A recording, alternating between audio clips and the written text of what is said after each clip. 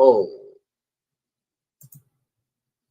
GG's the daughters, hyenas, scuba dives who learn from scuba Steve was criminated. Y'all, I rock with the King X. Don't forget the Kennedy doing his minimum march right here on YouTube. The we conducting ourselves to the most highest. We're in the elevator. Who's elevator? God's elevator. The on the way to the top. The life's what you make it, GG. You can't love it. You can't hate it. It's gonna be simply what you make it. The we gotta stand on business. The that's just what it is, GG. You heard? Ain't no manipulating the scene, the daughters, you heard? So we're in the elevator. Who's elevator? God's elevator. The God told you because you knew you could trust you, the daughter. You God's best kept secret, so stay more aware. The daughter, you heard? What's goody, Jay Dooley? What's up with this?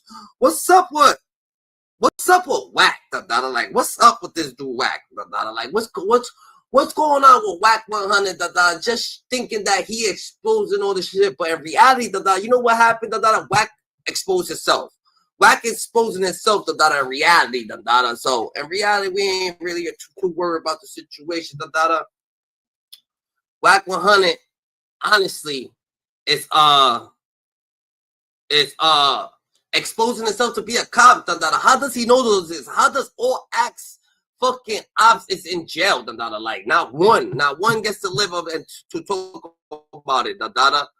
Now one get to live into it to talk about what the fuck Wack did to them, the data, because them niggas actually fighting cases, locked up, the data, just doing like, where does he get this shit from? Where did he know this shit from? When he met Tekashi and he started messing with 6ix9ine, does that mean that the feds gave him a deal, the data, on the situation? You know what I'm saying? Does that mean that everything is coerced, the data? You know what I'm saying? Is he an artist of the feds now, the data?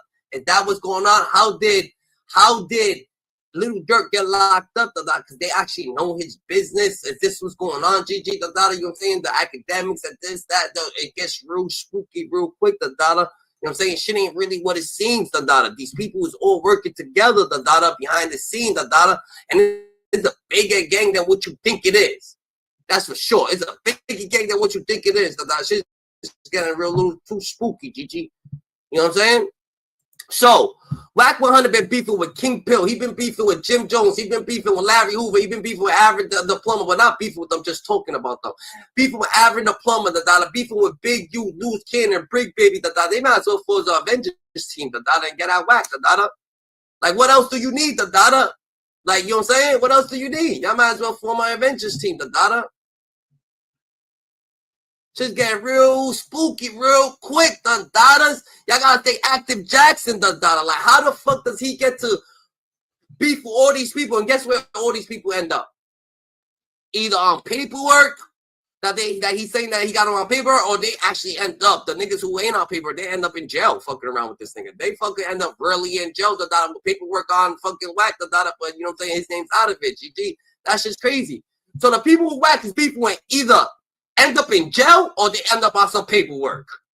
Who the fuck is that? Like, what kind of magic this nigga got, the dog? What kind of fucking black magic this nigga got going on? And that everybody that he's beefing with either ends up in jail or on paperwork. Like, yo, everyone you beat, not one person made it. Not one person slapped the shit out of you and said, yo, you know what I'm saying? They smacked the shit out of you and they made it, like, you know what I'm saying? But damn, GG. How does the fuck that shit work, This nigga got some type of voodoo, some type of fucking witchcraft shit going on, that every single person he fucking names, either's going to end up on paperwork or they're going to end up in jail on a RICO or some shit like that. Everyone he names, everyone he antagonizes, everyone he slanders, that's what happens. Like, what? Oh, shit. You gotta watch these people, That's why you gotta stay more aware than ever, Doing also reality TV. On this episode, Dead Wack 100 exposed himself. Part 2. Man, if you thought the first part was crazy, trust me, this one takes it to a whole nother level. And if you had the same part 1, go check that out. The link is in the description. On part 2, we're going to break it all down, piece by piece. So make sure you hit that like, comment, and subscribe. And let's get into Yo, before y'all get to that, I'm gonna expose something Don't bring that the I deployment never out. exposed. yo, Wack, Oh wow, okay. I'm so glad you're my friend, because all your ops just go to jail, bro. I ain't gonna lie to you, man. All your ops, every nigga don't like you. He's oh, look at his face. Look at his face. He said, why you say that, Donata? I'm so glad you're my friend, nigga, because all your ops go to jail. Look at this nigga's face, nigga. Don't blow up my spot. Don't blow up my spot, nigga. All your ops go to jail, GG. Not one person gets to survive the Donata and tell the Donata about the Wack, the infamous Wack argument and debate. Oh, yeah, you know who Aaron the Plumber did? Guess what Aaron the Plumber did? Aaron the Plumber did what you did, Donata. Oh, you want to tell? Guess what? Guess what, Wack on it? He told on your ass, Donata. You got real scared of that nigga, Donata. You don't want no smoke. But guess what, Donata? If you want to fuck with Wack, Donata, all you gotta do, Donata, do what the fuck he does, Donata. He's gonna leave you the fuck alone. That's what's gonna happen to you. You guys gotta do what the fuck he does, Donata. What's Aaron said, Donata? Guess what, Donata? Nah, I ain't telling the nigga who shot me, but guess what? I'm telling on Wack 100, Donata. Guess what, Donata? Wack 100 back all the way the fuck up, Donata. He was scared of having the Plumber, Donata. So we need some situations like that going on, GG. You know what I'm saying? They going down the ball of flame, man. I'm a legal Yo, Wack's my friend. I'm telling you. Go ahead, read it.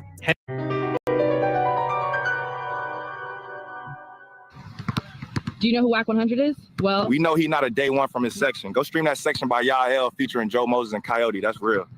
Alonzo Zoe Scott. I'm comfortable. Criminal history is minor, but he has been linked to the Bloods. And we know the real reason why, someone like me is being attacked. It's the positive stuff that I'm doing. And I got one more thing before I go. It's just, I gotta say it. How ironic, it's just how odd is it that it's just one guy that everybody's beef with ends up with a RICO or inside of a RICO. This one guy that everybody beef with. Y'all know who he is. Now Hoke has got a RICO? A hoe. Wack is a hoe. Salute, man. I was in here defending the nigga. They tell me he can hit with some PCP shit. I'm defending the nigga. They say Wack. At the end of this video, he say everybody that get into it with Wack get caught up in a RICO. What got that to do? Is it that it's just one guy? That everybody's beef with ends up with a RICO. Big U, Dundada. Big U ended up in the RICO, Dundada. Fucking, like, it's a lot of shit going on. It's a lot of shit going on with this guy, Dundada. It's a lot of shit going on, Dundada. So a lot of situations, either they end up in a RICO or they end up on paperwork. I'm gonna tell you that, Dundada. Everyone that Wack beef with, Dundada, either ends up in a RICO or they end up on paperwork so he could slander them, Dundada. How does this paperwork come about? We don't know, Dundada. How does this situation actually happen? We don't know, GG. We wouldn't have it to understand it, Dada. But one thing for sure, Dada, two things for certain. They're starting up with Wack 100, Dada, and how he has all this type of information going on from everywhere, Dada. Chicago, over here. You know what I'm saying? Got Big U caught up. He ain't even talking about Big U no more. He's trying to fucking, he trying to lock people up that's just coming home. Like, how the fuck do you try to lock up, Dada? How the fuck you talking about Larry Hoover? Larry Hoover didn't even come home yet, Dada. He just got pardoned. He's about to get pardoned for the state, and you already antagonizing the guy, Dada. Can you wait till the nigga home first if you gonna do this shit? And then try to cut his parole or something like that? Like, damn, you're not even trying. You're trying to, like, you heard something. You're like, oh shit, I ain't trying to let him out, Dada. Like, damn, what the fuck's your issue, bro, with these people, Dada? Like, we gotta understand, like, why is all this shit going on, GG? Like, you know what I'm saying? He talks about Jay Prince. He was talking about Jay Prince, Dada. He's talking about fucking, Wack 100, he be talking about a lot of people, Dada. Wack is an informant in the Big U case. They saying, Dada, you know what I'm saying? They saying that Wack is an FBI informant since 2006, since the gun case, Dada, you know what I'm saying? It's a lot of shit going on, Dada. Wack 100, G-checks, getting G-check for being a FBI agent, Dada, you know what I'm saying? So we gotta stay more aware than ever. Cause shit get critical. Or inside of a RICO. Everybody knows what person that is. Put your I'm in there defending this nigga. Nah, man. 600 police. I'm CS2 back. I mean, he's got a year. They put it off. I'm pretty sure some of them niggas they kept in custody. He caught up in some other niggas Rico what it looked like, and you know anything they had on them niggas and anything and anybody involved in it, boom. You know what I'm saying? He like a low fish. Hit me up, cause I'm on the stream. They definitely gonna get at him though. They gonna get at him. They gonna try to make it. They gonna want to know who approached him. What we did the move for. They gonna get at him. Hey, pork butt. Hey, pork butt. And me knowing Hulk is his state of mind right now, yeah. Hey, I'll bet ain't no time. Like, comment, and subscribe to A Dose of Reality TV or face the beatdown. Shit get real. That nigga been up. That nigga been up.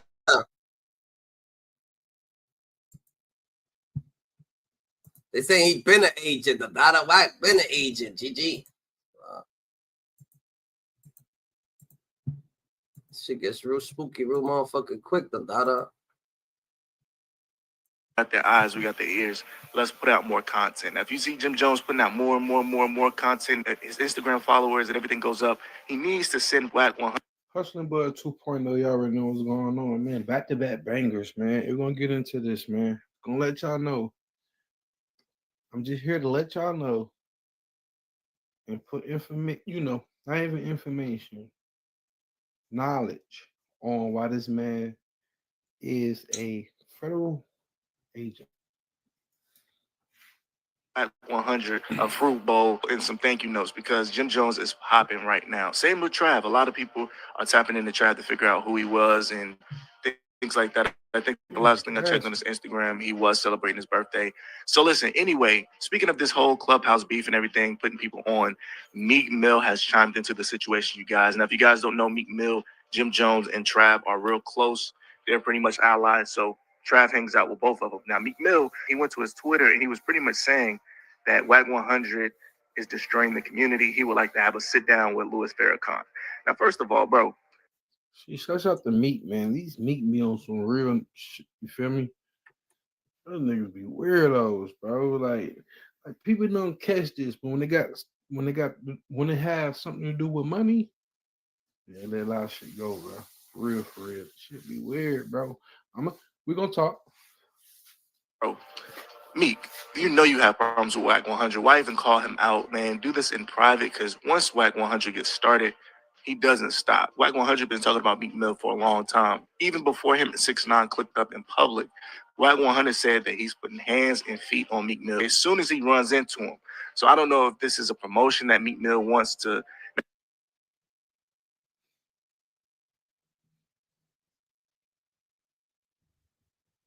Now, if Meek Mill has an album coming out in the next couple of months or a couple of weeks, then you know why he's speaking about the situation. Got 2 tour buses. It ain't nothing but street niggas on the tour buses, bro. Ain't no nigga with me that ain't ready to die about it, my nigga. So if you telling me some niggas approached us and we ran and tucked our tail, I don't think nobody believes you, my nigga. So I'm finished telling my story. It's cool, Trav. He gonna finish. My man in Brooklyn gives us the Nah, don't do that. Facts, bring him back up. Bro, Don't do that, gang. Bro, Don't do that, bro. My man in Brooklyn. Hold on. Yo, Max. My man's in Brooklyn. Politics as usual. You know how hard this shit is, bro. Nah, I know what it is, but yo, Trav, just mute up. Let him talk and then you talk, bro. But don't put him down in the audience. Bro, I'm gonna bring him right back up. Hey, yo, facts. You in Far Rock, right, bro? Yeah, gang. All right, cool, gang. So come on, bro. What you gonna trip? Nah, he good. We talking, Wack. Nah, Wack, you not from New York. When will the jabroni shit stop right here? Just when I'm doing this, folks. Yeah. I'm the only one gonna get clear. I feel niggas get off arguing with each other, because why would they keep arguing? They just love to argue and shit. It's debating, but damn, the way that they argue, it seems like boyfriend girlfriend type shit. Like, what the fuck are you arguing about? Like, you know what I'm saying? Wack, you're not from New York. Like, Clarity, not no bullshit. Feel me? All these dudes that be talking just to get. I'm giving y'all clarity, man. New York, and you keep being. I'm just saying though, bro. What you gonna trip on him for, though? No. It's not that. It's not that. It's not that. Let me say something to you, Wack. Please, can you just do me one favor, OG? I won't think if Suge Knight was home, he would be doing a fucking interview with Let me enlighten y'all on something, right? And I'm gonna keep it gangster with you, because I ain't no bitch ass nigga. On Pyro, Suge talks to 6ix9ine, been talking to 6ix9ine. I didn't believe it till he showed me on my motherfucking phone.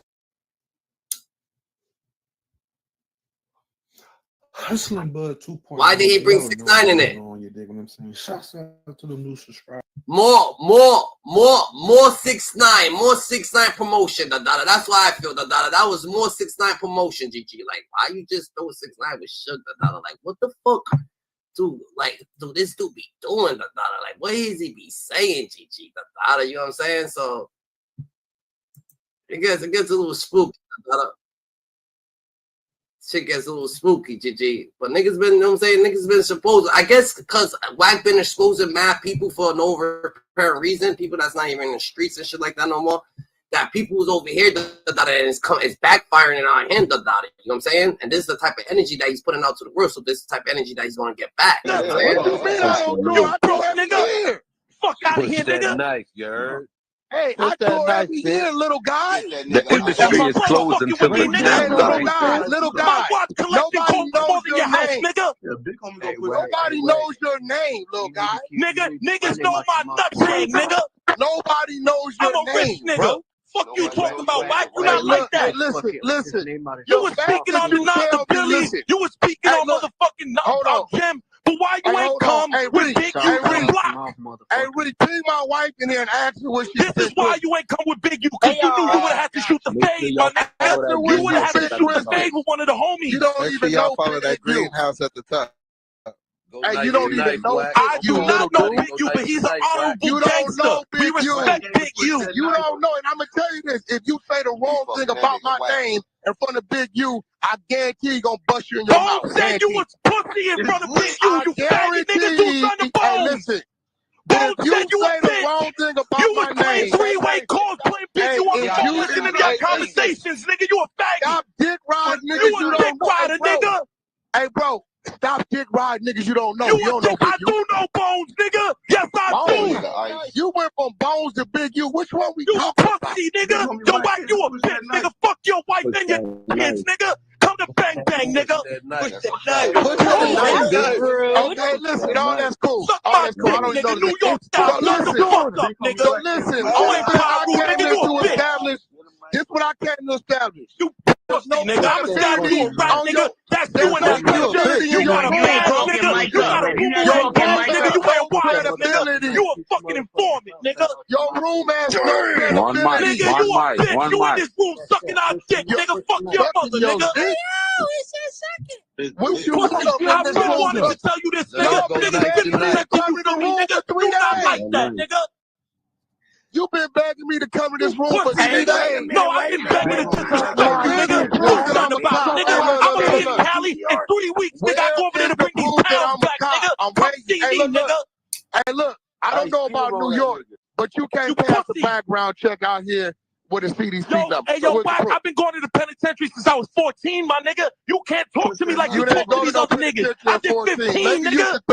I ain't never been stabbed. I ain't never been cut. I ain't never tell on a man. You can't talk to me, nigga. You did not go to the penitentiary at 14. Maybe youth authority. You're lying. It's called PFY here in New York, nigga. No, it's state prison for adolescents, nigga. You didn't go to the penitentiary. And from there, I was on Rikers Island. And from Rikers Island, I was in state penitentiary, nigga. Rikers Island is not the penitentiary, What you talking about, nigga? You was on Rikers Island at 14? Nigga, you was in the police academy, my nigga. We got the pictures. You got the. Hey, look. You was in the police academy, nigga. Hey, look. This nigga, he know how much. Hey, Reed. This nigga know how much money I got, right? Hey, bitch, shut the fuck up. He know how much money I got, right? He know about my You whole keep life. saying you own property in New York. Where, my nigga? Hey, Where? listen, you said my artists don't tour. You say my artists don't tour. Hey, wait, my artists Nigga, don't Ray tour. J left you and the game left you, my nigga. You poor representation. You a bad manager. I got 7 motherfucking platinum albums. You ain't got shit. You not an artist. Keep the south side. Hey, what? Push the greenhouse. Y'all niggas mute the fuck up. Let them go knife to knife. One night. Hey, bro. One knife. This nigga weird as fuck. One knife. Nah, Wack, you weird. You used to handling these niggas. You can't handle me, my nigga. You know what's up, Wack. We know you a foreman, my nigga. You running with 6ix9ine in them, my nigga. What are you getting paid, my nigga? What is the government paying you to entrap our brothers and sisters, my nigga? We getting some crazy money that the New York niggas can't get with. Is that what you mad about? That the West Coast niggas getting the money with. Nobody gives a fuck about your artists at the end of the day. What's up, yeah? I want to ask this nigga, how much is the government giving him to entrap our brothers and sisters, my nigga? My nigga, Ice won't I don't know your brothers and have a sisters. conversation. Let the man speak back and forth with you, my nigga. It won't nothing get He is speaking back and forth with me, my nigga. I'm This just more nigga boisterous than him, screaming, my nigga. He Bro, talking. hey, look, bro. Hey, look, I'm only listening to me. Look, let me tell you something. Look, bro, I'm only here to entertain you, bro. I don't have to be in your room. My followers, my follower. You should calm down. Don't run me off. Yo, Wack, this is what I'm trying to tell you. I'm not these other niggas. I don't have a room. have to be in your room. I don't have a room, my nigga. All right, cool. I'm out. I don't need you. You a bitch, nigga. You a police. Push that knife. Look, I made that nigga run, my nigga. I make niggas panic, my nigga. I've been doing this, my nigga. He got the running. That's a fact. That nigga a cop, my nigga. Tell that nigga show us his paperwork that he was in the penitentiary in 96, my nigga. I'm about to chase that motherfucker. Fuck that. Push that motherfucker. Now niggas record that and put that on YouTube. Whack a bitch and that nigga a cop, my nigga. That nigga is an informant, my nigga. Yeah, put that on YouTube. I know he's talking. Niggas better do their background check, my nigga. Hey, Rick, my nigga. He trying to trap our brothers and sisters, my nigga. He coming with all this fuckery, my nigga. Hey, can I say something real quick? Yeah, do you? So, yo, hold on. So, Wack got all this money, right? And he quick to get people paperwork, right? So, why the fuck he never exposed on Jim Jones' paperwork yet? Because there was no paperwork. He ran with it and lied. Exactly. Hey, yo, bro, check this out, bro. I'm from Philly, right? You get killed for telling a nigga he read it. He ain't never read it, bro. What's some real shit? Hey, yo, one mic, and let me tell y'all something. This is what I say about Smokescreen, right? When China Brim, that's the homie too. Salute to him, regardless of indifferent or whatever he did. The homies will deal with that with him, because that's how we do. But we ain't gonna oust him and play with his name with these outside niggas. We deal with our own kind.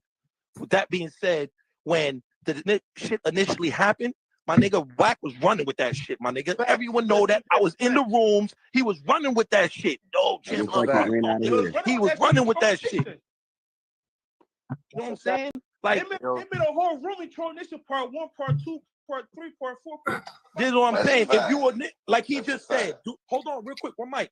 He was just telling me, yo, if you want niggas to take your shit serious, you're gonna have to do background on certain things. Why you ain't do that when it came to that nigga coming to you with that gym shit, nigga? Yep. You only try to retract once that nigga got ousted, nigga. Cause you a bitch like that. That's a rap move, nigga. That's a dishonorable nigga. You were standing with it, and then as soon as shit got hot, and you thought the niggas wasn't gonna be on your platform questioning you. No, he did it. I didn't know. You know, you a bitch, nigga. That means you ain't do your due diligence, nigga. You a coward. Niggas get killed for putting dirt on niggas' name. That's not. Yeah, I speak the real shit, my niggas. Wake the fuck up, my nigga. That nigga right there is an informant, my nigga. Yo, that nigga. That's how I feel about he a whole cop. Fuck an informant. Make sure y'all follow that game. Make sure y'all that knife, nigga. Hey, Lex, you got him when you was talking about where that paperwork when he was 16, bro. That's when he left. That's what I said, my nigga. Look, like me right now. I'm telling y'all, I was in prison, right? Because I'm all at 90. I could PTR right now, my nigga. I have my motherfucking jacket right here. I have my whole shit. Because when I came over, you know, we keep shit like that. I can substantiate it. If I'm telling you I was there, I can show you it right down the transcript. Look, 1995, right down. These are the charges. Blah blah blah. I was there. Show us, nigga. Show us you was in prison, nigga. In 96, nigga. One night, right? Yeah, one night. But we didn't get to talk about how you can speak on East Coast politics and we can't speak on West Coast Yes, I politics. did. He saying, "Oh, you spoke on. Oh, you speaking about your big you." He'll tell you this. I said, "Hold up." The homie from your side, the West Coast Bone, spoke on both of you. Why you ain't stepped to him yet? He said you a bitch. He twisted it fast though.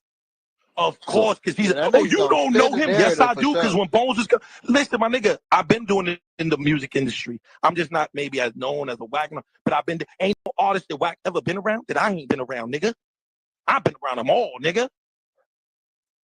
I done hung them out with them all, my nigga. My man's an artist, my nigga. True Life is my brother. He's not even my man, it's my brother. We was signed up the Rock, nigga. True I know Life, I know all these niggas. Push that knife with that True Knife. Nobody keep around there. Hey, push that knife. And Breezy's my brother, nigga. You want me to call him right here? I'm like, these are my niggas. Like, these are my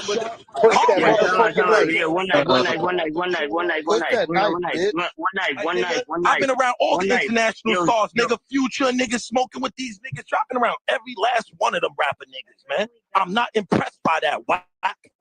One night. Somebody reset the room, man. Pink, reset the room, Pink. Yo, my nigga, who's saying that, Shut my up. nigga? Hold on. Hey, look, man, check this out, man.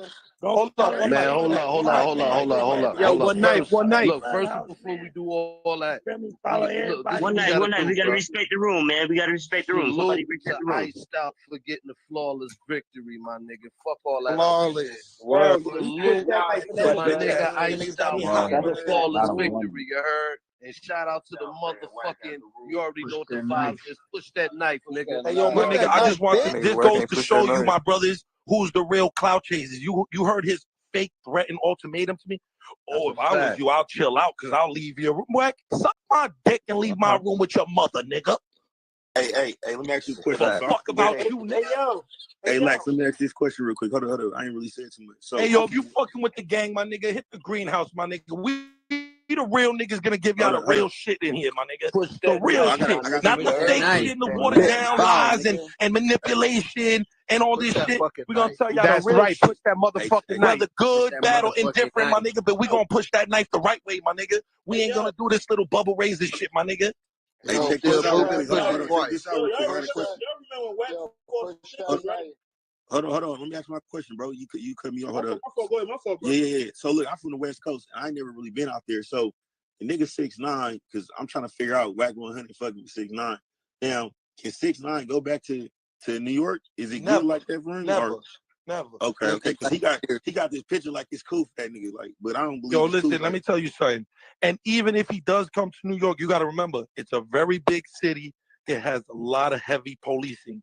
And if I don't know if y'all aware, because once again, yeah, y'all on the West Coast or the South, you know what I mean? Y'all news is different. But if you need me to play a clip right now while the newly elected mayor just said, that nigga going after the gangs right now heavy.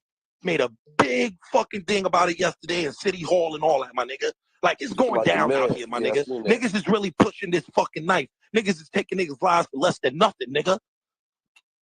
Yo, Wack can't talk to us about nothing because they ain't giving it up like that in the West Coast no more, my nigga. That's just the facts. He be mad about that shit. I'm not glorifying it. I know it sounds ignorant, but the point that I'm saying is y'all niggas ain't doing what we doing over here, my nigga. We got big problems over here with the youth, my nigga. Y'all ain't got the problems we got going on right now.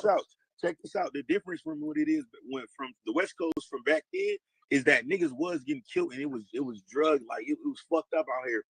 Nah, but the difference on the West Coast is the Black Panthers started the like they started like the crib, certain shit of the cribs and shit like that. It comes from a Black Panther situation, so there's a little bit more structure than there is in New York, because New York ain't really no structure. That comes from different places, different areas. You know what I'm saying? There is a little bit, but it's not for the youth. Like there's the youth situation. There is stuff for the youth, but not just as much as there is doing it in California. That you see everybody with the youth doing this, with the youth doing that. It's a little different. So people don't you know what I'm saying?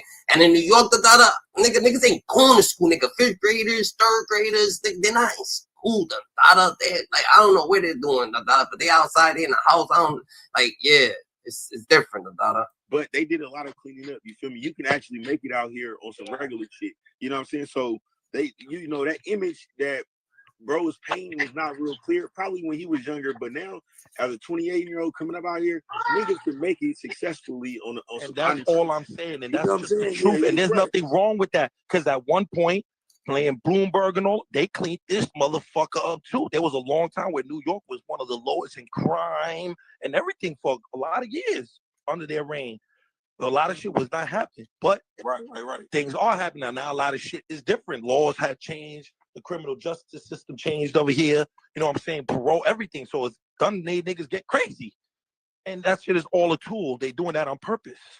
Did they clean up Rikers Island? Because I heard you talk about that. No, they keep saying they're gonna close it and everything, but it's still running like a well-oiled machine, my nigga. Yeah. That's crazy, bro. Shit's still going crazy over there, Dada. So more or less, Dada, Wack 100 be exposing all these people, and it seems like everything that he does, Dada, it seems to be backfiring on him just a little bit, Dada. You know what I'm saying? And it gets like that, Dada. What's going on? I'm Larry Hoover Jr. and I'm rocking with Street Certified News. You know what it is, your boy Kiss, man. Shout out to Street Certified. It's your boy Michelle.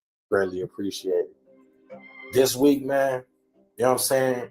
With all this Rolling 60 stuff going on and Big U, and there's been a lot of people that have like kind of come out just more than us and have really had negative words for Wack 100 regarding his information and how he shares information and how it could potentially be helping law enforcement. Wack 100 continues to claim that, you know, he's a street guy and he abides by street codes and street rules, but he always seems to find himself embroiled in situations where he's given a little bit too much information to law enforcement, or he's being treated a little bit too lenient by law enforcement. Although we're not really gonna get into the Big U shit, we might get into it a little bit later. We wanted to get into a 2006 gun case where Wack 100 and his brother, both convicted felons, were caught with seemingly an artillery of firearms. You know, shout out to Active Chuck's Deuce M's. We spoke to him later in the video, and he gave us some insight. This was all information that he collected directly from the county office down there in Texas. So he'll talk to us about that later. In part one of the video, we spoke with gangster documentarian Al Prophet. In part two, we're really going to break down this 2006 gun case and how it coincidentally lines up with an older story that we told you guys about Wack 100 getting caught on wiretap with the Stutterbox, Liddell Rawls, Mark Stevens case in the Main Street Mafia Crips. So, hey, man, look, with no further ado, it's all going to come together, man. Trust me, it's crazy. So, hey, with no further ado, man, it's your boy Michelle Guapo, man. Street Certified News. April 16th, 2005. Safety trooper Darren Chase was on a routine patrol on Interstate 40 in Wheeler County, Texas, when he would pull over a 2005 Cadillac for driving 77 in a 70-mile-per-hour speed zone. The driver, later identified as Cash McElroy Jones, stated that he was a truck driver and always ran about 5 miles over the limit. He also stated that he was en route to Tulsa, Oklahoma for a funeral. At some point during the traffic stop, the trooper would ask Cash Jones for permission to search his vehicle. After denying the request, K-9 units were called to the scene. During the search, troopers located a black rifle, black shotgun, a loaded black pistol, along with several clips and large amounts of ammunition for each gun. Following the recovery of the firearms from the vehicle, both Cash Jones and his passenger, who would later go on to be identified as his brother, would be arrested, with both men being charged with unlawful possession of a firearm by a convicted felon. I feel like on some real shit, I feel like Wack always fuck with the law, so I feel like that right there, they just had that go put it in it. He put his own shit in his trunk, so he could have a fucking police report on him, so it could look a little bit more better for him, because what you need, a police report? All right, make a name, they're gonna pull you over with some guns in the car, you wanna go to jail, now you got a police record, it's gonna show that you went to jail for this, for that, but no one ever can see that you went, no one knows you, they never seen you in jail, they never think, but you got a story to tell. Soon after this arrest, he would be briefly placed on a Fed hold before posting a $10,000 bond. Once out of jail, Wack 100 would travel back to Los Angeles, where he would continue working with Death Row Records. And Suge Knight. Yeah, he was working for them. Yeah. 2 years later, in January 2008, police would name Knight as one of the members of the Mob Piru Street Gang in a crackdown by authorities in the city of Compton. Despite his music industry connections and now managing Ray J and rapper The Game, Wack 100's name will be left out of the crack. I feel like Wack 100. I feel like Wack 100 is a plant. He's a mother. He is a plant. He was planted there. In that same year, Cash Jones, aka Wack 100, will be caught on wiretap, informing business partner Mark Stevens that the Main Street Mafia Crip leader Liddell Rawls was under investigation for the kidnapping and beating of Robert Ross, aka Stutterbox. Liddell Rawls, who prosecutors said was the leader of the Main Street Mafia Crips gang, would be accused in a criminal complaint filed in February 2011 of directing members to kidnap, beat, and rob the victim, Robert Ross. CS2 Back will play a pivotal role in that case, both helping authorities connect the dots to Del Dog via the wiretap phone calls and eventually helping Main Street beat their case. Let's play Stutterbox talking to Wack. This what I'm trying to figure out, though, Box. Help me understand this, because me and you both know that whole case was your thing. What is Mark saying I had to do with the case, bro? Wack, listen, in the paperwork, it said you tried to call Dog, remember? I tried to and he call won't take Dog. your call. I sent it to you. And he said I talked to Dog. But he said he didn't talk to you. He wouldn't take your call. But they said he wouldn't talk. Yeah, and Dog said he was cool. He didn't want to talk to you in the paperwork. That's what you said is going off of what that whole Main Street shit, that was your play. I had nothing to do with it. I was a victim. Only 1 month after the indictment of the Main Street Mafia Crips, on March 9th, 2011, Cash Jones, aka Wack 100, would appear in Texas State Court to have his charges finally dismissed from that 2006 unlawful possession of a firearm case, where he was caught with multiple firearms and ammunition. The stated reason for the dismissal was not lack of evidence or a violation of Wack 100's rights, as he claims, but based on the paperwork, Wack 100's gun case was dismissed in the interest of justice.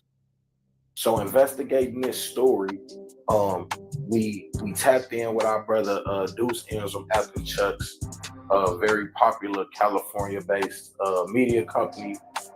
They really tapped into the streets, and you know, Deuce M's, man, this is somebody who, when it comes to Wack 100, and he's done extensive research on this guy. He really breaks down, you know, how Wack 100, you know, and why he concocted this whole improper search and seizure thing. So this is my question. So Wack has addressed this before, right? Because we know the story real. We got the paperwork. He can't dispute it. It's a real case. He really got caught with hella guns as a felon in Texas. With other people. And his brother was a felon, right? So it was two felons that got caught. Right. So has he ever explained how these charges got dropped? Because you sent me the paperwork and I see what it say, and it says in the interest of justice. I sent you the video where he claims that it was dismissed for illegal search and seizure, right? Now, within that same paperwork that you got, I got that paperwork from the clerk of Wheeler County, Texas, the deputy clerk, old Debbie McLaughlin, right? And you probably can see that on the email, right? Right. To verify where I got it from. And there was a motion to suppress the evidence, which essentially argued fruits of a poisonous tree based upon the argument that this was an illegal search and seizure. Right, I saw that. I saw, and the judge denied that. Right. Now, Wack, I'm going to send you the thing where Wack is saying that's how his case got dismissed. I get pulled over and the search happened in Texas, right? So immediately, that's why they had the Fed hold. They like, well, yeah, you know, he crossed the state lines, but you can't prove none of that. How you know I didn't pick it up in Texas? If she found something. Wheeler County, there you go. Cass Jones, Wheeler County. Them motherfuckers. Hey, bro, shout out to Texas for having audio and video on the front of their squad cars. Because if I'd have been in Cali Beach, I'd have been fucked. I'd have had to take it. Yeah, because they have to write the report based on the audio, the video and audio. Yeah. Like if I'd have been to California, it'd have been my word against theirs, but the ex-con word against theirs on how they got it. Them niggas could have said they saw something on the back seat. They could have said all kind of shit. But because they had audio and video, that's what saved them. Right. So basically, Wack is lying about why this case got dismissed, and we know that because we contacted the clerk in Texas. They sent the paperwork, and it clearly states that his motion to suppress was denied because the judge found that none of his rights got violated. They did the right kind of search, and this is what they found. So then when they had the right probable cause. So he didn't get that evidence suppressed. So then when I see the motion to dismiss and the judge grants it, and I see it's a list of all of these things that it could be. Right. And it's a lot of checked. You said what? One of the boxes is checked. Right, only one of the boxes is checked. But the things that it could be were surprising because it was like lack of evidence. Nope, that's not the problem. Illegal search and seizure. Nope, that's not the problem. Like I think it said something like the person that died or something. It was like a few different reasons why they would drop the case. And none of those things were X'd off except for this thing that they call in the interest of justice. What's your take on what does that mean when a person get a case dismissed? Like what is in the interest of justice? What does that usually mean? That was the first time I ever heard it, right? So in the interest of justice essentially means that the prosecution filed that motion to dismiss the case. So Wack 100's attorneys. What it do, peace of love? What it do, peace of love? What's happening? Yeah, I see you got your boy Active Chucks right there, Deuce M's. Yeah, he got more solid stuff on Wack 100 than anybody on the internet. Why is that? Shit, because he do his real research. He do his real research on Wack ass. For real. Why nobody can actually find people who was like hung with Wack 100, the data like actually was around him, the data like He's owning them. Them the only niggas can vouch for him, and they not. Every nigga from over there where you from ain't speaking on him at all. Like they say they don't fuck with him, saying goddamn he switched out on people. Ain't nobody gonna vouch for him, bro. Ain't nobody gonna vouch for him. They gonna say that's a fact. They gonna say he was in prison before, but ain't nobody gonna vouch for him and say he did shit to nobody. Nobody ain't cause he ain't do shit. That man ain't did a damn thing, man. That man did some time, was around some people, sucked up some game, got out from around them, and my nigga exposing them now. Same thing Charleston White did. Crazy, everybody know them. Like that nigga's on a fucking spree, like how does everybody end up like that though? Like how does it work like that? How does everybody either end up on some paperwork or end up I really feel like he's like a little agent, You gotta understand this shit. I feel like he was planted, Maybe he got knocked off, and he started working with the boys, He liked it, He wanted to keep going. I feel that. Nah, I think the nigga just had a change of heart in life. As an average nigga do that get tired of following a fake ass code. Niggas be man. I keep telling you about the underground world, bro. Niggas get caught up, bro. Niggas get caught up.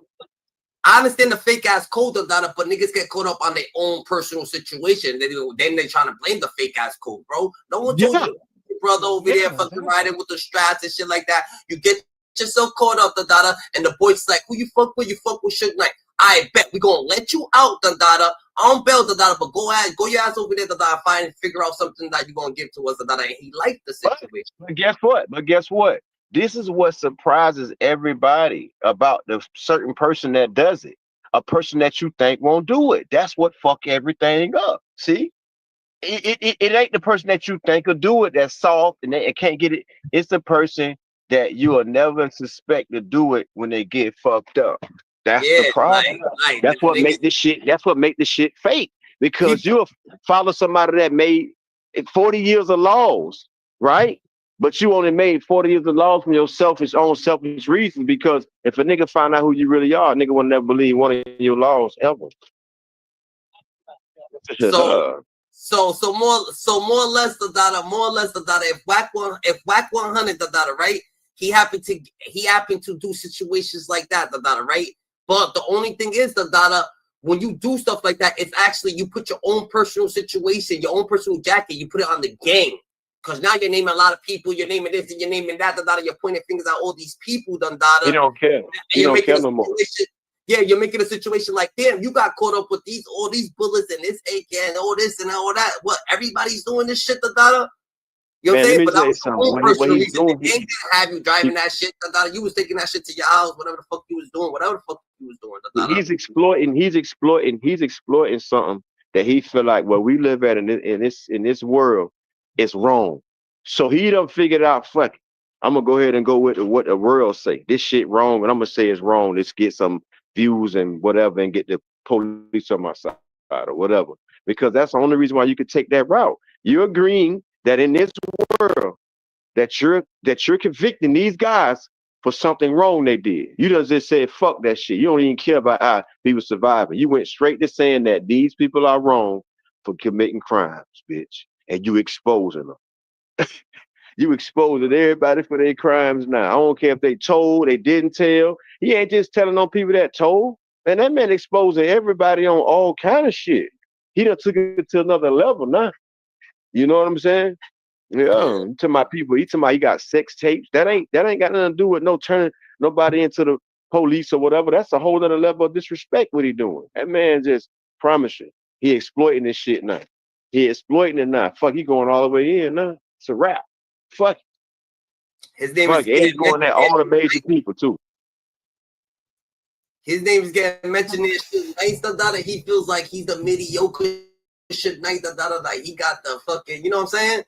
Like there's a person that's baking right now, right? There's a person that's baking right now that's baking cookies and cakes and dessert, but she's feeling like Michael Jordan right now. And that's what this nigga's doing. That nigga's over there feeling like Suge Knight, but he over here baking cookies and shit like that. You gotta relax. Imagination takes you too fucking far. You know what I'm saying? You're over there feeling like Suge, you're exploiting all these people, you're doing all this wrong, you're doing all this. But you know what, energy turns around, so the energy you put out, you have to deal with. I said 169.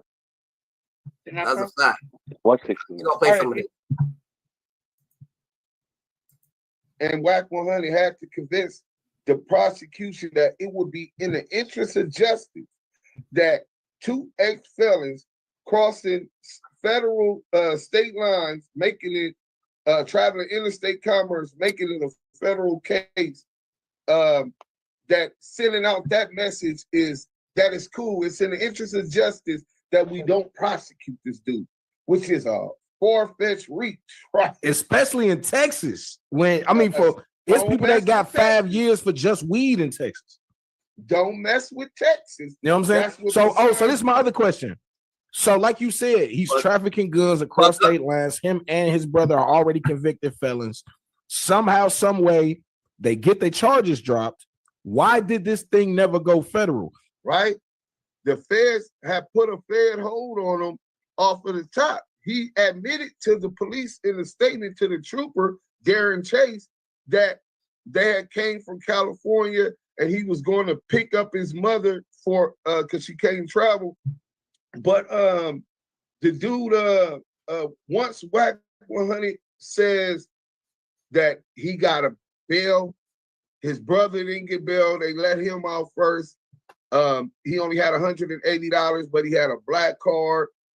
he says that a white man picked him up, him and his brother, but if the bail bond was closed until a couple days later, how did you? And then he said the airport was 50 miles away. He was transferred to Beaumont, a federal facility or some kind of holding facility in Beaumont. He was in jail for not just a night or overnight to the next day. He says 6-7 days later, he was still in jail on a hold, and that the feds came all the way to where he was at to tell him, hey, look, we don't want to pick up the case. Like, why would the feds come talk to you in person? Right, they just wouldn't pick it up. Or they would fax over information to the jail or to the district attorney in that city. Now, y'all can pick it up. We can't do it. Why did they have to come speak to you face to face and then you get a bail? You know what I'm saying? And then they don't pick it up.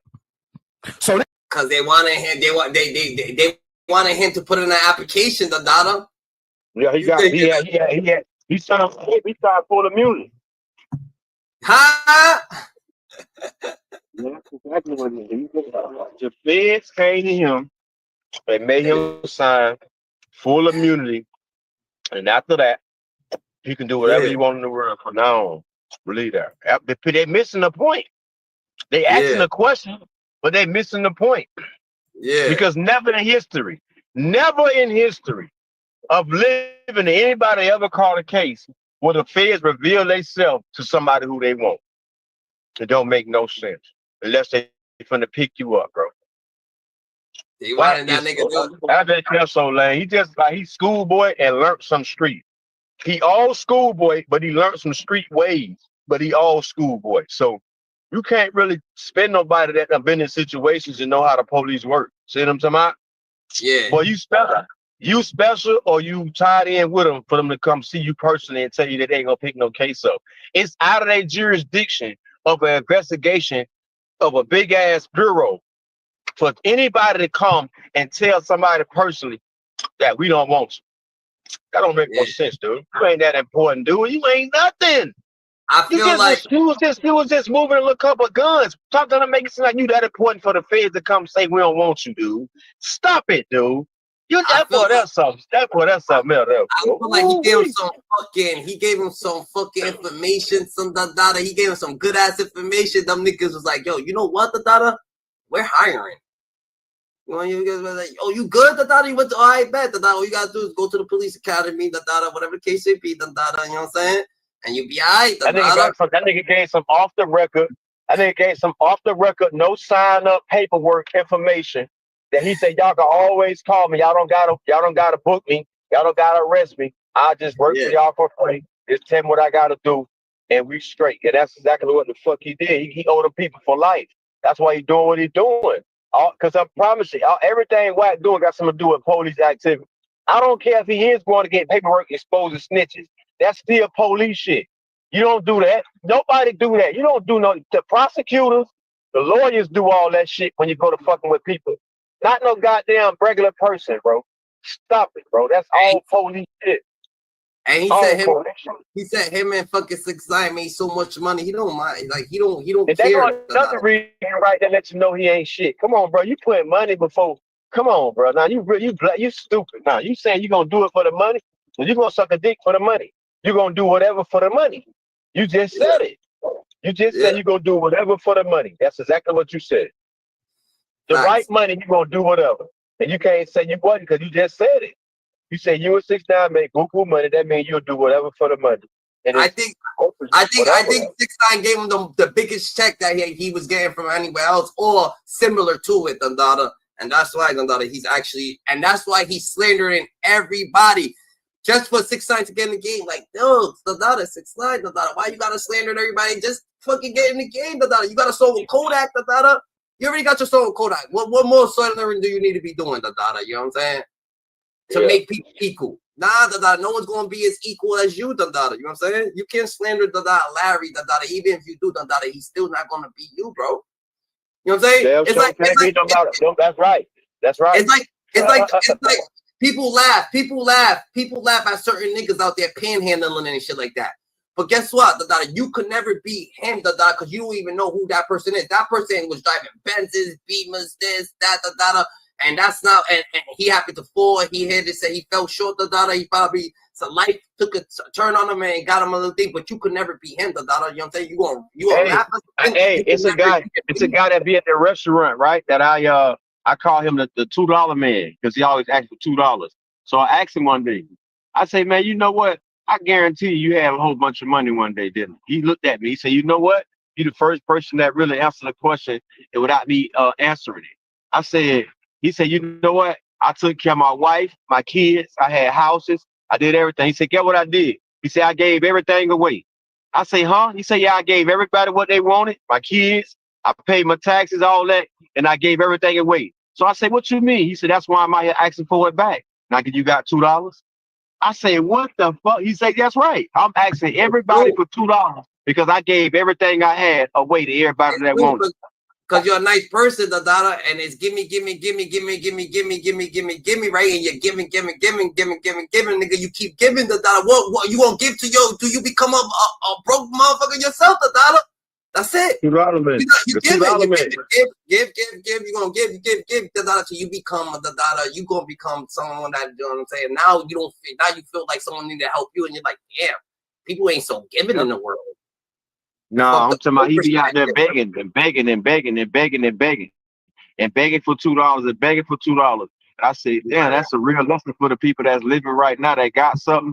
Don't give everything you got away to ungrateful people, bro. You know what I'm saying? It's okay to say no. It's okay to say no. You don't gotta give everything away, even yourself. But then, well, guess what? You're gonna be looking for some type of, you know what I'm saying, residual or some shit when it ain't. It's not there because nobody ain't got the same heart you got. You one in a million. You one in a million. And it's not gonna work like that. But you know what though? At least, like, if you're gonna give it to someone who appreciate it. Not someone who's gonna give you something back. Not somebody. Don't give it to someone who you think they're gonna give you something back. Give it to someone who actually appreciate it. Who like, yo, I remember that day, you took me to the market, you brought me food, groceries, and shit like that, Give it to someone who appreciate it, because I don't mind it. No matter what, I don't mind it, You can't take it with you, So I don't mind helping out, and I don't mind people who just, you know what I'm saying, ignorant. I don't give a fuck if you're ignorant, If you ignorant, you're ignorant. I'm still gonna help you, God got me. You gotta understand that shit. You know what I'm saying? So if you don't understand that, listen, that's what I'm trying to tell you. That's what I meant at the end of the day. You feel me? That it doesn't matter, bro. God got you, whether you rich, poor, hungry, whatever. If you just believe in what's like, you know what I mean, what really got everybody here, besides, you know what you think you need to survive, is, you know what I mean, you'll look at life more better. You know what I mean? You won't be so like, you know, what you need, bro. You don't need anything. God gonna give you everything. Just, you know, just believe. Rich, poor, hungry, homeless. Like I said, the $2 man. I knew he had it. I knew it. I knew it when I said it. See, that's why I call him the $2 man. Because it's so strange. People always ask for change, $1, something to eat, but he always asks $2. Shit's so crazy. Yeah. So there's people out there, who've seen the world, who've seen everything, who actually got to the back, they actually something, but people laughed at them because they just didn't understand it. And the crazy part is people know this. They know this shit.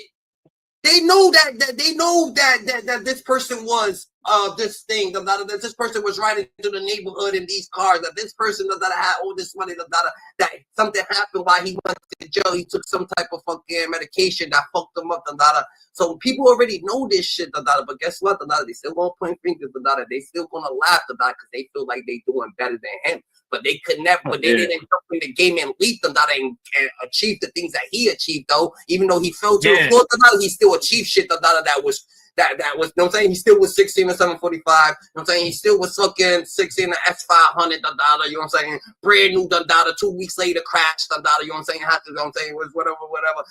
He's still like, you know what I'm saying, certain shit, of course. None of that shit matters because it's all material things. But you know what, it matters if you pointing fingers and laughing at him, when you just ain't achieving the shit that he achieved already, Well, if you don't even want that. Man, the richest person in the world is the person that's old. That's true riches. To get old is true riches. Right. That's the true richness of life, of everything, to be old. If you can get old, Literally, if you can, I don't give a damn if anybody can get on. That's the richest person in the world, and I mean from within your time. So if you 18 and you live to be 80 years old within your bracket of your 18-year generation, then you the richest person. Trust Yeah, me. we had 100. Within your time. There's no such Yeah. thing as an 80-year-old. There's no such thing as 80 to pass away natural causes. I mean, people is appreciative of that, but we gotta get it to 100, bro. You know what I'm saying? Because that's 20 year right there. Of chilling. You know what I'm saying? If that's the average, if that's the average age to push, then let it be that.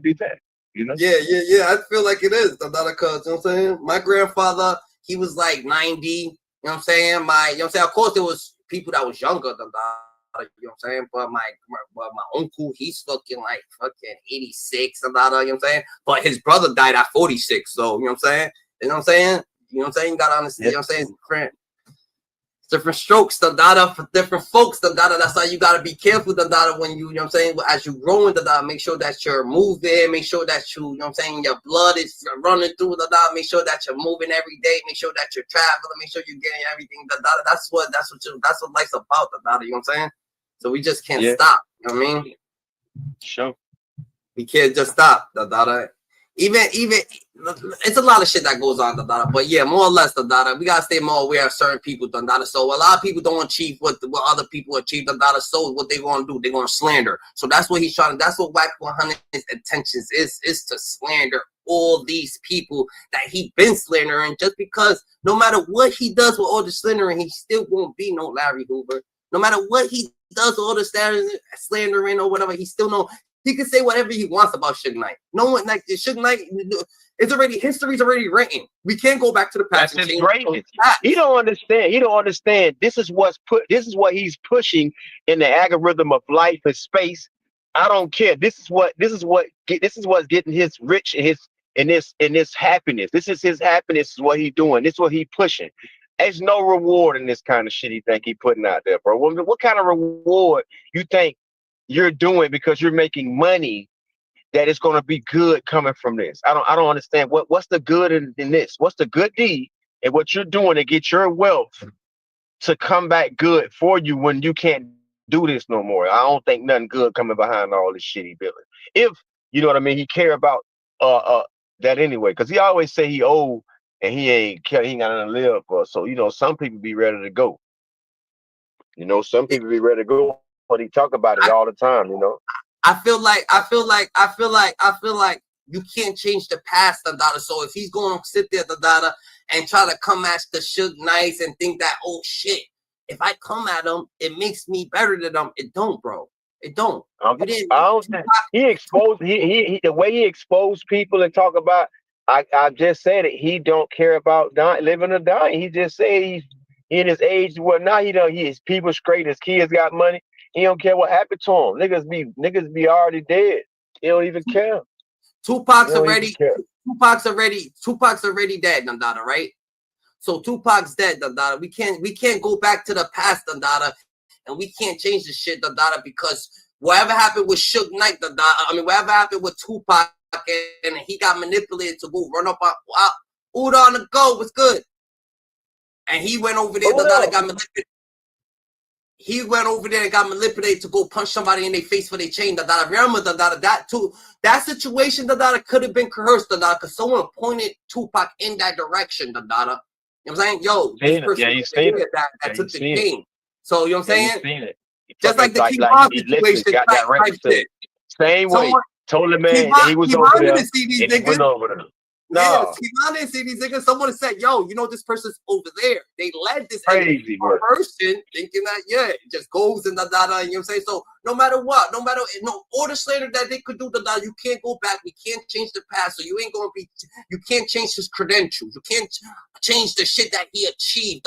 So slander the nigga, slander Larry Hoover, slander Suge Knight, slander all the people that he want big meat, slander all these people, but at the end of the day, that's not going to be, you can't become dumb.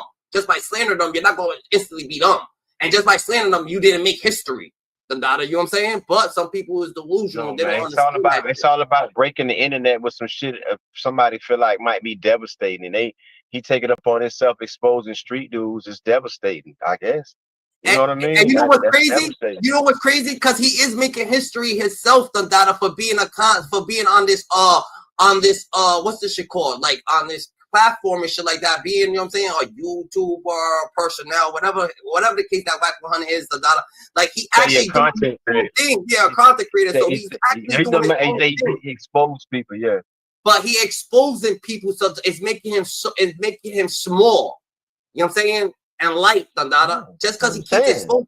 Like if he was to clap for these this is famous. This is a famous. This is big famous moment. This is 15 minutes of fame by getting money off exposing people and causing an uproar in the black community that take that route in life. Like he don't even care nothing about disrespecting that level. Like fuck you. That's why I say you're looking in the eyes of the right way of life now and convicting and condemning everybody who take that route in life. It's like he against it now. But then you started talking about Peru. How is you condemning somebody for doing street shit, but then you putting street set on it? It's confusing to me. It's harder to become a person, Dada, who's just a person for clapping for people, Dada. Because you gotta understand, even when life was formed, Dada, they ate from what apple? They didn't eat from the apple that was gonna. They didn't eat from the apple that was gonna fucking let you live forever, eternal. No, they ate from the evil apple. Life's about evil, so you're gonna get more evil situations. So if you evil more or less, Dada, you're putting slander into the world. You know what I'm saying? You're putting malice. Niggas gonna cheer for that because there's more evil in the world, because there's a greater percentage of people that's out there think. So if Wack 100 would use his light to be clapping for people to show the real, what if he told everything that Larry did and he also told what Larry did? Then we'll bet on it. Then we'll like you better, if you actually said, yo, Larry actually was a Black Panther, he did this, he told people to vote, he told people to youth, he was helping the youth, this was happening, that was happening, or the great shit, or the thing, and then he let us know about this, I bet that you're just letting us know. But just because you put out all the bad, we already see that he leans towards that way, and that's how he makes his way, because you don't have to lean towards bad, you can just keep it real. Keep it plain, flag, and real, People you don't like, you can still say they're good people. Right or wrong? There's niggas that you got beef with that you like, nah, but he always was, he was a good dude, but he's just ignorant, you know what I'm saying? He always been a good dude, Yeah, you can say that about some good people. If you can't, then whatever, you know what I'm saying? So it's a situation that he just, no matter what, he feel anointed, or he feel that he's disappointed on other people's either credentials, accolades, or other people's just aura, the way that the history is made, who they are, because he could never be that person. Remember, he's just a jokester. You know what I'm saying? I feel like he should keep everything he got to say on the West Coast, right there where he's from in this area. He shouldn't be trying to, you know what I'm saying, like go nationwide with it, because he in a politics situation and you bringing your politics on life, and everybody don't go by that West Coast politics shit. You bugging the fuck out. Like niggas got real finesse, niggas got real game, niggas got education, niggas got experience. So it ain't no one way how that shit is. That shit one way over there, man. Nigga ain't got time to play with all that. Go see the shot caller, my big homie. Man, you better get the fuck out of here, man. I got a mom and a daddy, sister and a brother, and some friends. Nigga don't play like that. Ain't no war daddy over nobody, man. Fuck out of here, boy. Man, these niggas, them niggas crazy. Them niggas got war daddies. They got shot callers. They got niggas they got to answer to before they could do shit. Ain't nobody finna rule me but God. Is y'all crazy? That's why I say they got them old crazy ass mindsets over there, bro. Like they get injected with stupidity. Like they can't really open their mind and their hearts and they you know what I'm saying, they understanding up to certain shit. They got one way to see shit and talk about shit and understand shit. And we can't do that, bro. We gotta be at a big ass table and be able to understand like 10 different brains. You see what I'm saying? Like, you know what I'm saying? You got 10 different brains and everybody got some type of unique sharpness to it. I can't control all them brains. I can't control all them brains like that. They too sharp. But more or less, this is what it is. When you're told not to do something and you're like, yo, why can't I do that? And it could be simply done. Like it could be anything, Dada. It could be like what the fuck, running a stop sign, Dada. You know what I'm saying? It could easily be done, Dada, but you told not to do it. You know what I'm saying? When you do it by mistake or something happens, Dada, and you feel like nothing happened, you're like, yo, Dada, what the hell? Nothing happened, but you still feel like you did something. So more or less, Dada, a lot of people, they like that urge of evilness, Dada, or bad or whatever, Dada, because everybody want to feel bad sometimes. You want to feel bad, Dada. You want to feel like, you know what I'm saying? But at the end of the day, that's just the feeling because of the percentage of people and the way that people think, Dada, is more towards doing or saying bad shit towards people, people glorify that shit, like, you know what I'm saying? I got cousins right now, they mom love them to say, oh yeah, shut the fuck up, bitch, suck my dick, these kids, I'm talking about 10-year-olds, bitch ass nigga, and their mom just sitting there, just looking, I see how their mom look at them, they don't even care, they just happy for it. Like, oh, I'm like, what the fuck? And then the little nigga's a little bitch ass little nigga anyway, you know what I'm saying? He got no respect, dude. He probably don't know how to read a book, don't know how to wash his ass, none of that shit, and he's just mean as hell, but they like that shit, but it's just an infatuation with bad energy. You know what I'm saying? People infatuated with the bad energy. People just automatically just gravitate towards it. They automatically want to gravitate towards it. You know what I'm saying? Because if it's good and everything's good, you never seen bad. It's a different feeling that you like. Oh yeah, that's bad. Is that bad? Is that really bad? Because everything that's bad is really bad. That be a lot of people in life that be choosing not to listen to their respect level, what their parents try to teach them. You know, them be the rebellious ones that never got it right when they tell you to do certain things, and you be sucking your teeth and you be rolling your eyes. That shit fall down on your children too. So a lot of people in life take those type of lanes to live life with that type of conversation. You know how they handle certain shit. They be hysterical, they disrespectful. You know what I'm saying? They take up for wrong. Even if they quiet, even if they so humbled, right? They could be so humbled, though, but those are their thoughts, and their kids know that shit, because their kids could see it, and the kids like, yo, I'm cheering up, man. Because she's actually thinking them, they actually thinking them thoughts, and they want their kids to actually say them thoughts, but you can't even say them yourself, because you understand, if you said it yourself, you're burning all the bridges, so you don't want to burn all the bridges, so you're going to let your kids say all of the situations, but guess what? That's one thing, That's one thing parents should never ever let a child do, is disrespect an elder, bro. I don't give a damn who. Never let a child disrespect an elder, because you know what? Because you can't control what can happen to people once they break them cardinal laws like that. You hear me? Like, you know what I'm saying? Your day is gonna be short, and I don't give a damn. You cannot. You're gonna lead your children into some hard ass living, and today I ain't gonna lie. Today is a prime example of that shit. But you got niggas like Wack 100 that's blatantly keep doing it, right? Keep doing it. They're gonna keep doing it, showing the kids oh, why he could do it, because he's a grown man. Oh, I want to be a grown man, so I'm gonna do it just because they do it for the wrong reasons. They're not actually. Look at the chat. Look at Clubhouse. That prime example. He already had babies. Look at Clubhouse. Look at all his babies. They do exactly what they disrespect people. They act like they got power like him or whatever, money like him. You don't hear him up there. Every person that defend Wack cuss people out. Like real disrespectful, and all the people. Yes, and all. So it's like you hitting there exactly what we talking about, because that's exactly what the fuck is going on over there on that dude channel, bro. Straight up.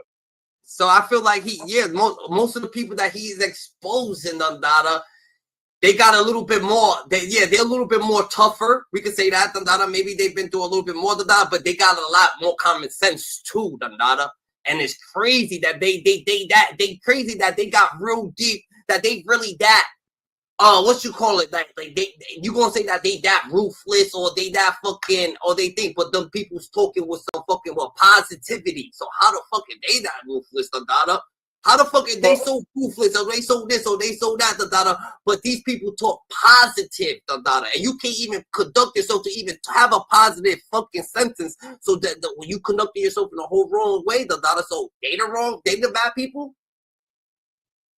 They talking positive, and they did more. You say that they criminals, or they did more dirt than you, or they did this, or they did that, and these people happen to be things, but they talking more positive than you. All you doing is slandering. how can we actually take your information to actually understand that if you have nothing positive to give to us, to the community, to your peoples, is anything in life actually real? Is anything reality, or anything just going to be remarks and aggressive and arguments? Arguments ain't real. You know how people cause arguments? They cause the arguments just to speak. They cause the arguments just to have conflict. They cause the argument because they need some attention. So that wouldn't be right? Unless we're going to have a regular talk. You know what I'm saying? That's just One how it thing works. we can't ask for no righteousness in an unrighteous situation, my nigga. Can't ask for no kind of mercy when it ain't no mercy being presented from the beginning. So it's like you gotta come with what's going on, bro. You gotta if you in or you out. You know what I'm saying? You gotta get in, my nigga. But they giving it. But they giving righteousness. They giving mercy. What you mean, Big Meech? Like, you know, Big Meech? Big Meech could have been very rude, but nah, he's not rude. These niggas over here, standing our business, just, you know what I'm saying, talking politely, still trying to get positive to the youth. He could have got very aggressive. You know who the fuck this nigga is? You see what the fuck where he come from? But no, he's still positive. How can a person that's so negative, and you say that these people so bad, how can they hold their composure to be so positive? And all we see is negative from you. We see in the negative. Exactly. You're right. It's exactly how does that work? How can they be so positive? You keep saying that these people, oh yeah, Larry this, Larry that, but all we see is fucking positivity, positive comments, positive lifestyle, positive educational shit, and you're not giving us nothing positive to live off or lean on but all you do is staring there. You want us to believe that they're the bad guys? That's why we don't get it. When people say, oh yeah, they're the bad guys, that's the bad guys. Oh yeah, are they? And then we see nothing but good. We're like, so what can we say? We see it nothing but good. How can you tell us these is the bad guys and all you doing is bad shit? You know what I'm saying? It's so confusing. Yeah. Yeah. That's just confusing as hell. So then the blind leading the blind. Absolutely, the blind leading the blind. You're making us. You're coming in blinding us now. We blind, so you blind leading the blind. You know you can't get nothing up out of it now. It's just like what is going on? You know. Like, what is going on? That's a fact. JJ. All right, let's play some of this stuff. I'm not on here for no cloud chasing. I'm only on it one reason, for my homeboys in every country, in every state, so they can hear from me.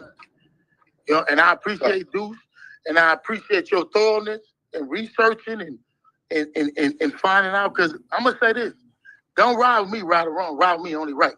Because I'm gonna say, if any of my homeboys go bad, I'm gonna treat you like you're bad. And I backed up off of some people because I heard what I heard. And I backed up off of some people because I heard what I heard. And I backed up off of some people because I heard what I heard. And I say that from my heart. Welcome back to Scandalous Los Angeles TV, where we expose the exposers. They got Big U fucked. They got these niggas. Everybody I feel like that's playing with Big U name got Big U fucked up. Big U a real one for real. I'm telling you, you can't. A position in life that he has lived, it's over with. He can't do nothing else but be what it is, bro. And everybody coming on playing with his name with all this slang and all this trying to figure out. Ain't nothing to figure out. It's straight up and down. He just that guy, bro. And it is what it is, dog. The man just took his path of life, and my nigga, he was trying to clean it up, bro. But it didn't. It was too late. You know what I'm saying? It caught up with him, my nigga. Bro, you know? it gets real. This is what it is, the tension with Big U, you know what I'm saying? When it gets like that, it's like what people perceive to be real. You know what I'm saying? So now, if he's a real nigga, cause he's in there, and he's not saying nothing, it is what it is. No, but that ain't making a real there. No. But if the situation that the Nipsey Hussle situation and all this shenanigans that's involved in that you have to understand a lot of that this is a rolling 60s. Like we're not actually stepping down on turf, so we don't actually. And we was there, we would know. We know everything. We actually know. Oh yeah. But we don't. So more or less, we don't know. So it's all alleged. So we can't really be. Actually, I ain't going to the altar with Big U, nigga. You know what I'm saying? I'm not bringing Big U. I ain't going to the altar with nobody, but definitely not Big U, you know what I'm saying? What's good, Economy? That man bigger than life, man. Niggas don't understand about that shit, man. Shit bigger than life, dog. It's bigger than life. It's bigger than that little clippings of internet shit where they think it's bigger. It's an everyday, day for day book life, dog. It's not no couple. I'm not saying he's a bad person. Peace and love. I'm not saying he's a bad person. I ain't saying no. I'm talking about overall. I'm not saying period. he's a good person. I'm just No. saying. I'm just saying the energy that you put out the is the energy that you're gonna get back the. So when you lie to the community and you blatantly just lying to the people, a lot of people ain't gonna hear it. You could say RIP to Nip. You could say, yo, Nip loved me. You could say Nip always shouted me out. You could say Nip always did this to me. But when people say, yo, look at RIP Nip, ha ha ha ha ha, we already understand. Like, oh, all right. I guess that's what I'm saying. That's what I was trying to say. See, when you get a situation like that and it got something to do with death, you know, when people go to point the finger at you and this internet shit, that's what I'm saying. Like, people can't play with when death come along, because now you try to make it, you painting pictures now. You can't play, you know what I'm saying? Then you got people thinking that the man got something to do with the shit, the man ain't got nothing to do with it. You know? Yeah. So if you don't got, like I said, he might not have nothing to do with it. He might not have nothing to do with it, but like I said, it's just the energy that was put out that got people that's on the internet. That shit actually, what's that shit called? Shadow the real nigga card. If you a real nigga, real niggas gonna conduct themselves in real ways. You know what I'm saying? Like Apple Killa Rich, that's not real nigga shit. You know what I'm saying? On the internet though, because he was at every hood day. He was at every hood day. He was at every event. That's on the internet. That's why I say the internet and living real life. That's that internet shit, man. Two different worlds, bro. You can be whoever you want on the internet. That internet shit don't know who the fuck that man really is, bro. Not the people that live his everyday life with him. Yeah, exactly. This internet shit for just money, bro, and putting pictures together and make fake. You know what I'm saying? Get your money, but when you come down and getting up in the morning, my nigga, looking in the mirror and doing your real thing in life, man, that shit ain't nothing. So that's what I'm saying, That's what I'm saying, when it comes down to the Big U situation, I'm just saying that the Wack 100 shit don't have nothing to do with, I feel like, what people actually don't actually fuck with Big U. You know what I'm saying? Just generally, I don't have to. Like, I feel like it's a lot of situations that just surround his name, that it don't gotta be real. You know what I'm saying? I don't think it's real. It don't have to be real and shit like that. More or less, But the way that people conduct themselves, even if that shit, like, if you was getting blamed, I don't think that if that was your friend, that was even your little man, you gonna still take it as like, yo, don't play with me, You know what I'm saying? Like, don't play with me. It's not gonna be a playing matter, You know what I'm saying? People like implicating certain shit on Big U. You know what I'm saying?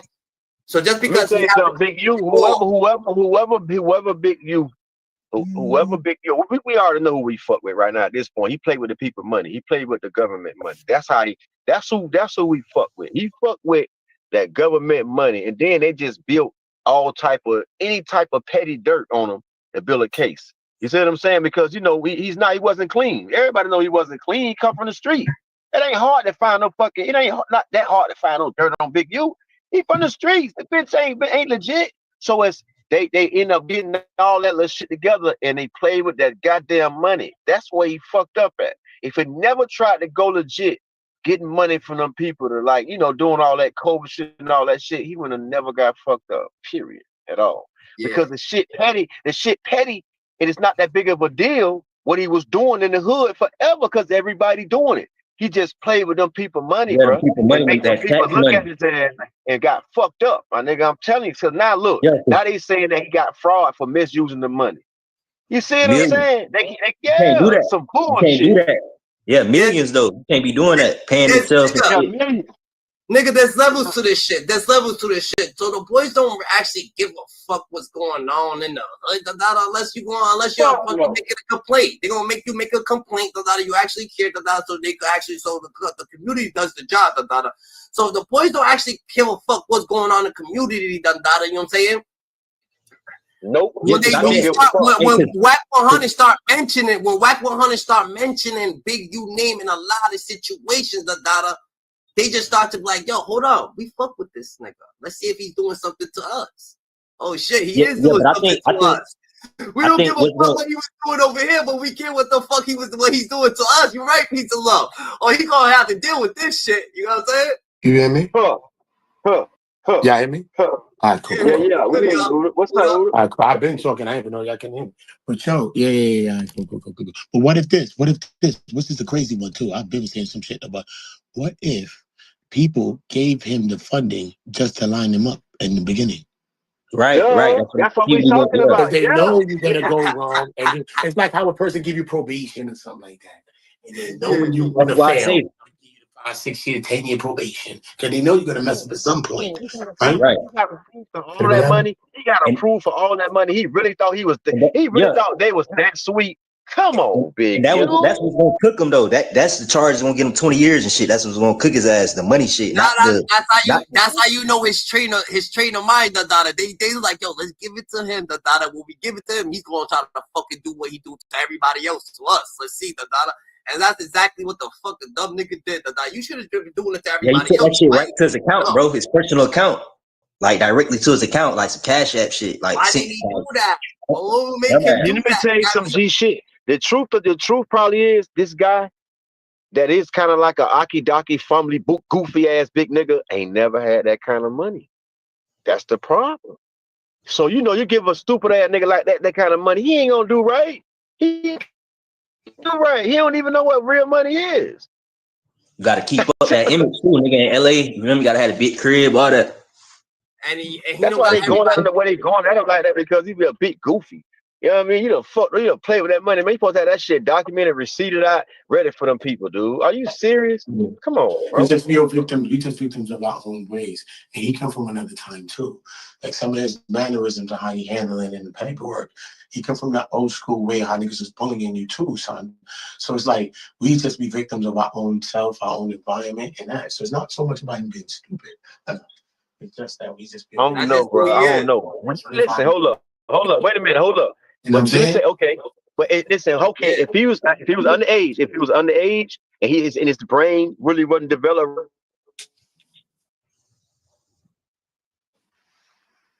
Go ahead, Peace of Love. Yeah, he breaking up. No, I'm just, you don't know, son. Sometimes you're just a victim of your own shit, your own environment, your own self too. You know. I feel like a lot of people they, you know what I'm saying? Laws changed. Yo, peace of love. You're gonna be sick. Peace of love. You're in and out, bro. You're in and out, bro. You're static. What you say? He's not a kid. We heard he's not a kid, Dandada. Damn, I'm gonna fuck my jeans up. Yeah, but yeah, that's a fact though, Dada. What you saying is true, though, Dada. A lot of people but like, that nigga, he called him. It's dumb because why would you transfer the money right to your personal bank account? Like that whole shit was dumb. Like that's a money trail, bro. That's what's gonna cook them. That like 20 years. Dumb. The money was dumb. Even the little money they was fake extorting a little couple of dollars was dumb. All that's dumb. It's not worth it. You get way more money than that in life, bro. What this little from Dale Morrison, this little 1,000, whatever you getting. Yo, bro, all of that ain't nothing. The feds was paying them the damn $100,000. Oh yeah, cook them with that. Yeah, that's crazy. That's crazy. Right there. The money's not worth it, bro. It's like Diddy right now, bro. 10 paid with the Jane Doe and all this little money, and bro, they wanted 10 million, Cassie. So what? All that money ain't no money. He could have splashed everybody with some bread long time ago. We wouldn't even be here. We can't be thinking petty. Give up some of the bread, bro. Or don't be chasing no little bread and just give that up, that thought up. Because you're going to get bigger bread. He never had it. He thought that was the biggest bread. He thought that was the golden egg. That's the problem. Nah, man, he was just... Biggie was just shaking shit down too much, man. He just came from where he came from, bro. Nigga couldn't chop it. You couldn't stop it, bro. You can't stop who you are. When you come to certain level, some things that we do, we got a petty thief right now, stealing out somebody's purse right now, doing something right now. He can't even stop it. So when you get in the he being who you are, you really who you are, you the thief, or he's the big you type, or whoever, son, you are who you are, like the Diddy. Look, bro, he could have paid more people, bro. That shit caught up with it. That's what I said. That shit caught up with you. Get complacent in your head. Living that way he was living for too long, and then that shit. That's what it is. The complacency of it all. Yeah, why can't people become a certain age and just go on a righteous route? You know what I'm saying? Not even nigga. Once they gave you that money, why couldn't you just go righteous? You got the bread. Because the feeling of getting away with shit, getting addictive, nigga. And then sometime, my nigga, man, you know, when you in that heat of that moment, sometime and the bitch ain't looking, you trying to get away with something. The nigga just kept getting away with shit. He just wouldn't chill out. Nigga, relax. So you gotta think you got the keys. And you gotta think you got the keys, bro. You can make 500 niggas move. Yeah. That well. That's a lot of every wrong move he made, he see it right now in that paperwork. He gonna be like, God damn, fuck. Everything wrong, every wrong move he made, whether it's right or wrong, he get to look at that shit in that paperwork and see that fuck, man, they got me for this. I did do that time. Yeah. You know what I'm saying? You get to look and see the shit now. Fuck what they talking about in the media. You got that right in front of you. Bro, they said the feds gave the nigga like 1,500, like the day before, like 2 weeks before he got arrested, gave some informant 1,500, and Big U picked up the money from the informant, bro. So that shit crazy. Like, see what I'm saying? It's hard to beat that. That shit crazy. Bugged out, bro. Because all he had to do really, son, is push Rolling 60s further. That's all he had to do, son. Look, son, he could have unified all Rolling 60s around the world. That's the type of big shit you can do. On some positive shit, too. Not on no negative shit. Yeah. Unify them all around the world. He got foundations and stuff like that. Boom, boom, boom. He got all of this. Boom, boom, boom. You got people donating to causes because they doing some positive, just like church. All of that. He get free bread from people donating straight because he's like, yo, he's trying to do some real niggas with the gangs and all of that. Bang. People support. He kept that shit right there where he was, Come man. On, bro. He didn't have to do nothing, bro. He could have chilled, did right things, and small got area, the man. bag. He could have chilled, did the right thing, got back, son. Chilling.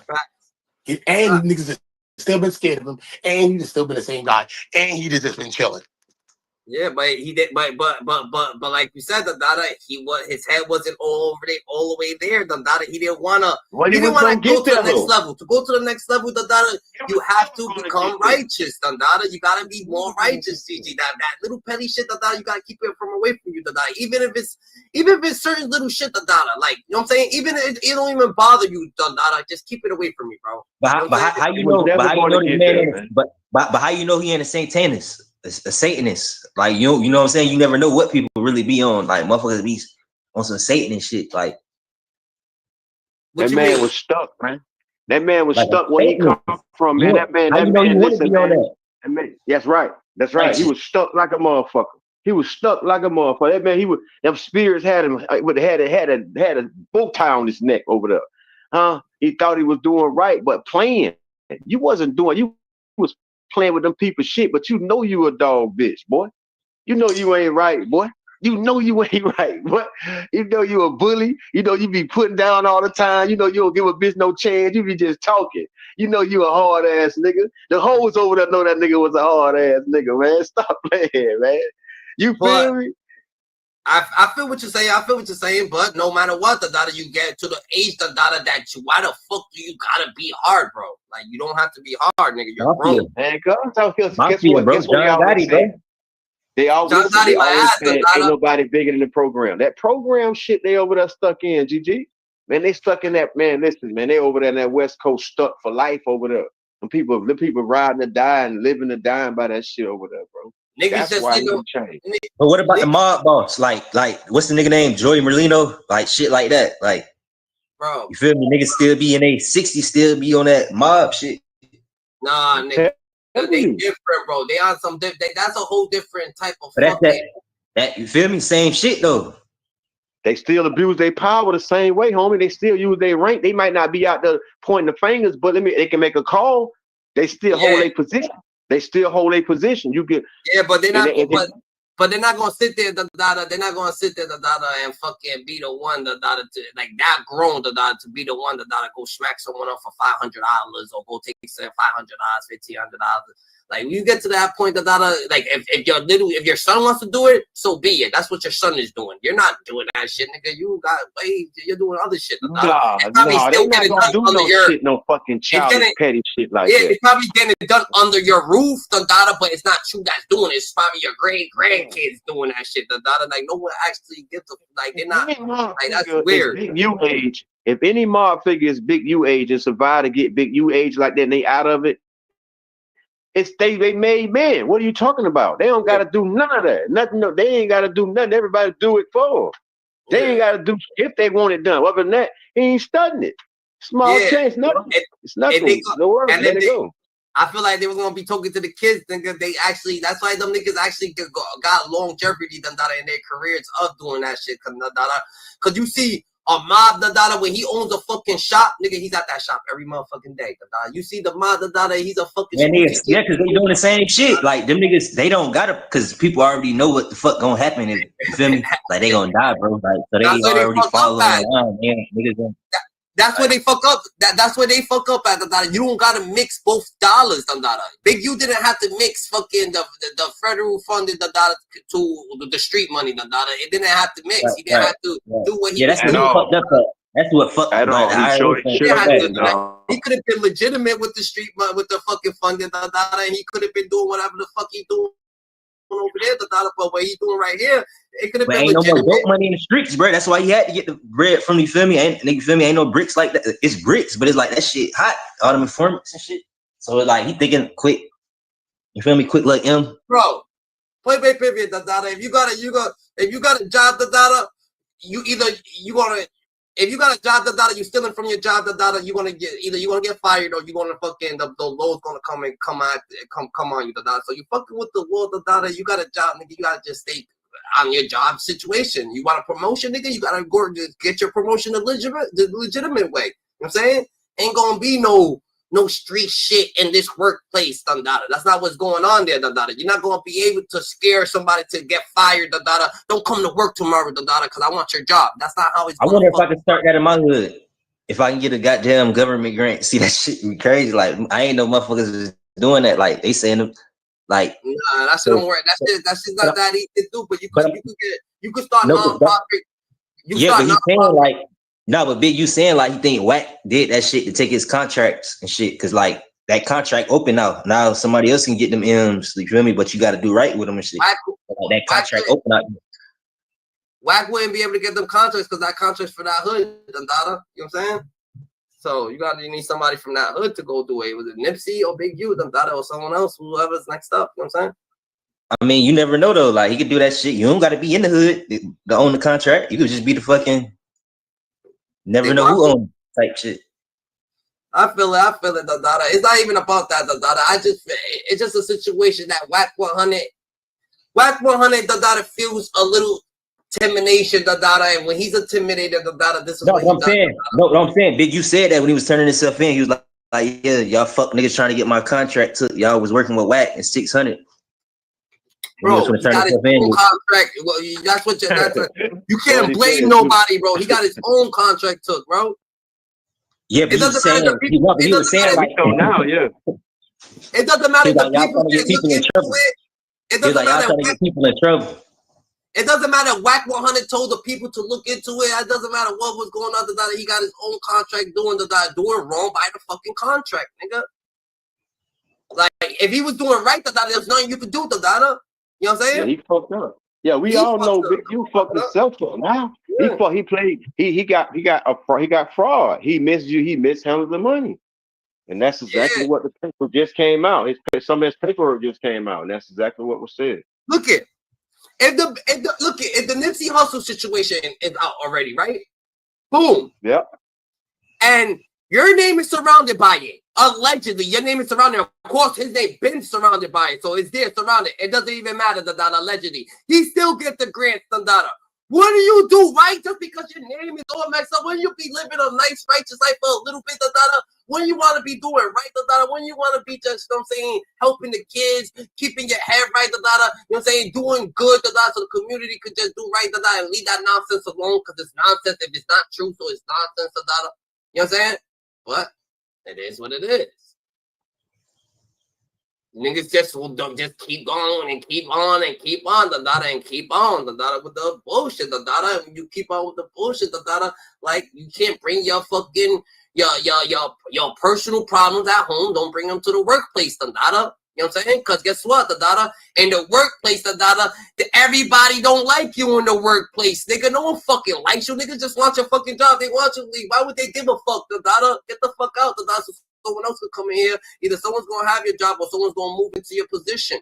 It is what it is. The workplace is a little bit different than what it is over there, So Big U's in a place that he's there, He actually got the blessing, Now you gotta show your righteousness and conduct yourself in the most righteous manner, to actually appeal to them, because they don't want you fucking there, Like, you think they give a fuck about you being there or not being there? No, they don't, Just you have to abide by the rules.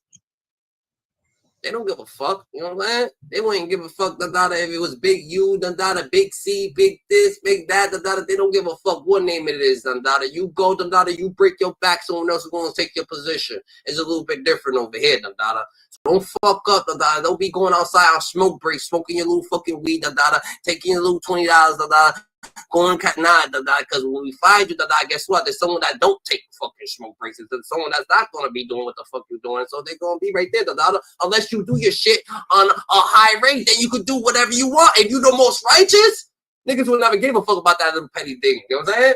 But you're not doing your job to the best extent, You know what I'm saying?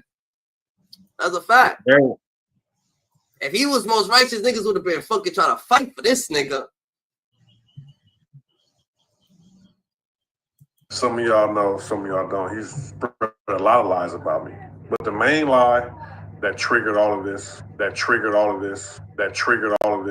was when he lied and told my homies that I don't have a gun license. And if I have a gun license, I'm telling. I can't get a gun license because he was with me when I went to jail. This is what he told me. This is what he told people. He can't get a gun license. I was with him when he went to jail. If he got one, he telling. So we're going to give you an opportunity, you know what I'm saying, to make things right. I demand an apology, okay? Send this to Big U. I demand an apology for you lying on my name, spreading lies on my name that could have possibly got me harmed, okay? You just heard Love Boys admit the real reason all of this started. According to him, it all began when Big U said he was telling.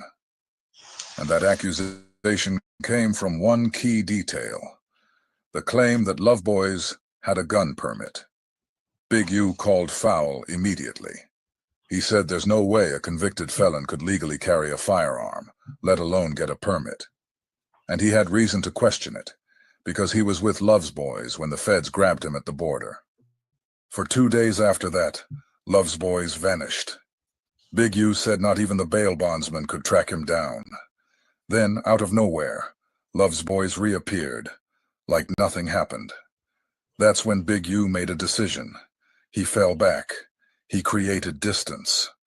And according to Love's Boys himself, that was the moment this entire situation turned. Now let's talk about Loose Coochie. Because in that no-jumper interview he did with CS2 Back, buried beneath all the lies, exaggerations, and scripted nonsense, there was one statement he made that was actually true. And I'm not sure how many people caught it. Now, let me ask you something, bro, because you know they gon', I know you. See, you don't say nothing. You kind of like me in a way. You don't say nothing unless... But the homies know. So it's like, it's not like I'm saying something that they don't know. You get what I'm saying? So it's like, for me, it's like you telling me, oh, I'm fucking with the police. It's like you telling me, oh, I'm fucking with the police. I'm fucking with the police. I'm fucking with the police. Or whatever like that, trying to smooth your background out. So I'm like, on 6 I'm gonna expose your buster ass neighborhood crib. You just heard Lucy flat out admit that Big U told him he was messing with the police. And what was Lucy's response? He didn't deny it. Instead, he flipped the script. That moment is the root of why Lucy's doing what he's doing.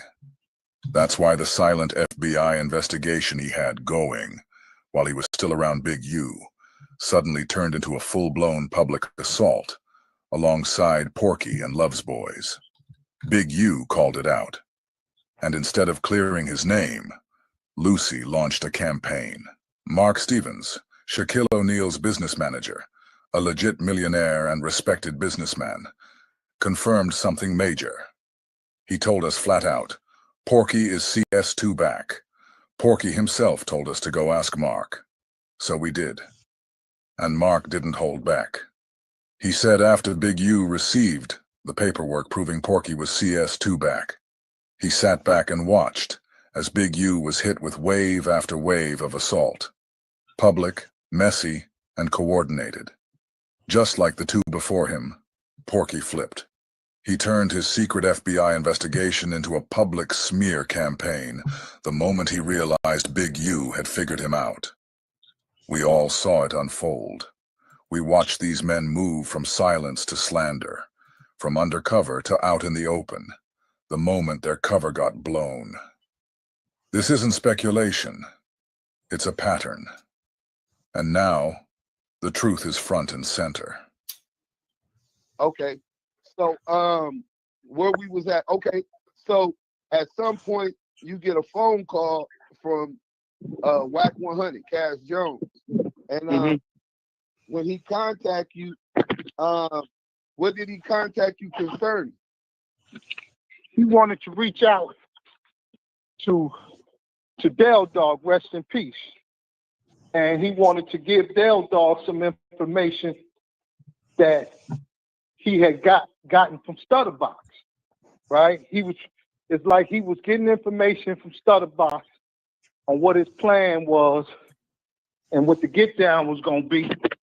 And he wanted to talk to the homie and talk to him. And Dog wasn't getting on the line with him. And he kept blowing me up because he wanted me to get him on the line. Smart man. Rest in peace to Del Dog, man. So he's talking about the phones is being compromised. Is that one of the things that he told you? Well, the homie Del Dog never trusted dude. You follow me? Right. So Dog didn't know was the lines compromised or was they wired up for sound or not. He just wasn't gonna chance it. You follow me? Right. But it was later on. It was later on after they took the case to they was taking it all away because the homie ain't had no choice. You know, he was facing a life sentence, so he had to take it all away. And with all the lawyers that was involved, they was able to get the discovery, and that's when we found out that the lines was compromised. And as soon when you get the discovery, was part of that the actual wiretaps? The whole transcript. I got the whole transcripts. The whole transcripts of the whole wiretaps. And do you have paperwork? Do you see your conversation with Cash Jones in them transcripts? That was the initiating. That was the initiating when they started recording. Right. And how did they refer to Cash Jones? In the paperwork they put him as Back, BACK. And correct. I kept asking the lawyer, like, who the fuck is? I ain't talked to no Back. And they said, nah, that's Wack. But they put him as Hold on. We still talking about Wack 100. So it's Back. Okay, I'm listening. Yeah, we on Wack 100. Well, hey, fuck boy. We back at you again, boy. I'm back. Every time I hear your name pop up on the tube, I'm coming for you. I'm coming for you, Wack. When I'm gonna get my interview? When Friday gonna get the interview with you in Clubhouse? When I'm gonna get my interview? Cause I got some things to tell you what I'm thinking. When I'm gonna get my interview, y'all? I just popped. I seen the YouTube show. I seen it on my TV, so I decided to pop my head up here real quick. Facts, DG. I feel it. So what's this topic about with West 100? So I have to get Nah. Yeah, he was letting us know that how Wack name was in the paperwork and shit like that. Like you were saying, hey y'all, you know, like I said before, West 100 bro thought his shit was sealed in 2005, whatever he did. He thought that shit was sealed, but it's not. From Texas. Texas tell you everything about in person paperwork. Wack, you so dumb, bro. Wack, I want you, bro. So what you want with Friday? I've been hearing my name on the radio this morning, so I'm trying to figure out what you want, Wack. What's up, man? I heard you on Clubhouse this morning. What's up? At 5 o'clock. What's coming there? I was asleep with my girl. What's up? That's a fact. That's a fact, GG. So that's what's going on, the daughter. That's what we are. Oh, okay. Wack 100. He called out the Crip. He a Crip cop. He a Crip. He's a boy. He's a cop. He's an agent. He's on the cover agent, the daughter. I know he is. I know he is. I know he's a police. They ain't take me. I'm a street nigga like Guns or something. I'm a street nigga. With the tail with the snakes in here, boy. So anyway, I ain't worried about you. I ain't worried about going federal. This will be my first time going federal. But no, I got a question. So how the fuck you supposed to be an agent, bro? But you exposing people business, bro. It ain't got nothing. Don't we supposed to be pouring on what you mean? How you call that shit? Telling people business, how they killed. Like, come on, Wes, bro. That shit come back on you, bro. You gonna be a dead man. That's offending. I hear you. I hear what you're saying. I hear what you're saying, Nada. So when I'm gonna get my interview, I might go find your wife and interview and get her to come on the show. Now I'm finna really get up under your skin this afternoon. I might find Kim and bring her to the show. I might have to go do my homework on Kim now. That's what I'm about to do, Wes. I might bring your ex-wife up here. The one got all your money. You ain't got shit. She just pay you on the side. You just a do boy. You a do boy. Wax 100, you a do boy. Yeah, that's offending. Everybody get shot out across the globe. Everybody don't from West 100. I get them shot out across the globe. I want the whole globe to hear. I'm in Birmingham right now. Don't you ever on your show mention Birmingham again in your life. Cause if you want to pull up, I'm on the north side where the G's at. In the crib. So I ever in your lifetime hear you talking about Birmingham on somebody else top Soho, bro. I go, bro, pull up, bro. I'm on the north. Who is this up here? Gang. That's Tiny. Who is Tiny? Yo, Tiny. Tiny on West Side Pyro, nigga, check in. I be thinking that's a female name, bro. Will you be saying Tiny? Little Tiny on West Side Pyro, nigga. Oh, that's the Pyro. Okay. No, fuck around. I respect the Pyro. Hey, bro, do you hear about OG called West got on West ass though? Y'all didn't see that clip? One of the OGs of the real Pyro blood, it's the real blood who started the Pyro shit, got on West 100. Tiny ain't no Pyro, Dandada. That nigga ain't no Pyro. That nigga ain't not no Pyro, Dandada. Don't let me start lying to you, Dandada. I can't lie to you. That was a troll, bro. Oh, that was a troll. Oh, that's a troll. Yeah, that nigga ain't no Pyro, Dandada. Oh, I know, I could tell because you say calm down. Wack 100's a Pyro, nigga. West 100 ain't no fucking Pyro. Don't never say that. Oh, so look, so it's a real shit. I can't tear him up, bro. I got too much street shit going on. This shit gonna get bruh channel took down. Got sticks and peas all on the table and shit. What the? Oh, I love. Can't goddamn. Had a camera on and shit, nigga smoking and shit, all types of shit. Like, you got? What kind of sticks you got, man? All of them. ARPs, Drakes. Damn, big cake, all that. Oh yeah, you ready? Yeah. Bro, I say calm down. If I came up with mine, this what I'm gonna do. I'm gonna show my shit. You know what I'm saying? I can't be on that bit like that, so I just be, you feel me, kicking it. But hey, bro, I be on some hot, bro. I'm a hot head, bro. But all I'm gonna say, though, something I'm about to say, fuck. Damn, I forgot what I was gonna say, bro. When you said sticks and Draco, bro, right now I wanna go play with some Dracos. Nah, we talking about we gonna get back into this though. Now that's what we gonna do. That's what we're talking about. I said, oh, okay. And was this back also referred as confidential source number 2? Yes, sir. We're gonna get into the King Pill situation. Because who is King Pill? Do you know who King Pill is, honestly? Because I know what I'm saying, but we're gonna get into the King Pill situation. Man, fuck King Pill. Crenshaw the Pig, nigga, Vernon Avenue. Oh, bro, he know the fast up here. Yeah, he know every fast. We're trying to set up a boxing match with him in 4 extra. Nah, that's too quick. That's too quick. Why? Clout chasing. Why? Because that's what he doing. You think it's too quick for King Pill? He hasn't earned it yet? Yeah, all of them dudes, I'm going to keep it real.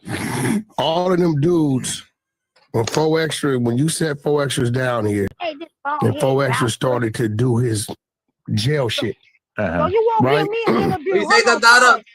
Pause. West 100. So you won't give me an interview, but you gonna get somebody else one?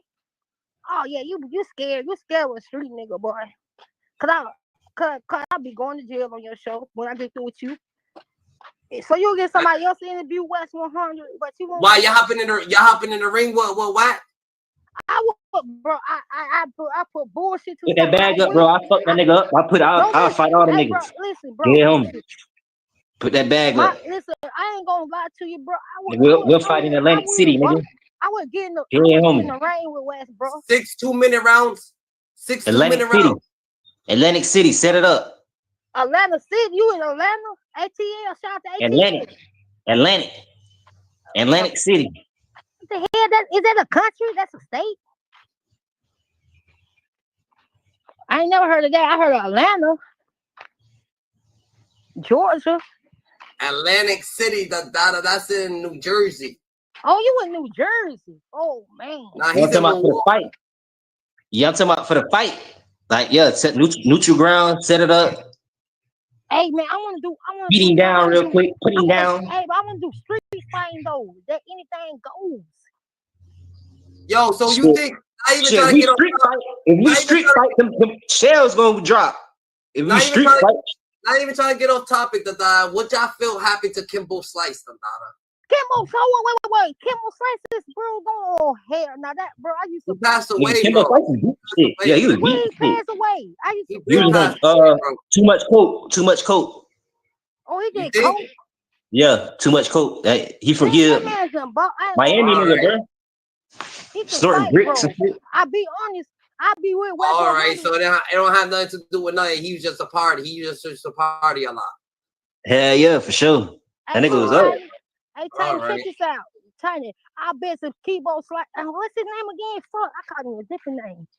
If he was here, bro, I bet you Wet 100 couldn't box him out. I bet he'd get knocked out 1 minute. Won't get back up. Yeah, he gonna slice his face up. That nigga Wack kind of looked like the one nigga that was like, stop, bro, chill, bro. Shit. The one with the when he fucked his eye up. Bro. He can't fight. All he gonna do he gonna have the police at our doorstep, bro. If we say we gonna call out West to fight, bro, he gonna be so smart. Soon we pull up, bro. He gonna have the feds at our door at this place, boy. Oh yeah, he an informant. He a nigga informant, bro. You already know that. I ain't tripping. That man if you want to. Nigga gonna have your ass in goddamn a USP somewhere. USP, bro. They have me in the motherfucking pits of hell. I ain't worried about it. I'm just Friday finna take a little walk down to the end of the sidewalk. It's a beautiful day outside. It's been raining. So I started to pop out, y'all. So what the hell happened over there? Ain't nothing. It ain't even started yet. I'm sitting here. I'm waiting on it to start. So it's about to be a riot? It's about to be a riot? I'm just waiting on it to start. Who's doing the riot? I'm not. They tried to get me to join the riot this morning. I told them, y'all, I'm not gonna join it. Nigga, go walk up over there. No, I got some. Listen, I got some Mexican friends I went to school with. Straight Mexican friends. They pulled up on me at the gas station. I would grab me something to eat, right? They called my name. I'm in line. They talking about what you up to today. I said, no, I'm just chilling. And woo, he was like, you coming in town today? So we can show y'all how we get down. I said, yeah. I said, y'all have fun with that shit. Cause I'm not You ain't go protest with them, the daughter. Go protest, nigga. They weren't talking about protesting, bro. They were talking about burning shit down. A la raza. Yes. Why you saying that? Why you saying that they doing that? You know they're not doing nothing like that. That's what they said, bro. You sound like Wack 100 right now, the daughter. You sure? Bro, that's what they said, bro. I'm not dumb. I asked, What bro, is the don't ice? tell me to no West 100. What ice for to come get you? Huh? Ice for to come get you? Who? ISIS. You. ISIS ain't gonna come get in over here. ISIS don't want I'm talking about ice, bitch. Ice. I ain't worried about that. Ice, bitch. I'm talking about ice. All right. What the fuck is you, bro? I'm so confused. Okay, I ain't worried about that.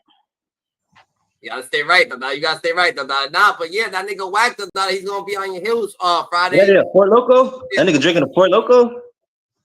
Who? That's a Hey, Fort bro, Boco? I can't drink no Fort Loco, bro. Last time I drank a Fort Loco, bro, I was so drunk. I couldn't move, bro. I couldn't eat. I was so drunk. Oh, lightweight. Lightweight. I don't drink no more. You drink Four Locos, nigga? Lightweight. Bro, I went for my first time, bro. It was my first time trying the Four Loco. I drank the whole can. I was like, I brought a big can of Four Loco, right? I said, oh, this shit ain't did shit to me. This I know I feel that shit, bro. I thought Man, I'm all in the starving. stove popping Natty Daddy's all in her baby face. Nigga walking out with the shit, all type of shit. Yeah, all that. That's like I don't drink no more like that. I ain't no. That's crazy. Listen, Four Locos I ain't is gonna wild sit here and crazy. lie. I'm not no alcoholic. I don't really got too much for alcohol. Oh, you calling me alcoholic? You calling me alcoholic? No, yeah, Nah, you call him uncle, yeah, nigga.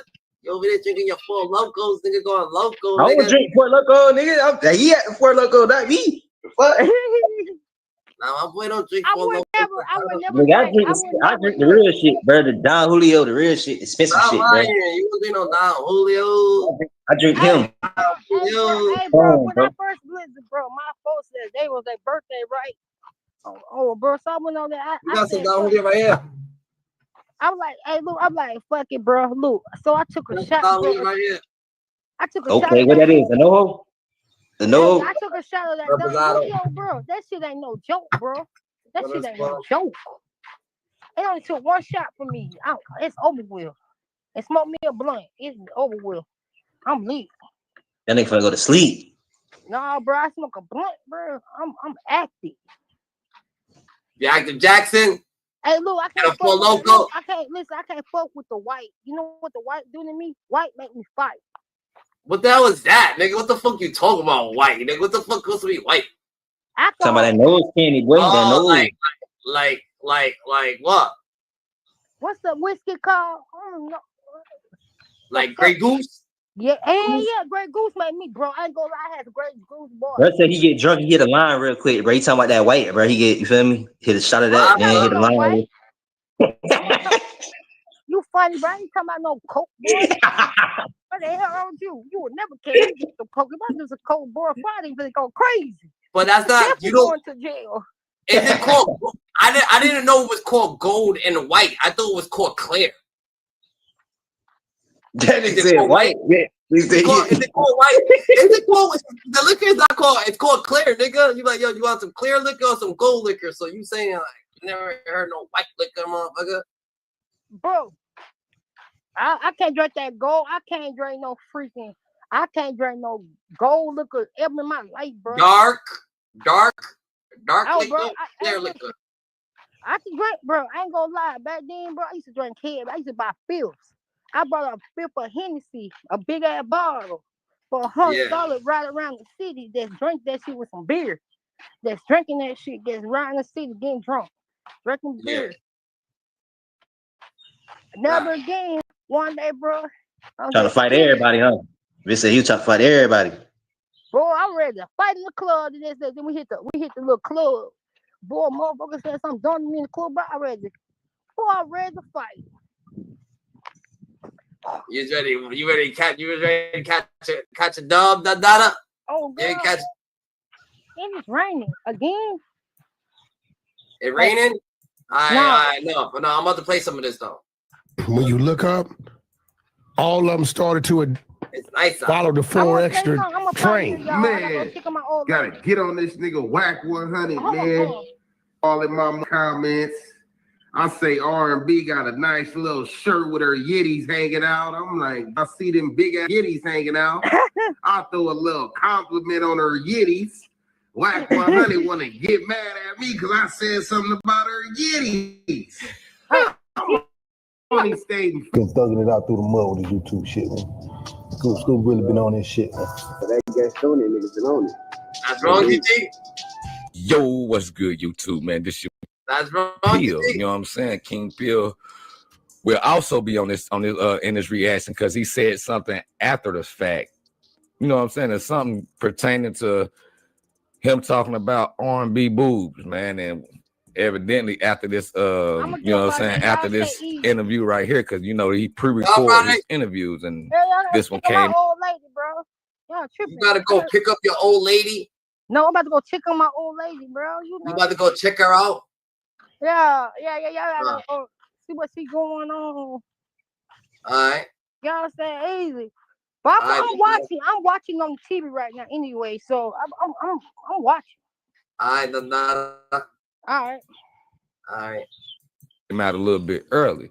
So after this interview, I guess King Peel was saying something about R&B boobs and things like that, and Wack 100 didn't like it. So I'm pretty sure after I show y'all what King Peel had to say about Wack 100, everything Wack 100 says in this interview right here, he gonna have something crazy to say after. You know what I'm saying? Trust me. Everything he said, he might, you know what I'm saying, go back on a lot of the things that he said on the interview. So let's go ahead and get right into it though, man. Adam and Wack, the 22ster. Hi, I'm Scott McGilvery. I use Bathfitter in my investment properties because I know King Peel, Wack 100. I mean, I feel like Wack found his little master out of a nigga that he wants to, you know what I'm saying, go back and forth with. Because homie's going back and forth with him, you know what I'm saying? So that's what he's going to do. That's what he's going to do. It is what it is. Back in the area, I don't know. You know, I know what those things mean out here. But even King Peel, like I know him as a different individual. You knew him before he mastered the internet. Well, I knew him when he was trying to, when he's first making his attempts.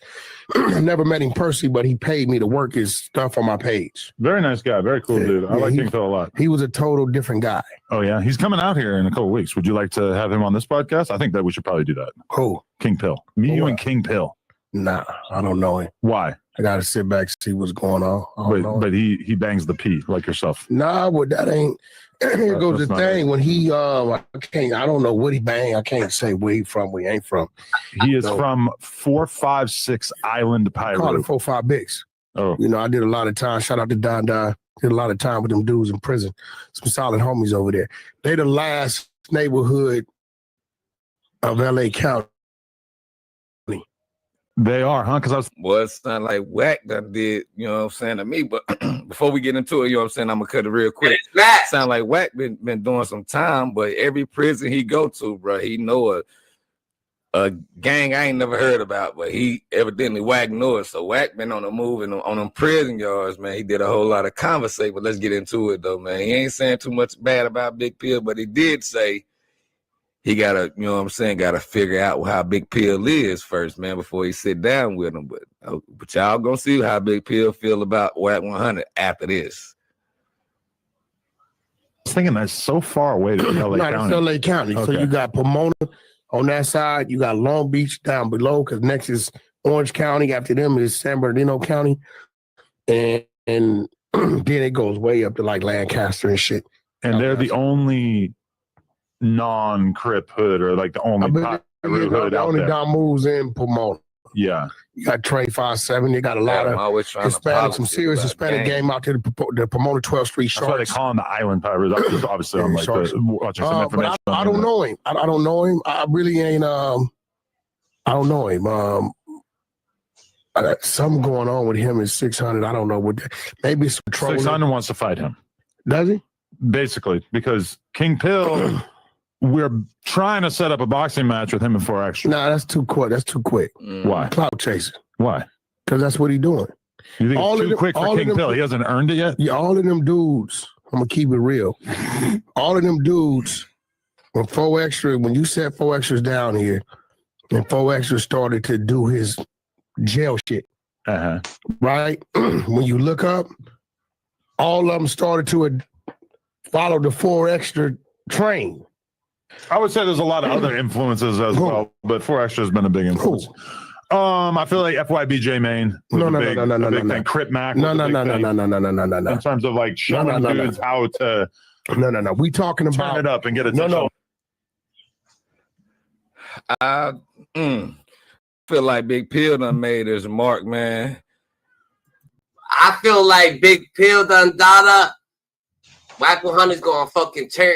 Wack 100 is gonna be out to get that nigga because he don't want nobody else repping Power Rule that coming up trying to, you know what I'm saying? Because once a nigga get big, Nah. That nigga gonna get himself fucking whacked, bro. Pulling up in the set, pulling up in bro set and shit with the strap, like shit sweet. Nah, you think Big X? Well, who is the dude though? Well, what does King Pill does? Nigga, some clout chasing nigga trying to get clout, pulling up in bro set and shit. I fuck with them niggas in the 50s and the 40s and shit. All right, so he pulling up with the strap and shit. All right. So, but who is he? Is he like what is he? You know what I'm saying? I don't know that nigga just popped out of nowhere, bro. Internet nigga, bro. Oh, he's a YouTuber then? Yeah, internet nigga just popping up out of nowhere on that internet shit. Oh, I see. All right. That nigga gonna get shit, bro. They both him and him and 4 Extra both came in the same way, talking about the same thing, which Wack 100 is about to get into right now. But I don't think you should block, you know what I'm saying, block that man. Blessings talking about it's too quick already though, Wack. That's what something I just don't agree on. It's too quick. Okay, I feel you, but at the same time, man, both of them boys come from the same background, the same area. 4 Extra came up super quick. Okay, let's get back into it though, man. No. We're talking about 4 Extras came out and dominated us with the jail fight stories. Okay, yeah. King Pill started doing the same shit after what he was talking. Oh, all right. So he actually a nigga that be inside and I be getting. I'm saying he be in the counties. That they be fighting. He got the jail fighting stories. But why the fuck does this nigga Wack 100 that he's quick to put on a Crip person and he quick to take him down, tarnish him too. But he quick to put him on and he be so like it'd be a little tension when it's time to put out one of his own or something like that. Maybe he's not fucking with him. Who knows? Oh no, he fuck with the game though, so I don't know. I'm gonna start doing the same thing. They said the game don't fuck with him like that, but who knows? Talking about squabbling in jail and whatever. I don't know to what extent. I just heard a few things. And the reason is the thing about it, the difference between him and 4 Extras to me is when I met 4 Extras, he was what he was. When my first introduction to King Pill was somebody totally different. You know what I'm saying? So you feel like he's playing a character? I definitely think he's playing a character. I'm not saying that he ain't from where he's from, but I know it's some character in there because the first person he was a different character. And I probably wouldn't have really paid it any attention until I went back and seen that he deleted his whole page of that character. Because if that was just what he was, because he was always into his music. But he used to like. But he said he's only been rapping for 6 months. No. Be exaggerating, but he contacted my woman. She got the shit. Oh. Right? I ain't no denying nothing. Okay. He paid us to push it up. Okay, he's evidently, you know what I'm saying, not saying that King Pill, you know what I'm saying, taking shots at R&B, which is Wack 100's girl, you know what I'm saying, not saying King Pill, you know what I'm saying, taking shots, but he has been in contact with her too, though, to be real with you. You just heard Wack 100 just said right there. But I want y'all to get in the comment section, though, and let me know how y'all feel about Wack saying it's too early for King Pill to have a fight with 4 extras. Me personally, them niggas shouldn't even fight at all, to be real with you. You know what I'm saying? There shouldn't even be a conversation about it, to be real. But if you gonna give 4 extra this opportunity that fast, you know what I'm saying? How he came up super fast. King Pill seems to be done put his groundwork in, doing the exact same thing, man. Let them boys go at each other. You know what I'm saying? Not promoting it though. If it's gonna happen, it's gonna happen. But I don't think it should happen, period. But hit that like button. I didn't know he was a Damu from Paru. He know where I'm from. He never like said that, but that's cool. Maybe he was just doing his marketing and promoting. But he was a different guy with that, and maybe he was just promoting his. It was about his music, but he was a different guy. But I just felt like, you know, for me, going through what I've been through the last 6 months. You let these dudes in, let them in to get too close to you too fast, based on this or that. Then you look up and it bites you in the ass. Yeah, it's kind of the basis of my entire business. So just give these dudes like opportunities, and then whatever happens, happens. And I've definitely seen the negative side of that. Yeah, but I bet you this. You ain't seen me do that. That's not what I... Look what you did with Loose Cannon. What I do with Loose... I knew that. Sound like Wack 100 trying to persuade Adam 22 to quit letting people in his, you know what I'm saying, his area. But one thing about Wack, he got that clubhouse over there and he run his stuff with structure, bro. And I kind of feel where he coming from, but at the same time, bro, if Adam 22 gonna accept them guys, let Adam 22 help these little boys make, you know, it's not little, but these men make money, bro. You know what I'm saying? I understand. I don't know, man, because that's a Fed builder. That's what they say. So he might be trying to, I don't think he's trying to keep nobody away. I don't think Wack want them niggas up there, period, bro. He want what he want in there. He gonna do, he gonna advocate his voice. As y'all know, he don't want Big Brandon in there, period, either, man. But Brandon don't do no drugs. Brandon is a civilian now. So I was hearing that Wack 100 don't do too well with civilians, man, when it's wartime with civilians, because he ain't got no, you know what I'm saying, no leeway on the civilians. But let's keep it going, though. That was what it was. You discovered a random psychopath. You took him under your wing. You brought him on a whole shitload of podcasts. You built him up from basically nobody to somebody who was very well known. What did he do? And then at a certain point, you turned your back on him / he turned his back on you. I turned my back on you? Well, it's kind of debatable about who exactly moved first. He thought he was like they all think. You've been through this. I think they're bigger than the program. And forget that. We done heard what he had to say about King Pill, man. That interview right here, this Adam and Wack interview, will be out at 3:00 p.m. Eastern time, 12:00 Pacific time. So make sure y'all go check that out, man. But right now I'm about to get into what King Pill had to say about Wack after this interview right here. You know what I'm saying? It was after this interview. So this opinion that Wack has on King Pill is before the video that I'm about to show you now. Let's get to it. Right here. Share this tab instead.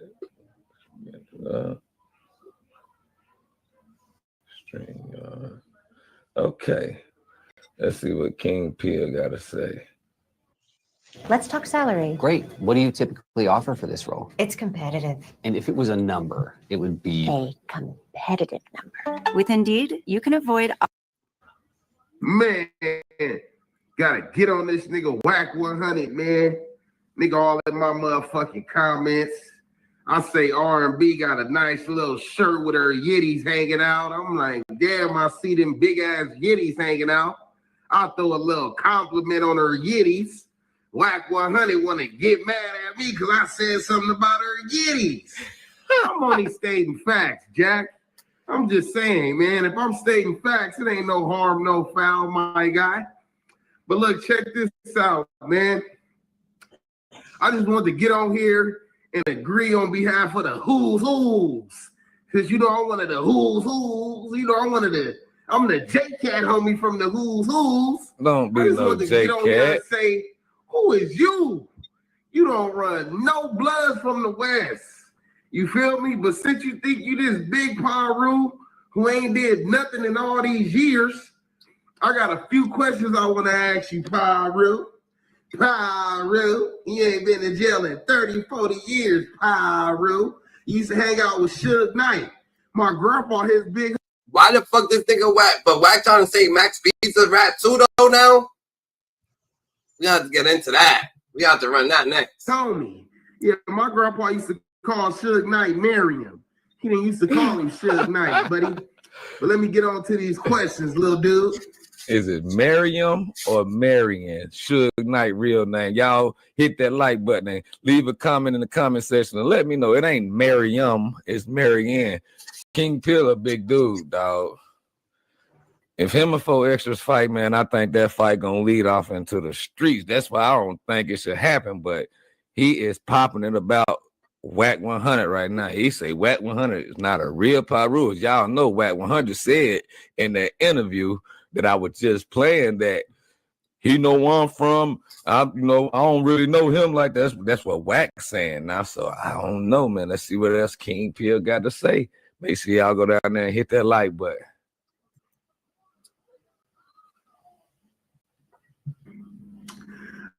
Can you go to Bompton without any security guards, just by yourself, pull up to the Paru parks, and just big it with the Parus? Can you go to Gonzalez Park just by yourself without having to call anybody to help you out?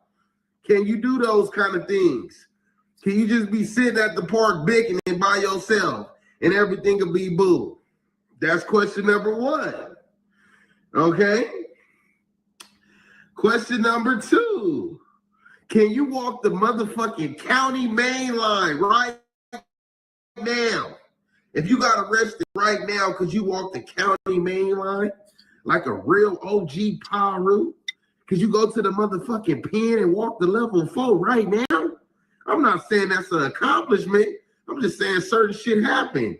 You got Aaron the plumber trying to take you to jail. Y'all probably set that up because you like working with niggas who got paperwork.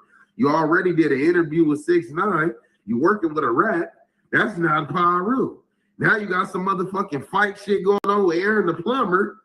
He's a rat. That's not Paru. Okay, moving on. Have you taken care of any of your young smackers? You know, I see you bragging on this motherfucker about how you having all this chili beans and you having 50 houses and things. Have you bought any of the niggas that be risking, that's willing to put their life on the line for you? Have you bought any of these niggas a $20,000 car? Look here. This is why Wack 100 smokes them gang members, bro.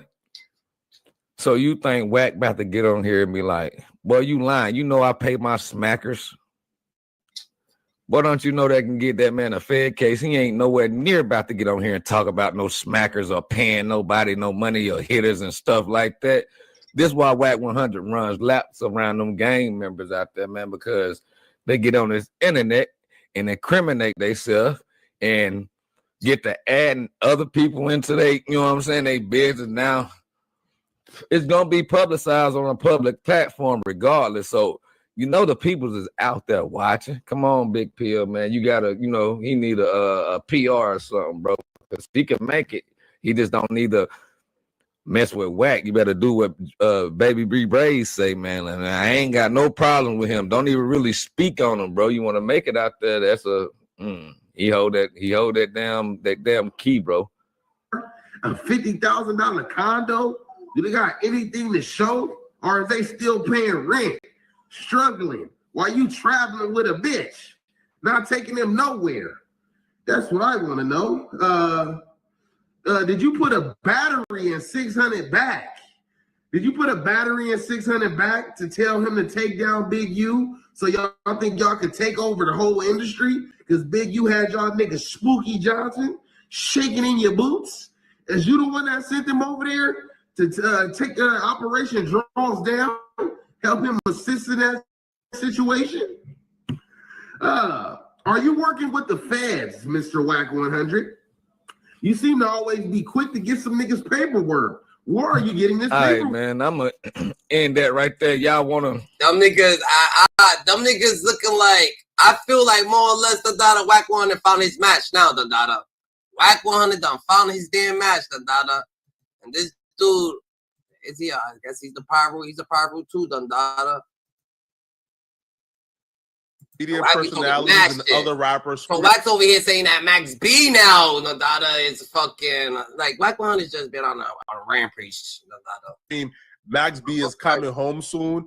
And right when it appears that Max B, the legendary New York rapper, could be coming home very soon, Wack 100 discovers information that could essentially ruin his homecoming and destroy his career. Max B was originally sentenced to 75 years in 2009 for his role in a botched robbery that led to a man getting killed. Usually when you hear 75 years in prison, we are fully expecting you to die in prison.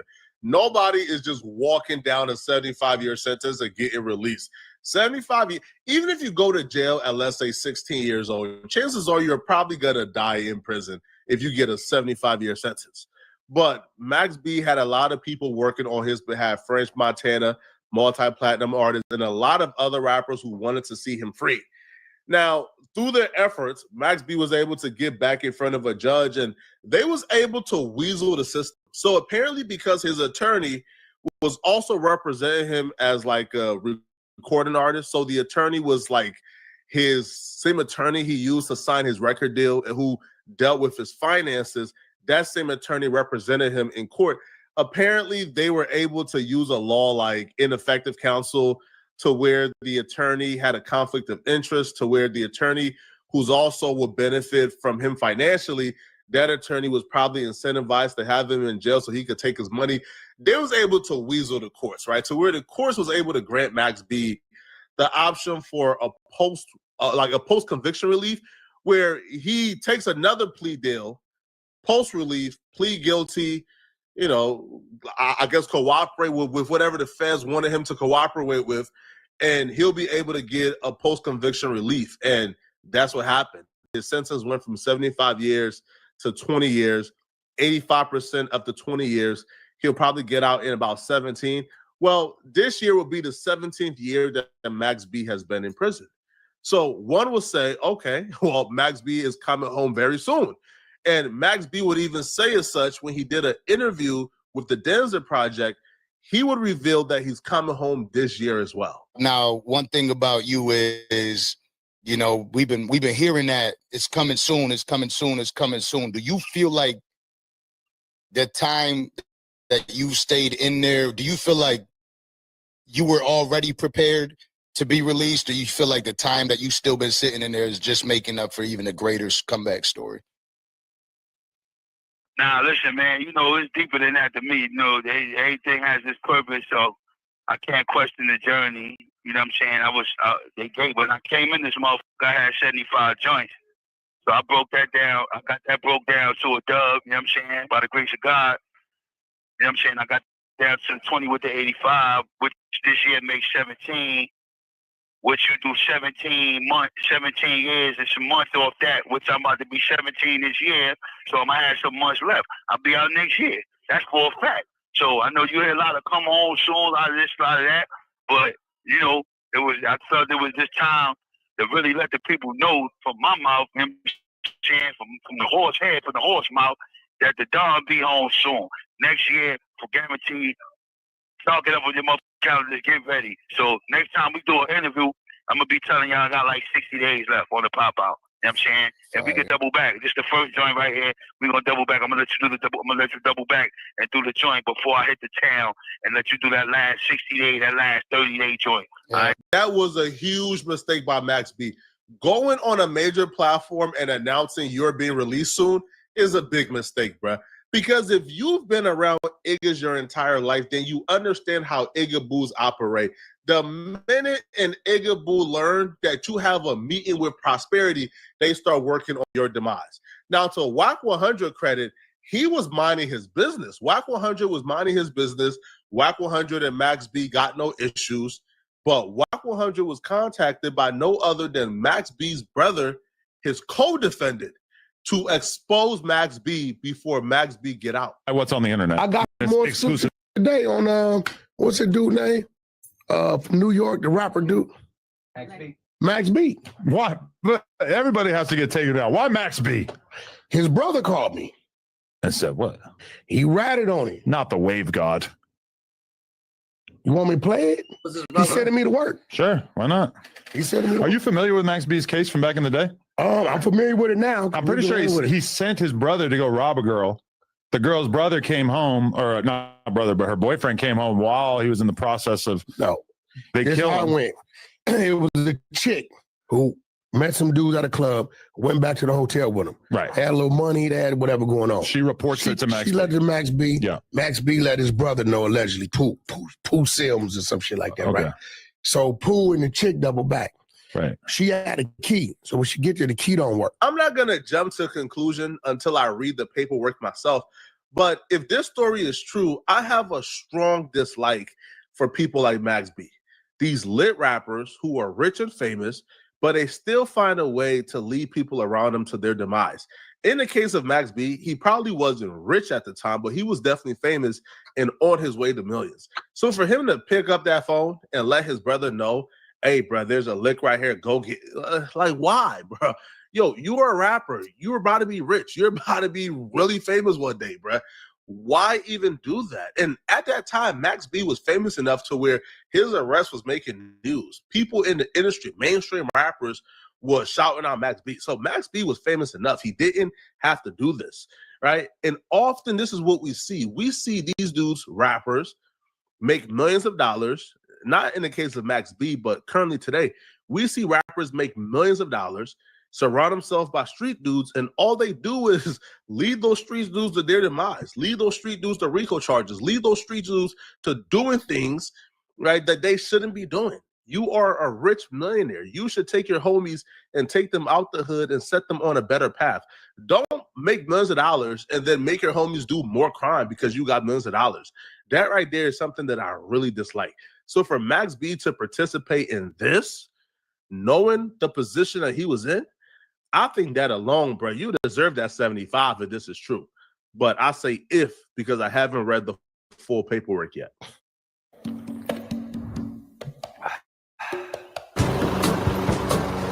That's crazy. Every person that's coming out as a celebrity, they gotta watch out for Wack 100, That's nuts. They're what? What? Nothing there but a laptop, $800. Everybody. Right? They smoke them. They kill somebody up in there doing a robbery. Because somebody tries to intervene. Yeah. Right. Everybody get away. And then Wack comes up here, with no type of fucking like evidence, no type of accurate. Like he just automatically just saying shit. That's crazy. Max B get questioned. Mm-hmm. He tells him what club that the female works at and what project building she live in. Oh. He identifies the chick. They snatch the chick. The chick then identifies Pooh Sims. Right? Max get like 75, 80 years. Pooh get like 100, 125. Right. The chick do like 10, 12. She home. And for people out there, keep this in mind in case you're ever thinking of involving yourself in a murder conspiracy. Max B did not go on the mission. He just provided the information about the target to his brother. So here it goes. Time goes by. Max get a time to, from like 80 to 20 or something like that. Yeah, they're chopping it So down. this when it comes to me. So we running it. We see where we got the paperwork because we found an appeal where he gave him the information on the chick. That was a violation. We seen that. But then it was a sealed file, right? I said, so some of this of counsel. If the paperwork of him identifying the chick isn't sealed, but there's something else that's sealed, that must be the greatest telling known to mankind, bro. The type of telling that Max B was doing in that sealed paperwork for it to be sealed must be crazy because the original telling ain't sealed. If that's the case. I'm not saying Max B told. I'm saying if that paperwork is sealed because of telling, he must have done some outrageous telling, bro. It must have been telling so crazy, bro, that he done took down an entire district, bro, an entire borough in New York. Why did you hear about it? Now, quiet as kept, though. When you look at Max B and his situation, if that's the case, that would have happened. Why didn't you hear about it? Why didn't we hear about it, Gigi? he was sentenced to 75 years. He went back and got it knocked down to 20. Now, in exchange, he had to take a plea deal. What exactly is included in that plea deal? Was it a 5K1? Did you have to give information on other people? Because what exactly would incentivize the feds or the state police? What would incentivize the police to take your 75-year sentence to 20 years from a post-conviction relief plea deal? Nah, that don't sound right. But I ain't never been in jail, so I don't know, bro. Right. So next thing you know, everybody always asks, Wack, how do you? They call me. Right? I get a call from prison. Pooh Sims, who are you? I'm Max B brother. Okay, what's up, man? What you want? He said, man, they was telling me this. What you think I need to do? I said, it's a sealed file there, bro. I said, whatever is in that sealed file. Only you can get it, though, because you're in there is your case. This is 6 months ago. He called me today. What's your address? What you got? He said, boy, Wacky was right. I said, what you mean? He said, when dude came back, he put everything on me. Said, I did everything. He put everything on me. That's how he got his time knocked down. Wow. Right? So he said, I'm sending you the paperwork so you have it. And boom, this just on the way to no jumper. Wow.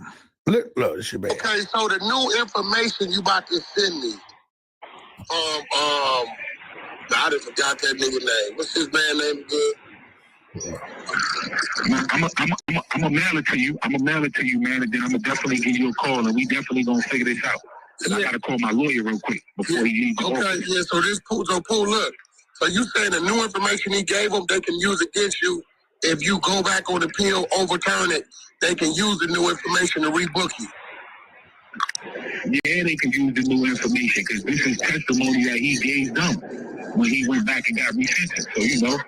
This shit crazy, man. All right, well, send me for some shit I ain't do. You know I ain't did it, man. And you gonna go a lot of these people, man.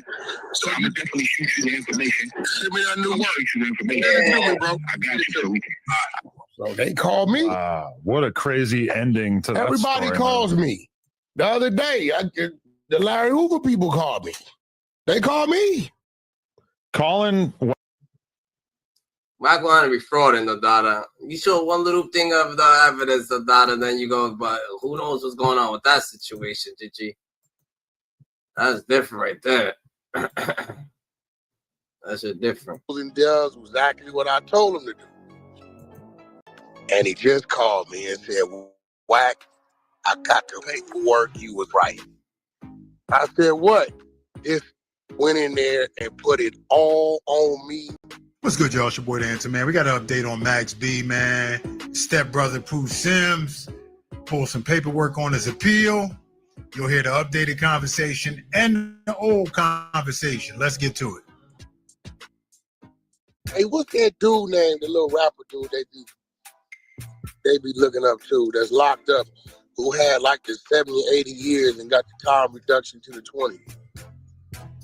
70, 80 years, time to what city? New York. You talking about Max B? Max B. Yeah, Max B. So, remember we was running content about 6-7 months ago on it? Yep. Yeah. So, I told his brother, holler at me when I said, look, bro, I'm going to be real. It went from 80 to like a dub. We already see right here where he gave up information on the chick. We see that. I said, but you may want to go do some digging because it's a sealed file in there. But they'll have to give it to you if you go in on their appeal. Because remember, the Pooh Sims, he got like 100-some years, right? Yeah, I'm listening. So Pooh goes and does exactly what I told him to do. And he just called me and said, Wack, I got the paperwork. You was right. I said, what? It went in there and put it all on me. Told them everything. Put me in the hot seat. Now, if I go appeal,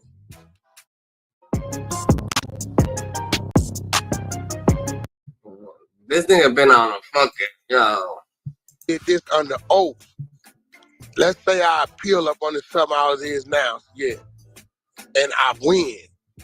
They can turn around and recharge and rebook me based on the statements he gave them to get his time reduction. On other crimes.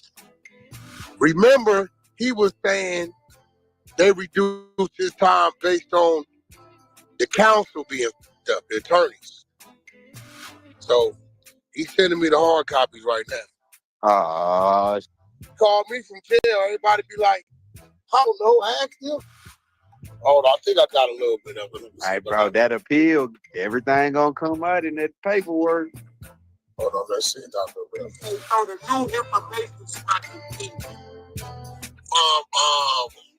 I just got that nigga name. What's his band name? Steve. I'm gonna mail it to you. I'm gonna mail it to you, man, and then I'm gonna definitely give you a call, and we definitely gonna figure this out. Cause I gotta call my lawyer real quick. Yeah. Okay, yeah. So this cool. Look. So you said the new information he gave them, they can use against you. If you go back on appeal, overturn it, they can use the new information to rebook you. Yeah, they could use the new information because this is testimony that he gave them when he went back and got resentenced. You know, this shit crazy, man. Well, shit I ain't do, you know, I ain't did it, man. You gonna go a lot of these people, man. So I'm gonna definitely shoot this with this shit. Send me that new one. Get it to me, bro. I got you, sir. I got you, so we can make it happen. Yeah, so everybody be why they call you? I don't know why you go to Chevron gas station. You know they got gas, right? Why you go to Foot Locker when you want to buy a shoe? Why is a pig's pussy pink, nigga? They call me. No, nigga, that nigga in jail. Nigga, that's crazy. Yeah, that's why I knew. I'm like, bro, they ain't giving them no 80 to 20, nigga. Yeah, that's different right there, Dandada. This dude, Dandada, Wack, Dandada, he's a whole different type of breed, Dandada. Every single body, Dandada, everybody, he don't fail. Whoever's coming out, GG, don't even fail, GG. It's bad work. Don't them got the same dad or something? Something like that. I know. He told me that in the thing, it says he asked him to steal it because he's a rapper. And it'll hurt his reputation, all kinds of shit. It's all that paperwork. Remember, we seen the seal file. We couldn't know what that was. Yeah, I remember that. I remember he had a seal file. Nobody could figure out what that seal file. Yeah, but he got it. Because it was his name. Yup, it's his tape. Bro, another one bites the dust. Right. The world we live in. Rats B. Max B coming home. I didn't even know Mystical was locked up again. I know he got. He's a rat. Don't nobody give out Max B coming home. He's a rat. We ran his work already. That nigga told like a motherfucker. And he got the tapes, the interrogation tapes. He called me last week. Whoever that brother is, step brother. Max B told. But then again, it's one of these situations, the popularity vote. I know about him telling. Everybody know about that nigga telling. Bro, get the out of here. You telling me, see, this is what I'm saying. They'll run my name and ain't no paperwork on it, but the paperwork and everything will be up on it. Say we don't know what's going on. Nah, I didn't know. I'm not even capping enough. You telling me you ain't Google Max B paperwork. Snitch. You want me to tell you what he told? I can tell you what he told. What did he say? Okay, it's the niggas from the strip club. She go to the hotel with the right. She double back, tell Max B over here got some bread, jewelry, all that. Max called the other, whoever his fake brother is, right? Get him to go double back with the. They go in there. They go on the spot. Dude end up robbing one of them. They end up literally with $800 in a laptop. Get on. right? The police go to investigate. I don't know, man. They don't know. Somehow they get to Max B. Max B volunteered to come sit down with him. They didn't cuff him. They didn't raid his house. Nothing. He came and met him at a coffee shop. Max B tell him the works at this strip club and live over here in these projects. They didn't even know who the was.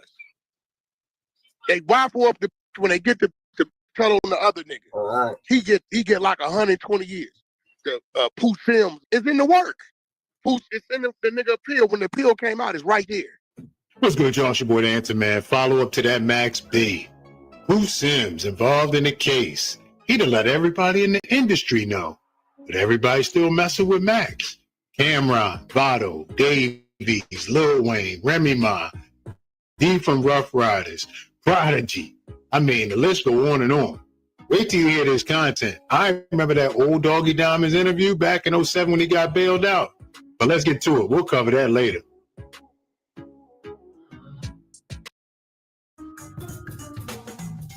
Remodeler Gold lets your teams manage projects. That's different, done. You just got to call or leave a voicemail, and then I'll be able to call you back. It's like a text-free joint. Oh, great. That's crazy. Yeah, that way I could call you back directly. Okay, cool. It's still a jail. It's still like a 15. It's like 15-minute calls, but I just be. Yeah. It's like I'll be able to call you directly. That way I can. So you doing your time in Jersey, not New York? Yeah, I'm in Jersey. I'm in here. Hell no, I'm in Jersey. Gotcha. I've been in this shit since 06, man. I got 100 years. Wack. This shit ain't no game. So they giving you access to an appeal? Yeah. That's what I'm in the process of doing now. So that's why I told you. That's why I got to get that paperwork in order for me to complete my appeal. I need that paperwork to find out exactly what he said, so I can argue. You know what I'm saying? What I need to argue. So that's why they're gonna have to give it to me. They're gonna have to get it. So in that paperwork, he had to get. I'm gonna find out. You gonna find out. You gonna have to. He gonna have to say something. Like I said, you can't just take the what's the name. You gotta admit to whatever you're doing. You saying that you pleading guilty to. You can't just take the time and then say, "Oh, all right, I'm on my way." That ain't how that works.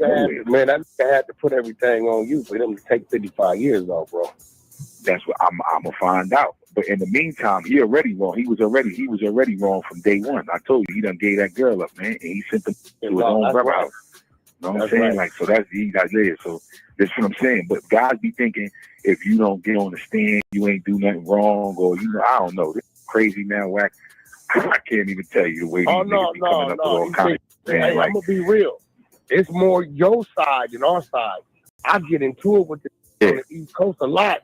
I'm like, bro, that's telling. No, no, it ain't.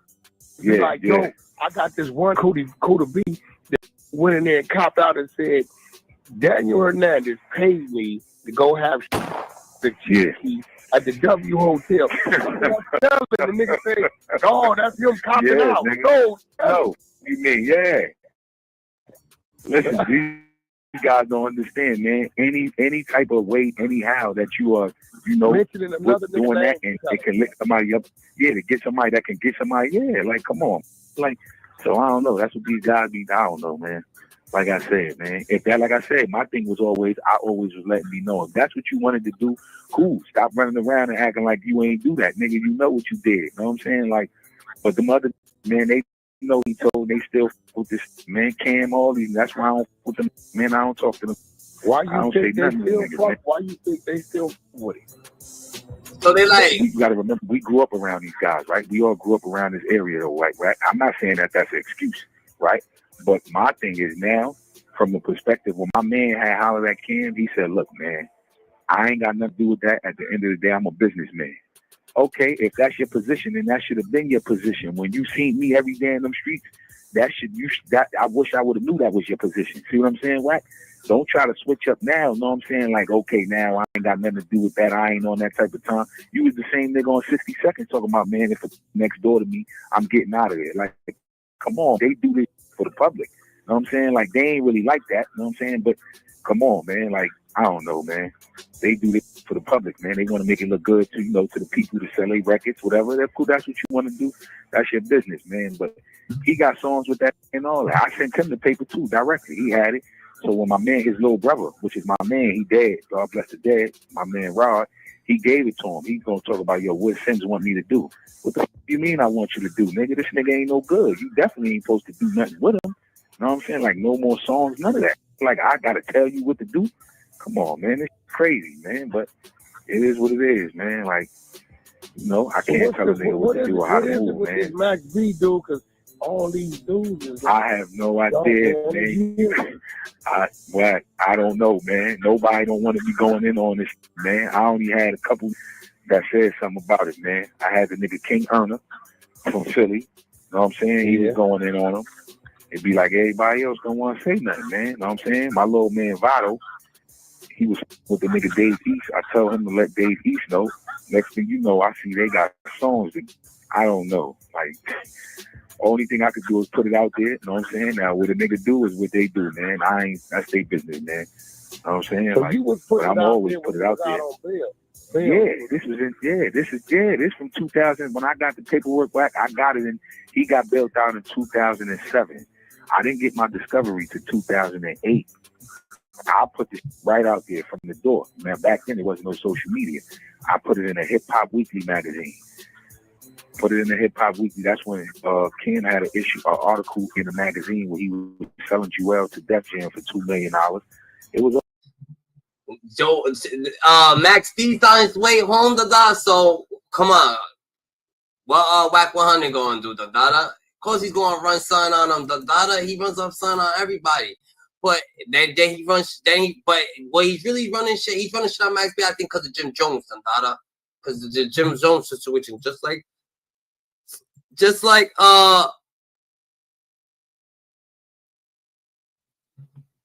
what you will call it. Why Wack 100, crashes out on Larry Hoover, why he's crashing out on Larry Hoover? He's only crashing out on Larry Hoover because of the Jay Prince situation, You know what I'm saying?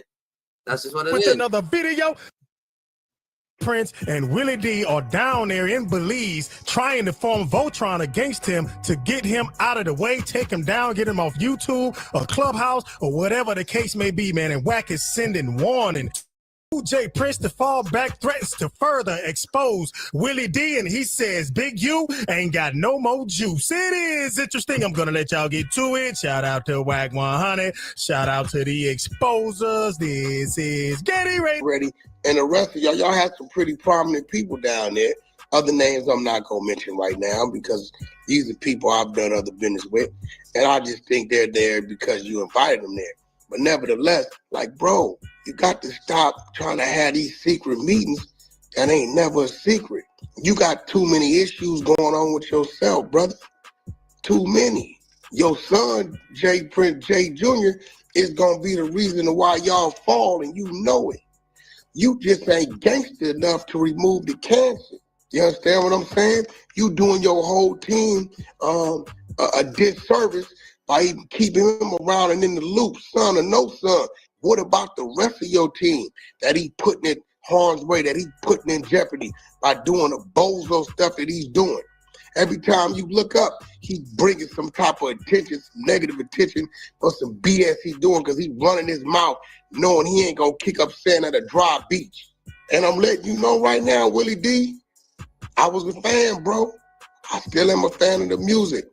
And this is just a little bit of where I could go. Hey, bro, don't play with me, homie. The problem is that man. That man beat you out a whole lot of money. Wasn't that your conversation to a certain individual? That man beat you out a whole lot of money?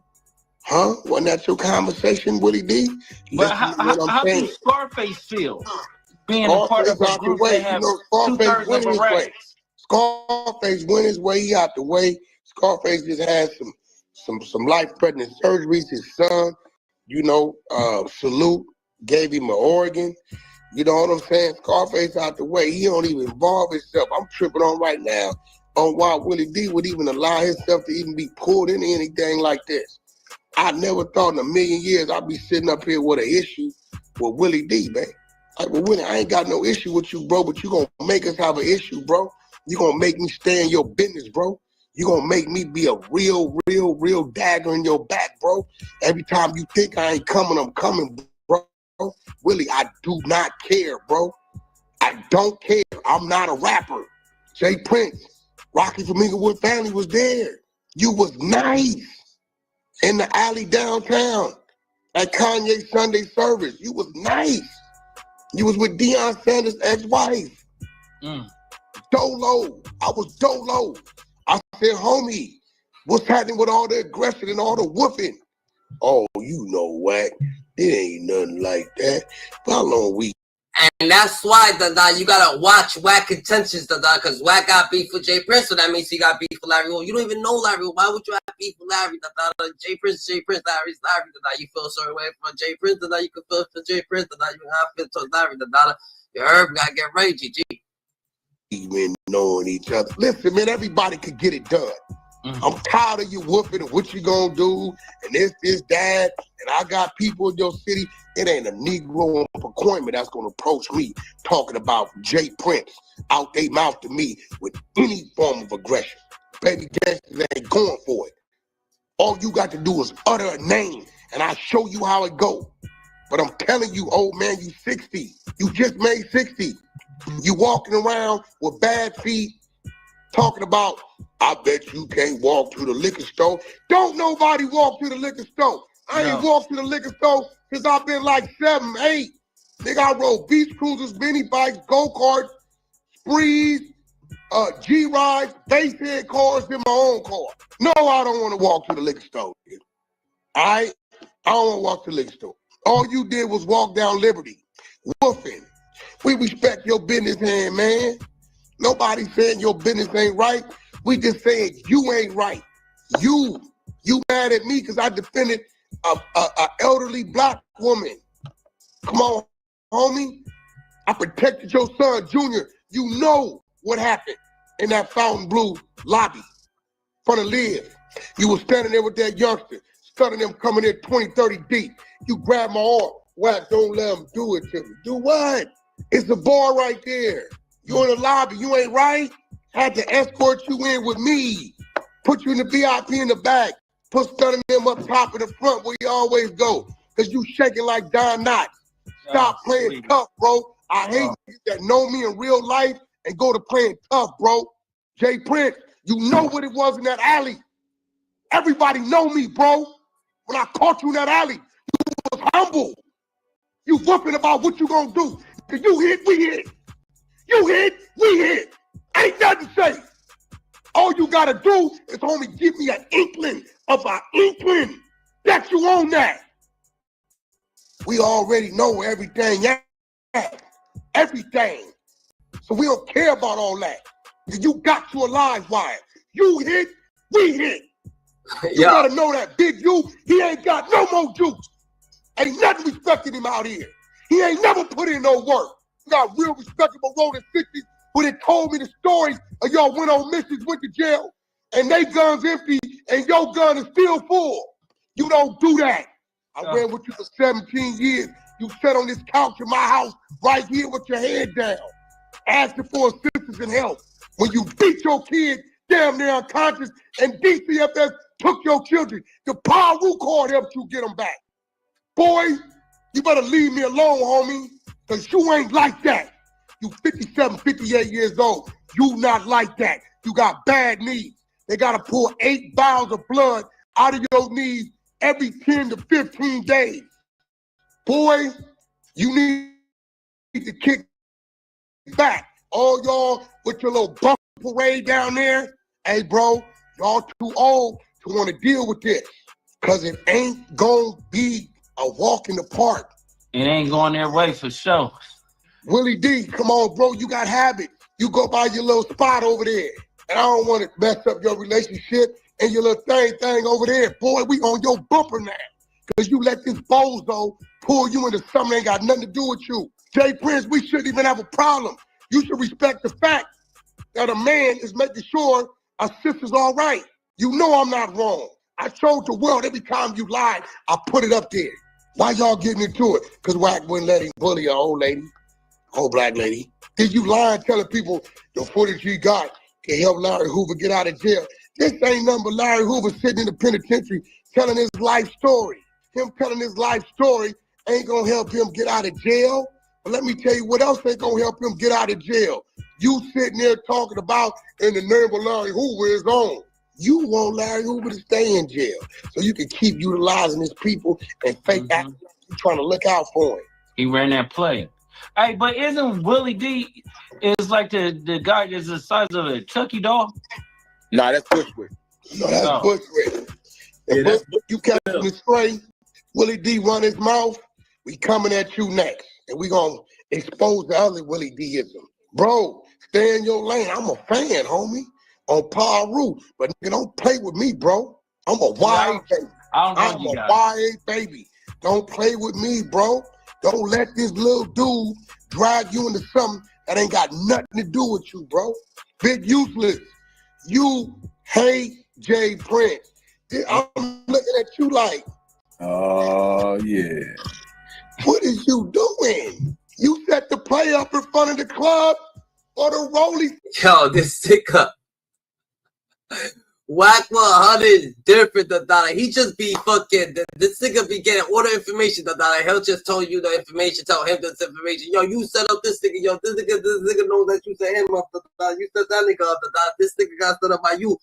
Fucking Jay Prince set up Willie D. Yo, Willie D, you set up Jay Prince. This is how it went down. This is how it happened. Yo, that's just crazy. Because look at everything he just be saying. Then he'll be like, yo, Big U, you beat your fucking son half to death. That's why no one's showing up to Big U. I mean, his family showing up, but then you gotta see that people will be holding the thing. So it's just crazy, bro. He be making niggas think about it. Situation and try to make it look like it was the homies over there off rodeo. You down there, you think you vicious. You down there with this man, knowing that you was part of the line on his own feed. The cool one. Come on, homie. I was there when Jay Prince called your phone. Lou, we at the studio, big head spot. He like, last hey man, you know, something going on, my son, cause you looking. Yeah, is that right? What going on? What's happening? Everybody standing right there with all the goods. Yeah, let me call and look into it. Yeah, all right, yeah, let me look. Loose, you know Big U cannot stand Jay Prince. Can't stand him, hate him. Y'all down there, a bunch of serpents just intertwined with each other. Shed your skin, homie. Bro. They're gonna start biting each other. They're gonna start biting each other what? Yeah. The only thing gonna happen is I'm gonna make you move and we gonna move and everybody gonna just be moving, bro. I'm not the one. I'm not a rapper. You can't call nothing on me. You can't do none of that, bro. We're gonna cut the grass. We're gonna see all the snakes. It's over with. Big uterus. He's down there in Miami right now doing everything under the sun. He ordered all kind of weirdos to his crib down there. All right, we're going to leave it right there. Y'all let me know what y'all think about this audio, man. Wack 100 reacting. That nigga's different, the Dada. Wack 100 is a different type of fucking breed, the Dada. That's one thing for sure, GG. He come at niggas, he slandering everybody. He don't want nobody to, he don't even give a fuck if you get help, if you don't get help, if that's what's going to happen, if that's not what's going to happen, GG. You know what I'm saying? It just keeps going on and on and on. But the same shit that happens to him will eventually happen. The same shit that he's doing to others will eventually happen to him, Dada. And that's why that I might probably put him in some beef right now, Dada. You know what I'm saying? On the Las Vegas Strip, and the entire was live streamed on YouTube. It happened last Sunday night near the Bellagio fountains. 12 News journalist Gabriela Becerra is joining us in studio after speaking with their children. Let me ask you a question. Who was wrong in that situation? Bubbly. She said it. She apologized. Everybody admitted that. She shouldn't have went up to him. All right, y'all, welcome back, man. It's part 2. The plot thickens. You're not going to believe what kicked this off. Let's go. You need to file a report. This way, if you get a restraining order against him or something, if you do something to him, now there's a paper trail. Finney was never you know why Finney didn't want to get a restraining order? Finney was never about calling the police. Hold on. I heard him say that. Huh? But you really want to know why Finney didn't want to get a I want to see if you going to keep it real. I'm going to keep it real with you. Go ahead. Finney didn't want to get a restraining order. I'm going to tell you why. Because in those restraining orders, it also restricts people from social media contacts as well. Now, I'm going to be real. No, that's something I didn't know. going hard at Manny and didn't let off, I'm gonna tell you why. Because that's the only way he got viewed. So if he go file a restraining order on Manny, he shoots himself in the foot, and now he can't run his content no more. Right. I don't disagree with that. So this is what people are telling him. This is what actually I'm telling him. I didn't know what you were saying. I didn't know that, period. So maybe he knew that. Maybe he figured that out. Whatever. Everybody know that. When okay, hold on. No, I didn't know that. Hold on, no, Wax. He did file a report. Now, I don't know if he was going to try to get a restraining order later or what, but he filed a report. They had a court date. There was a court date before this happened, like 2 weeks, from 2 weeks. Okay, so what did he do? What content did he do? After that incident, if 2 weeks prior, he pushed him in the back and that's it. Penny must have done or said something between that 2 weeks leading up to this unaliving date to push this dude over. What he's saying could be facts. What he's saying could be facts, Dada. It could be facts, GG. It could be facts, Dada. But you know what I'm saying? So Wack Dada, he actually got beef because he claims that Jay Prince claims that he got information that Wack 100 Dada could be an FBI informant Dada. And Wack 100 didn't take it lightly, so he's trying to, you know what I'm saying? He can't say the same about him, so he's trying to, you know what I'm saying, come out a different way. And since he can't say the same about him, he's going to say it about Larry, and he's going to say it about everybody else too, Dada. You know what I'm saying? That's what it is. About Jay Prince. Why? I definitely did. I recorded it and put it out too. Did you find it? Hip Hop Police been doing that kind of. You know, that ain't nothing new, bro. Yeah, but they hit me up because I have mutuals that's cool with me. They're just saying, "Yo, who hit you up?" We could talk offline about it. I don't want to throw their name in this. Hip Hop Police in New York? No, it wasn't Hip Hop Police. It was somebody who's mutual with me, but Hip Hop Police inquired with them. Oh well, I mean, bro, that's you know what? Click like. In this video, Wack is about to be questioned on his incidents with Jay Prince. We know the FBI previously approached Wack about this. Wack broke down the situation. However, now he's going to be asked in a different way. Get in the comments. As always, share this video if you like it. Before we get to that, let's hear how the Hip Hop Police are interlaced into the situation. It will tie together. I'm gonna be real, and even when it comes to that, that's a lot of times them sitting there kind of watching the internet. But you guys were in the same place. When K Slay used to give his boat, the straight stud and the little yacht parties, right? This is how I met the Hip Hop Police. I pulled up, they jumped out on me. I thought niggas was gonna try to kill me, right? Niggas had on motherfucking Air Force Ones, white tees, motherfucking True Religion jeans, where they had the bags like 21 Jump Street under the shirt. It was a motherfucker named Curly. They called him Curly or some shit, light-skinned dude. Yeah. Right? So Curly would get the flyer and then email Slay and say, hey, bro, such and such supposed to be in town hosting the club this same weekend. You're not bringing them to your boat because we think it might be some confusion. If so, we might shut your ass down. Straight up, they would tell them. So if it was two people that knew had a problem and they see Slay doing an event on this day on the boat and then dude is supposed to host the club, they would straight up tell Slay, if you got this dude coming on that boat, then you got this dude, we're going to shut you down at the docks. Pier like 39 or some shit. Wack, Or some shit. what you're saying is hitting so close to home because when... No, bro, I watched, I seen it. Hold on. The associate that's... And I'll tell you off stream. I think DJ Academics got beef with...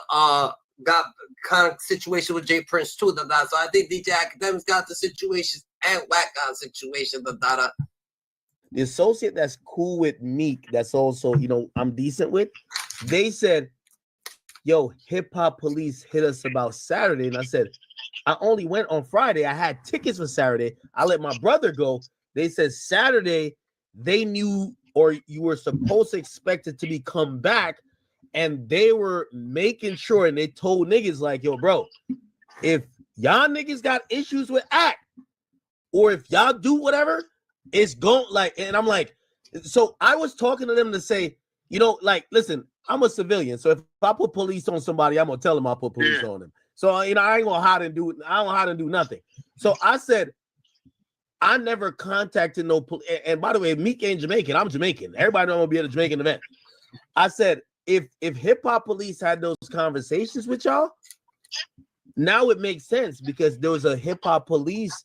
People were pointing out certain people that saying those are hip hop police the day before, and I guess they took note that Wack is here. I don't even know if Meek was supposed to be there. To this day, I don't know, but they're doing their due diligence and probably said something to his team, and his team probably say, "Yo, bro, if they saying this to us." Was you on the flyer or something, Matt? Was you on the flyer? I announced I was going. I posted it everywhere. Okay, I'm going. That's how they knew. On top of that, bro, it's snitches in the hip hop community. They tell. Like, it ain't no fucking different. By the way, you know how many times gangs bus we pull up on the bus and I get off and they waiting, bro. I didn't had like Wack. 15 encounters with them. Wack. That's how I know the dude's name. I said, "Hey, bro, what's your fucking name?" He said, "They called me Curly, light-skinned black dude, about 6'2". Yo, Wack, this is why I got spooked a little bit. When I spooked, well, I'm like, what the fuck y'all talking about? Because in reality, yo, every place I normally go, and I go to the Barclays, I go Madison Square Garden, I do go to places in New York, but I never announced it. Everybody knew. I even had a stream. My stream that day was called, I'm gonna stream an hour before I go to the Vibes Cartel concert, which was at the Barclays. So I made like this real public announcement. I'm gonna be there, which I never do, but it's Vibes Cartel, my favorite artist. So now when they tell me this, I'm like, somebody must have told him I was gonna be there because I don't know no hip hop police to tell them. Like, and if they're asking people who they feel is associated with me, because that's what they told, they were like, "Yo, bro, we're not trying to get locked out of places. We're not trying to get blah blah blah blah. We're not trying to, like, it ain't like that. Yo, we don't want police to be involved with our shit." And they talking about you, and I'm like, what the fuck? Talking about me? But it's hip hop police. So I was like, all right, I'm down to, you know, me and Meek got on the phone one time with Savage. Like, it went bad afterwards, but I'm like, yo, I'm not really trying to, like, nobody's never done nothing to me. Like, they never put hands on me, nothing like that. So I don't want to put police on y'all. Like, bro, we could just ignore each other. Y'all leave me alone, I'll leave you alone. I'll stop talking about y'all. Y'all don't tweet about me. And let's do that. But I was just shocked that hip hop police will be on to that. Man, check this out, Act. Listen, man. That shit ain't, look, what you talking about ain't got nothing to do with what I'm talking about. That's just niggas watching the internet. End of the day, right? Just because a motherfucker's caught on the wiretap about what he's dreaming about what he's dreaming of doing. Wait. I gotta say my second thing. The second thing is that even when you had told me about the Jay Prince thing, I mean, you never met Jay Prince, or you met him one time, or whatever the case is. Oh, I done met Jay Prince a gang of times. No, but here's the thing: if the feds called you about Jay Prince, why? They definitely did. I recorded it and put it out too. Did you find it? We listened to it on stream. If they called you about that, why wouldn't they call you about Big U? And by the way, that was an assumption. Because you got to remember, bro. The only reason why they called me is because either his phone is hot or it's a rat over there that told them people they want to do something to me. Now, when that shit happens, when a plot starts to happen, they will call you. They will approach you. If they hear me on the phone saying, yeah, word is that nigga Act go to his office at about 3 o'clock. I'm going to have some niggas out there watching him. We're going to follow him home, and then we're going to wait a couple weeks. We're going to send somebody at him. They're going to call you. If they catch me saying, yeah, fuck that nigga Act, I want to break that nigga jaw, they don't give a fuck about that, bro. It's two different things. So for them to call me like they did, that means they intercepted something over there. Nah, so you all work for I the did law. was shut it down. You work for the law. I don't even fuck with the nigga. Like, that nigga got protection out the ass. Like, Wack always get lucky. All these conversations, all the wiretaps, everybody who calls Wack phone get tapped. Wack calls you, your phone tapped. Right? So at that point, he got a leak over there. His phone is hot. or some niggas close to him is on there talking, somebody was saying some shit that was potentially a threat at me as far as a real plot. You get what I'm saying? Yeah. And they caught it. That might be true. Hey, I'm telling you right now, bro, if I would have said anything different from what I said, then they would have took whatever they caught on that line, they'd have booked him. Hey, let me ask you. You know, 6ix9ine told me this. I think I've told the world already, but it always spooked me when he said this. He said the feds. So this is Southern District of New York, which is the FBI, Homeland Security, all these people. He said they interrogate him for 12 hours about every single thing. He said after the interrogation, he said a different set of feds came in a room where he was at, and he said they asked him, what you know about Jay Prince?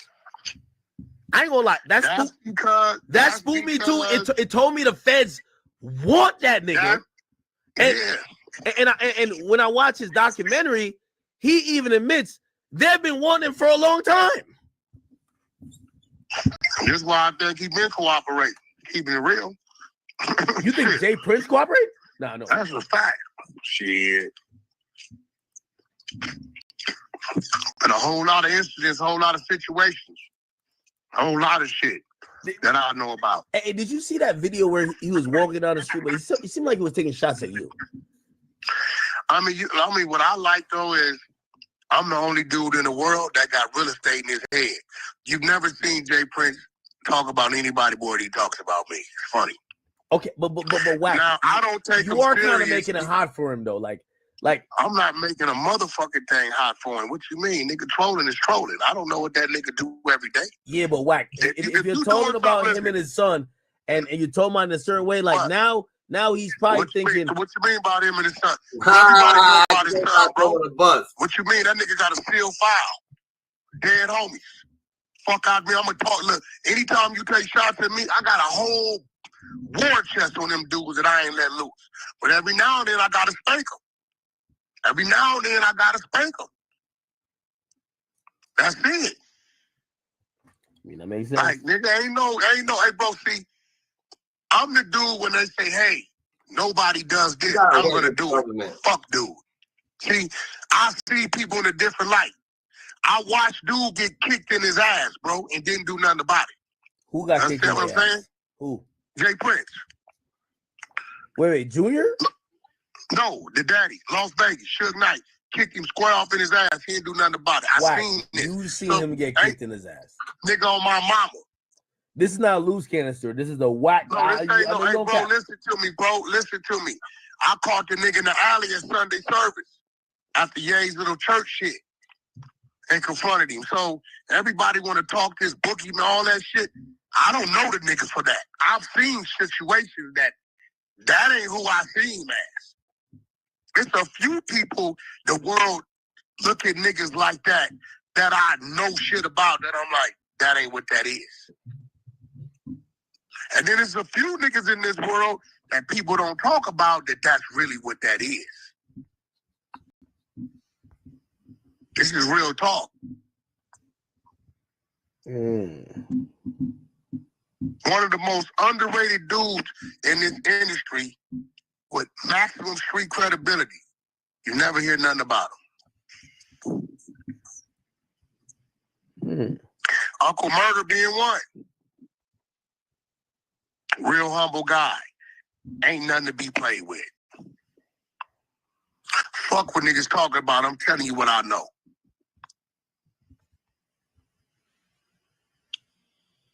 You get what I'm saying? So a lot of these dudes, let's like act. I'm gonna put it like this.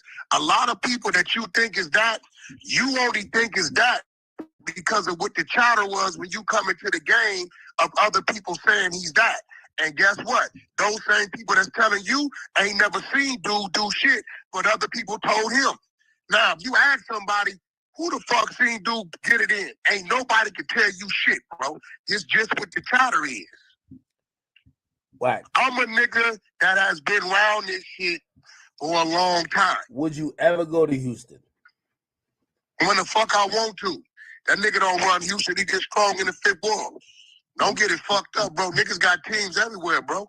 That's like he can come to LA. That nigga got a team out here like I got a team out there. So what happened with the Little Woody situation? What Little Woody? Seti Nash brought Little Woody to fucking to the 60s. They wasn't feeling it. They was like, yo, why the fuck you bring this dude over here? That what happened? Seti Nash, this ain't gonna turn out right. I look up, they didn't took Woody to the 60s, right on 60th. In the heart of it with a bunch of them. What's good, y'all? Yeah, y'all heard right.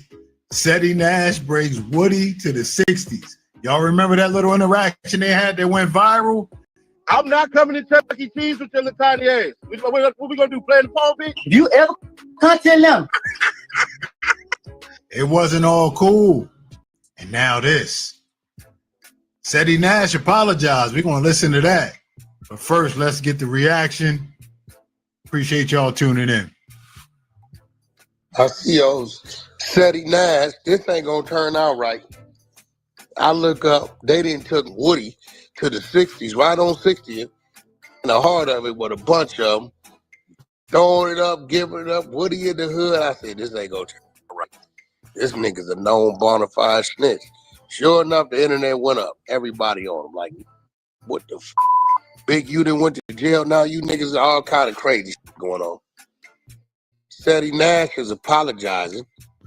As a man, I got to step up and apologize to the whole hood for this BS, this fiasco that just happened. My goal is never to bring controversy to the hood. That's number one. I talked to all the older homies that I need to and everything. We all straight. Everything is good. What y'all seen was somebody that I rock with that's like family to me, seeing my brothers and how we do stuff in LA, because I didn't want anything to happen to Woody while he was in LA. I wanted to make sure that everything was good. And instantly, I'm already saying this right now. I apologize. I talked to all the homies, bro. We was, you know what I'm saying, was understood. Ain't got to be said or anything like that. Everything is already addressed. We done already handled it. It's all good. But if the whole hood don't agree, that's it. It don't matter. Seti Nash ain't bigger than the program. None of that. My brothers are standing with me because that's what it is, bro. So just because I'm doing business with somebody and I got a relationship with somebody, anybody from the hood that feel like whatever they feel like they're entitled to their opinion and ain't nothing ever gonna be negative. I'm not bigger than the program. I'm just saying this as a man because this is what has to happen. So I'm putting it out there right now. Seti Nash apologizing to the whole hood because we already got a bunch of controversy going on. More ain't needed. So automatically, like I said, I done talked to the big homies. I done talked to everybody I need to talk to. I done stood and, you know, what's understood ain't got to be said. Certain things ain't going to be said on this internet. But for me, to everybody, bro, that's on me. That's on me. That's my apology. My brothers were supporting me. Kez is a civilian. He is a celebrity. But there's still protocol on how to do stuff. If one no say no, it don't matter. That's a whole no. So just because I'm doing business with people, that don't mean nothing. That don't mean nothing. So right now, for me, everybody I talk to, everybody already know this was coming. So ain't no surprise, no nothing like that, anything. I gotta apologize to the hood because it do look bad. It just do.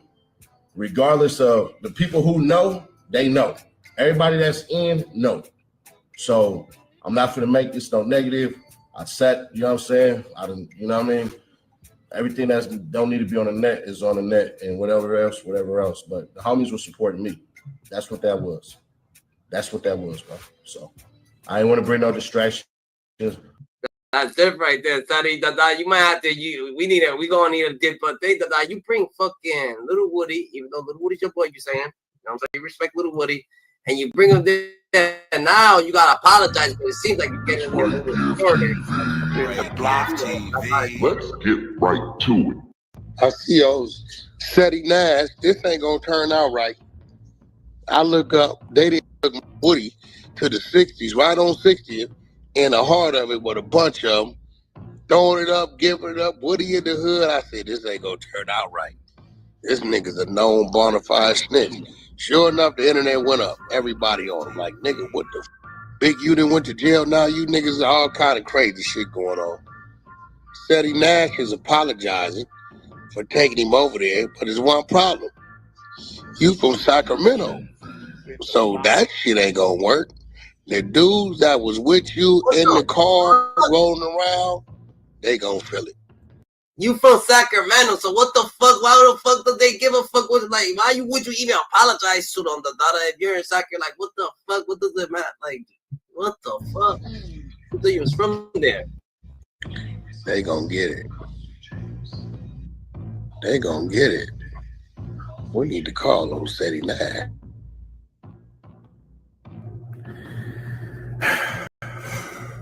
Why is still Woody pull up in the hood?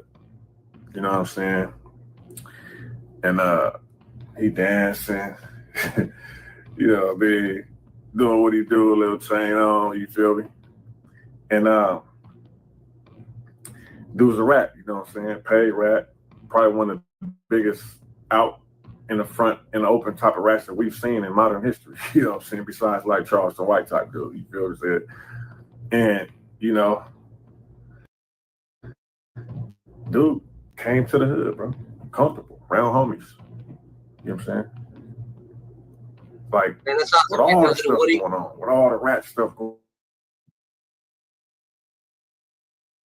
Damn, they said there's Charleston White, then there's Little Woody. Oh, hey, this fucking hit. Nigga, shut your fucking, nigga, you ain't no tough nigga, the daughter. Like, what the fuck you talking about? Money, what the, how the daughter, this nigga trying to act like, yo, bro, this is 600? They got 600 saying shit? I mean, nigga, that fuck too many. I don't know nobody else to really put it out there like that, bro. About these niggas chilling around this motherfucker. Ain't no nigga went at them niggas how I went at them niggas, bro. And showed their face and said where it's coming from and read paperwork without no lying, fabricating. You feel me? So, with all that going on, niggas pulling up, parading around, and got my nigga in the hood in the trenches with the hustlers. Like, bro, that's nothing to be proud of, bro. That's Buster shit, bro. That's what marks do. Well, you can't. That nigga would have been stripped, nigga, or worse. That's true. You niggas make the hood look goofy. That's true. Nigga Woody, nigga, you lucky you run across some groupie little Buster type, you feel me? Rat loving type niggas, bro. You done got your ass stripped, nigga. We done done it before. Easy pickings. Nigga, don't matter who you with. Nigga, this Rufus Scam is crafty. Nigga, we known for that. It don't matter who you with. But I'm not even gonna say no names. You better ask some niggas who came around there. Good character. 600, he just showing good, like he just changed up his own character. Nigga soft as a fucking part-time, but he talking about all this tough shit. Bro, you was like, you can't be scared of big girl that be like, you can't, it's not supposed to be working like that. Yeah, bro. Got stripped because they thought they was with somebody. Nigga, ain't nobody bigger than nothing. Nigga, we need all that. Yeah, celebrities, nigga, homies, nigga, enemies, nigga, civilians, rappers. Then you come right get stripped around that motherfucker, bro. What you talking about, nigga? You's a rat, boy. Nigga, and we fuck with Thug, nigga. Thug fuck with the homies, nigga. Even though he was on his side doing his thing, he still rock with the homies, nigga. You talking about, boy? Anyway, so, you know, homies out there,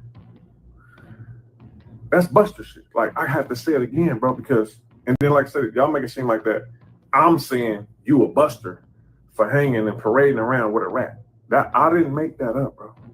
I'm just reading to you the rules that's going on around that thing. I'm reading it to you. A lot of them take, man, 600 said you a Buster. I wasn't the one who made that word up, bro. I didn't make the rules. You feel me? You knew the rules. You knew what come with it. All right, so look, City Nash was the one, and I rock with City Nash. That's my boy. No disrespect. I mean, respectfully, he's not from LA. You know what I'm saying? Like, he can't take the hit for niggas who was out there. You know what I'm saying? Like City Nash, he made an apology. You feel me? And I believe that's cool. You know what I'm saying? It's no harm, no foul. But you can't take the hit for everybody else. Everybody else did Buster shit. You know what I'm saying? That's crazy. So everybody can't deep. You can't take the hit. You take the hit from them, you man up, gave you an apology. I'll be damn as a grown ass man. Any motherfucker that from they go ahead and put their hands on me. So I don't care. Ain't gonna be no fucking DP, no this P, no that. Are you crazy, GG? So he spoke to, and I believe that's it. You feel what I'm saying? But the other niggas, bro, once you do that, You can't get rid of it. It's stamped in you. It's just like if you tell, you can't go recant your statement. You get what I'm saying? Once you hang out with a buster, with a rat, you're known to be a rat-loving buster. It just is what it is. And they be mad at me like I'm the one who made these rules up, bro. That's just what it is. You get what I'm saying? Now, it's either you accept the DP or you just stay on your side. And what it's looking like, it's going to be about 7, 8 more niggas who join the rat lover crew. And that's just what it is, homie. You know what I'm saying? It's just what it is, bro. Now, talking about DPs and stuff like that, it ain't going to be no DPs. You cannot sanction a DP for a nigga hanging with a rat if you hang with rats. Let's get that straight. It ain't too many niggas who don't hang with rats in my hood, bro. As you see, it's very common for that to happen. I'm just saying, bro, you cannot sanction a nigga for a DP, bro. If it's because you're hanging with rats. If you hang with rats, so you a rat. It's so many niggas around that motherfucker, bro, who foul. Who gonna sanction the DP, bro? But this is why niggas is doing what they doing. Listen to my songs, no repercussions for telling. The boy took a stand, now he's trying to recant his statement. But you know, that's just what's going on, bro. We're just here to expose it. And at the end of the day, I'm here to expose this whole lifestyle because none of these niggas can show you 100,000. You know what I'm saying? And I want to show this to the youth that even if you do everything right, they're going to hate you. I've never made no statements, never lied, snitch, dry snitch, or total accident. But you type corny, the dada. Don't lie. You a corny motherfucker. I don't know if you like someone brought you to the hood, the dada, from school, the dada. Like maybe your grandma lived there, the dada. You was a grandma's boy. You actually was like maybe you was an inside. You know what I'm saying? I don't know, the dada. But it seems like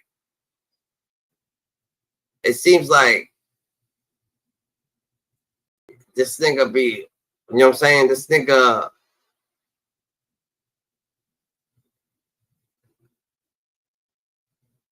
It seems like this nigga fucking, he's type different. The dollar 600 is a little, I don't know what is it about him. The dollar, he's not really too like the brand pair of sneakers. The dollar, like how long you lived in the hood? The dollar. It's right, give TV in the block. Let's get some right niggas on Wack 100 say that he got. What you mean by Wack got a little juice, but he definitely be talking? What that mean? Nah, I just be falling back, listening to this nigga, man, and the nigga be just capping, man, a lot, bro, and y'all niggas falling. Tell me what I'm capping. Go ahead, my brother. Let them have the conversation, everybody. All this Tupac got shit, that nigga lying. All this Nipsey was doing some shit in the videos and shit, that nigga so lying, listen to all me. this shit. Listen, like, I'm a bad man. Listen, bro I'm not got a bad knocked out. man, Hey, but you know Wack got knocked out, right? Like Wack got literally knocked out, bro. Never seen me get knocked out. Right? Wack, you didn't even see yourself get knocked out. Never Bro. seen me That's get how knocked out. crazy you was, But bro. listen, you sound like a Bay Area dude. You been Nah, from the nigga, Bay? I'm from LA, nigga. Where you from? I'm from the Overhills, nigga. Oh, you from 6-0. That's great. No, Okay, I'm from the so listen. Overhills, nigga. That's 6-0, nigga. Oh, one of them, huh? Hold on. But you know what time it is, bro. Okay, That's so look, can we put up a way? And this ain't even about no gang banging shit, though. This Slow about down, bro. Look, for the bro. longest, Look, Wack, we you got been running your mouth, bro. friends in common. So, can we put up a wager on the Nipsey shit? We can get that out Come the way. on, man. Why you ain't all that shit I'm you saying, bro? asking You ain't put no evidence on it, bro. You Bro, just been I'm talking. asking you, brother. Can we put up? I get S-Mac, bring you to me. You know, no problem. From over heels. Reputable. That's my brother. It's my brother of a color. I wouldn't give a red, blue, and ball. My to work for bro. So that's your man. Hey, so Wack, you ain't getting knocked out. That's what you said. Never. On Power Road. You want me to put you on the phone with a Crip that was there? You know my We was Crip, there, Rick nigga. We was there. Do you know Rick Rock from Compton Crip? I'm was saying, there. hey, look. So So Wack, you putting that if on you ain't- Rolling hey, 60s? Wack, hey, look. Hold on. So if you ain't Slow get down. if you ain't get knocked Slow out, down. why was you trying to catch the fade afterwards? A nigga swung and ran. Nigga, what you Now I'm asking you are you telling me This a nigga lying, Rolling bro. 60s? Hold on, bro. Just admit it, bro. Bro, we got seen you two fight things we want to boys, tell you. bro. Can we bet on the Nipsey for Boys, bro. We seen how your handle get down, bro. You ain't got no Dougie, bro. You know you can't Okay, swallow, listen to me. bro. Listen to me. It's a YouTube warrior. Listen to me, bro. We got two things we're addressing. Can we put some money on the Nipsey footage? Cause we can have S-Mac bring money, nigga. Hey, you been turning down Fades for like 4 bro, years. hold on, bro. You speeding. You been You turning speeding. down Fades for like 4 years, nigga. I ain't never turned that, and a nigga never stood in front of me and didn't get Fades. Man, you didn't turn down 4 Fades, nigga, on the internet, nigga. And how you I don't know, Wack. I don't know. Now he's just swinging. Listen, so my question to you is, can we put some wage on the Nipsey footage? The dude is in town. Bro. We waiting on you to drop it. No. You notice how the baby mama talking about money, bro. Hey, you notice how the baby mama never denies it. Niggas in LA don't respect that shit, bro. You know how that, come bro. China never denied it? Niggas in the city don't respect you. Listen, you know that. How come China never denied it? Come on, bro. Let's answer the question. Why the woman that I said is a willing participant in it never denied it? Nigga, she with you. What you talking about? She's not with me. I don't know that lady. Bro. I have never talked to that lady, seen that woman in the flesh ever in my life. Why you wait for niggas to die to start talking about niggas, bro? I didn't. Because that's why you wait for niggas to die? I didn't. You ain't bring none of that shit to Nip when he was alive, bro. The first meeting was in my backyard. Me, Big U, and my homeboy Jacob Paul. 2 people. Man, listen, man. It was You know what's up. Hold on, bro. Hold on. The first meeting was in my backyard, right? In my game room. You know when we put it, listen, hold on, bro. When we put it all on the table, and that's when he wanted me. Hold on, bro. We talking. Stop screaming like a little kid. My fault, OG. And we put it all on the table. Big U pulled up. He gave me the contract. Told me what he wanted me to do. I wouldn't do that. And he told me, you know, he saw the footage. He like, Wack, let's put that out because the bitch Laura. Oh, bro. Hold on. The bitch Laura crazy, bro. Is not cooperating, but I can manage the other chick. Put it out. We're gonna make her the first lady. Come on, man. Real do that. from LA, so I'm asking you, bro. Do you want to put some money on the table? I don't, bro. I know you back capping, and bring you to me. My money, so if you think he capping, why you don't want to put no money up then? That don't make any sense. Stay on your square. Stay on your square. Are you telling me? Got no money. Hold on. Are you telling me? Come on, man. 60 crib. Niggas ain't respecting that money in the city, bro. You still get whacked. Bro, can you answer the question? Ain't nobody doing nothing. Are you telling me on rolling 60 crib, I got knocked out? I want you to say that. Knocked out, nigga. We seen you on the ground, nigga. Put that on rolling 60. We had to wake you up, nigga. Put that on rolling 60 crib. Bro, you was there, bro. We ain't got put that on rolling 60 crib. Come on, my nigga. You know what was up, nigga. I will that never happened. So I want you to put that on 6-0. Because I got a bunch of crips that was there. I ain't worried about them, nigga. I was there, nigga. I'm asking you to put that on rolling 60 crib and Wack got knocked out. Bro, none of that shit mean nothing, nigga. Okay, to get him. Y'all woke me up. Nigga, you really think 50 million cameras? What the f you talking about? We are rolling loud, nigga. Yeah, the homies Nobody is got right that there. $1 million footage? That's $1 million footage right there. If you have it, that's $1 million tape. That's all you got. That's $1 million footage. Look, this what I mean, bang. They don't want to bet. They don't want to put nothing on it. I don't know, Hey, bro. Clutch, what you said when you came up here, bro? Clutch ain't on nothing. You said what, nigga? Oh, I thought Clutch said something. Who was that talking? He said Future was from St. Louis. Oh, I don't know nothing about Future. Man, we ain't talking about His career started here. I don't know where. Hey, keep it G. His career started here. He might be from Atlanta, but shit, he ain't turned into Future until he came here. Hey, look it up. Big Gibbs said this shit. I always thought Future was an Atlanta dude, but I don't know. Big Gibbs said this. Big Gibbs said it. Big Gibbs said what? He was meathead when he left Atlanta, and then he came up here and he got down with some niggas from up here, some rap niggas, and then he changed his name to Future, and he started rapping like them niggas that he was hanging with. I told you. Okay. But we so weren't talking about that, man. That still don't mean like, okay, how old was he? Probably like 21, 22, some shit. So if a nigga leave Cali at 22 and he go to Louisiana pick up some game and come back to Cali at 24, you gonna say he a Louisiana nigga? Nah, he an Atlanta nigga. But I'm talking about his music career, him being Future. That shit started here. I don't know, cause I ain't heard nobody over there. Well, his first song was called "Notice Me," and it was played on the radio here. He got first played in the world right here. That's an Atlanta nigga in y'all backyard, bro. That's an Atlanta nigga that's in y'all backyard making moves. But you know that's why he Metro so hard, cause that nigga got started here. That's what it is. No, he didn't get started there. He went there as Meathead. Ain't that what Gibbs said? Yes, sir. So he left Atlanta rapping. Am I right? Y'all know I ain't no Future. Why niggas coming out? Why niggas always, this nigga mentioned every Wack one and mentioned, I don't even know how he could still even be around them, daughter. He mentioned like every single rapper in the motherfucking industry. Not one he missed, them, daughter. Not one. Not one. That's right, Gift TV. Let's get West Coast. Why did Kendrick evacuate Toronto last night? They say he dipped out of the city. Drake don't run Toronto, bro. Like, what the fuck, nigga? Drake don't run Toronto, nigga. Top 5 is not no damn fucking top driller. To get a hotel. What's going on, man? What are you talking about, bro? So he did the show. He did the show in Toronto. I ain't gonna lie, it was a great show. I seen it. It was a great show. But they saying top 5 and his Crodies had nobody, bro. You gotta do that. Come on, at some point, we gotta start being the men we are, bro.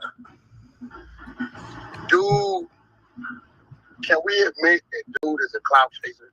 Come on, bro. Just because you going somewhere and shaking doors, like, come on, man. No, he tried to go in the hotel. That's just like somebody saying they looking for you and they go to a hotel and shake the door, bro. Like, at some point, bro, we gotta keep it real, my nigga. Like, do you really think dude is a threat?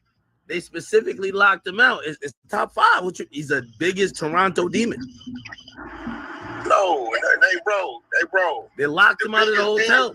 The biggest demon of anywhere is not gonna be on the internet screaming, bro. No, this is a different case, Wack. It's a different case. What are you talking about? He beat like 2 bodies. Like, this is a different type of guy. I mean, okay, what? Imagine you pull up to your ops hood, going live, walking through comfortable as that. Oh, know what type of hood they got out there. Top 5 beat 2 bodies that he didn't commit. I mean, yes, he beat the charges. Like, top 5 is not no driller. Top 5 is not no boogeyman from underneath the streets. Like, who top 5 supposed to be? That nigga ain't no Gucci man. He straight. Like, who the fuck is, like, yo, get real, bro. Get real, bro. What I talked to him earlier, he said he wanted to have a conversation. I don't know if Dot is down. Top 5 ain't scaring nobody in no damn. Like, top 5 looks a little bit delusional. Like, he's not all there. Have a conversation with him, but he said, Dot. Okay, bro. Yo, Act, come on some real shit. Like, I know you fuck with Drake and all that. Come on, bro. What are we talking about, bro? All right, Wack. You too serious with me, man. Fuck that. Who this dude? Let's be. Yo, I'm Wack. gonna ask you, bro. Yo, I'm gonna ask you. Yo, Chad, why is Wack so serious? Eliminate Drake. Nigga, who the fuck is top 5? Wack, Top 5 having ain't a good nobody. stream right now, man. Like, we've been joking. Like, you too serious, man. You too serious. You too serious. No, it's just too different, Dada. What's up, Dada?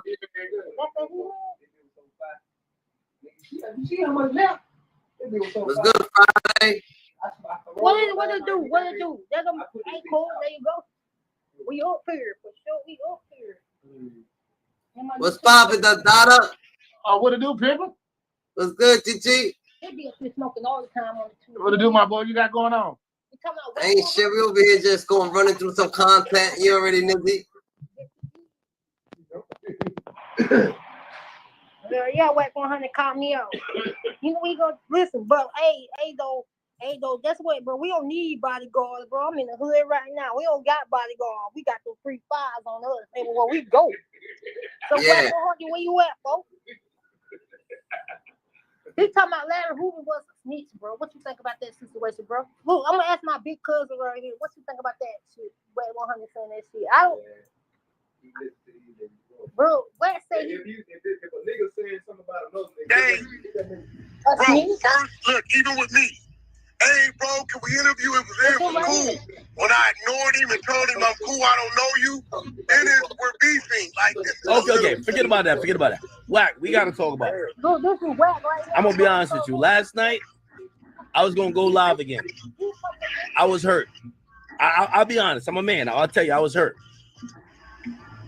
I never thought Canada would let Kendrick come in there. And by the way, it's not about dissing Drake, but he's dissing who they are as people.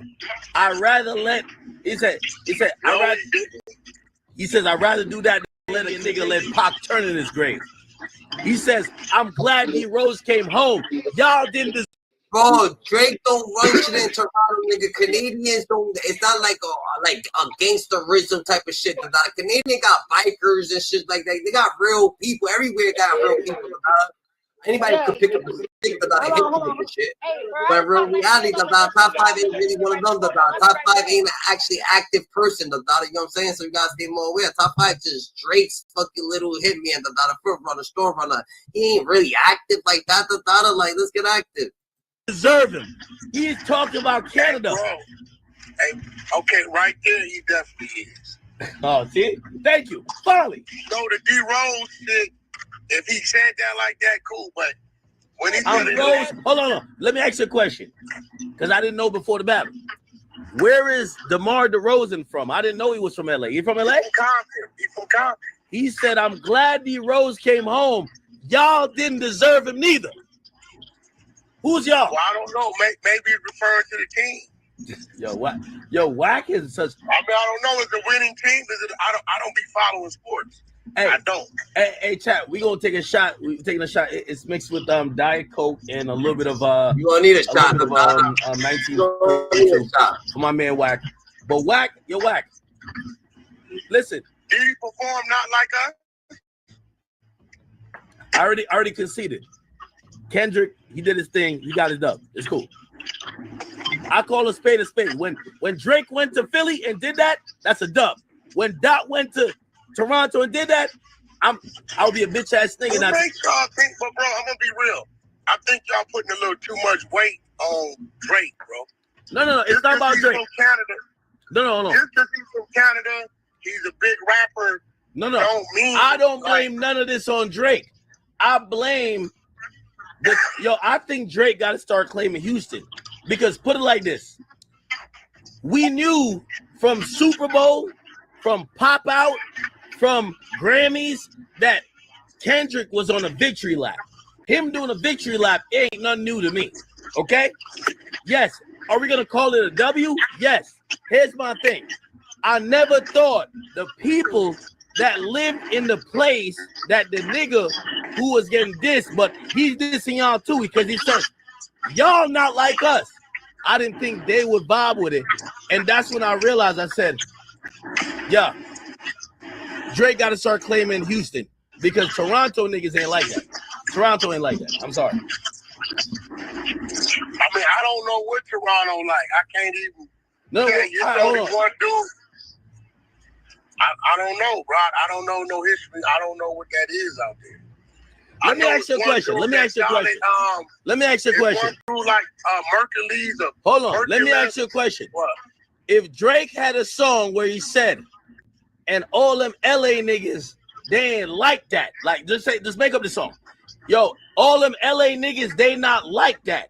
Could he perform that song in LA, in Inglewood, at the fucking the fucking arena over there?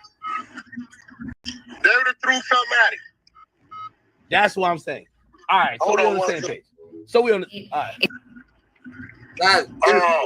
Music, another thing, bro. Music is music. Music ain't designed, bro, to cause no motherfucking wars. You know, that's something that we got to get back to, bro. Even if niggas is battling, bro. You know what I'm saying? Hey, by the way, hey, Wack. You know, if it's extra serious, and Wack knows this, if it's extra serious, I'm gonna hit him. I'm gonna let him know what's up. I don't think it was extra serious, but I'll tell you on the street. So when I popped up to Detroit, this was at Kendrick concert. I talked to two people. I talked to Anthony Sella and I talked to Dave Free. And the main topic both of them said was that listen, we in this hip hop shit. They said, Ack, even the fact that you're here is because hip hop been good to us. And I believe it. Hip hop been so good to Wack. Hip hop been good to you, right? I see you. Has it? Yeah. Hip hop been good to me too. And what I agree with them was that, you know, they say, yo, listen, sometimes when we're in this hip hop shit, it could go into the realms where it's not public figures. If I say Wack 100 said this, and this is my opinion, Wack 100 is a public figure. He could come back and whatever. Me talking about Wack 100 children, or like, yo, his daughter did this, knowing that she don't come online and do that, that's a violation. You agree? Yeah. So I agreed with Anthony and even Dave. I said, listen, what we got to get back to is that the battles start including people who not really in this hip hop shit. We shouldn't be talking about, with all due respect, we love Kendrick. Kendrick's wife or whatever his situation is, we shouldn't give a fuck about. That's real. And we don't care about no damn top five. So why the fuck you keep on mentioning top five? Like top five is son, just because you be fucking glazing Drake all damn day and night. Like get your shit together. You don't need no grown ass cheerleader. Yo, you cheerleading for Drake shows you shows you who you are. You know what I'm saying? There's somebody that's gonna cheer for the Undertaker, and some people's gonna cheer for Pikachu. The people cheering for Pikachu, you gotta see time. You know what I'm saying? For the people cheering for the Undertaker, you know what I'm saying? Looked at him in a certain way. He still was legendary in the streets when it came to being a gang. I don't give a fuck about that. Ain't what we talking about. So that's we not that's talking why he about asked. no So streets. what was the thing? You said they got turned out by his book, but his book was only talking about street activities. Yeah, but if we're talking about if we're talking about the overall of shit, I said, look, bro, I can't give him the overall because he never I transitioned. It's a fact. I did everything you want to talk about, we was doing. Now, for the last 20-something years. And they saying, oh shit, Academic keeps talking about Kendrick Lamar, and that's Drake's Glaze, and that's Drake. They saying that he got caught by the people, that he actually, DJ Academic got caught. Can this be possible? Can this be possible? Can this actually be possible? Can this be a possibility? Hell no. I know I can't fucking slip. Claiming they got a big W over Academics and handed him a major L during a meetup that took place last week. Yeah, what's that? What's up? We can reenact this. This is how it is, you know what I'm saying? This is you act. You know what I mean? I'm big. All right, I'm in this one. Oh, hey, you thought I was gonna find you? Don't even worry about nothing. All that shit you talking about, is that content, nigga, or that's real? I don't get it. You got your people, we can get down right now. What's happening? No, it's content, man. You think I really come to your show if it wasn't content? You think I'm gonna back up him? No, it's content, man. Oh, okay. So that's all I'm trying to say, because we can get down right now. I'm just trying to ask. No, we don't gotta you don't want to get none of that? All right, for sure. Yeah. That was their reenactment of what they're saying happened when Kendrick Lamar best friend and manager Dave Free confronted DJ Academics at a Kendrick Lamar concert in Detroit. Why exactly was Academics at a Kendrick Lamar concert in Detroit? I'll blame the internet. The internet sort of forced Academics in a corner and made him feel like he had to pull up because him and another TDE member, Absol, was going back and forth all that week. Absol dropped a record claiming when he sees Academics, he gonna slap Academics for all the TDE disrespect. Ack responded back on stream, let him know he's gonna pull up to one of the tour days for GNX so Absol can see him, and he dares Absol to put hands on him. Absol, if you ever raise a hand at me, your last day on earth, go enjoy Nipsey. Nipsey, King Von, Pac, all of y'all really have a good time. Stop playing, nigga. Stop it. This nigga. We don't believe, and I'm going to this nigga's different. the GNX concert. I'm either Toronto or I'm picking another day. So you go. I'm gonna be there. I'm going to you. You ain't coming to Jersey. You try to slap me. So Ack made well on that promise and showed up to the tour date in Detroit. I don't like the academic showed up because I feel like the internet corner Ack into a lose-lose situation. If you talk like this and then don't show up, it's a L. If you do show up, there's no win in that situation, no matter how it goes. Even if academic shows up with 30 people, it's still like you can't win in that situation. It's a GNX concert. It's Kendrick Lamar and SZA. You got TDE members backstage. You got an entourage of probably 50. You got all the fans in the audience who is waiting to pack somebody out who disrespect Dot. You got the employees, the tour manager, their family, their friends. It's like, even if you go in there trying to hold it down and stand on business, bruh, you think they gonna let you fight Absol? Absol is blind. They not letting you fight the blind homie, bruh. Like, they gonna pack you out. From the second Act stepped foot in that venue, it was an L. It was an L. They had all the cards in their hands. Think about the scenarios. Act says, hey, if Absol touch me, he gonna get sent to the pearly gates. It's a venue. No guns is being brought into that venue. So you have no weapons on you. You just got your fist. If Absol walks up and just slap Act, pow, Act is gonna fight back because he's probably not no punk, but you're severely outnumbered. Now they could record it. Even, okay, if Absol don't fight you, which I think this is what took place, the best case scenario, which is they ran up on Act to have a conversation. But how the conversation went gave leeway to Kendrick Lamar associates to then call up other media personalities and let them know that they marked out academics, that they punked them, that they sunned him immediately after their conversation with academics. Now, here is academics' version of how things went down. Dave Free comes over. And Dave Free comes over. And Dave Free, he's like, yo, let me talk to you for a second, bro. Help save lives. Donate plasma today.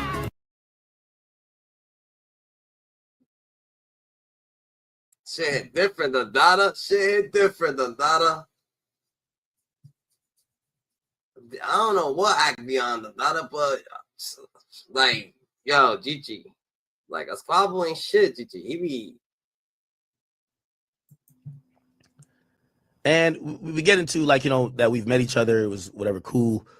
And the, you know, his point subsequently ended at this, his point of interest or point of conversation subsequently ended with exactly what Anthony said. But at first he was kind of like, you know, I felt like he was almost asking me like, yo, bro, like, why are you doing us like that? And I was just like, what do you mean?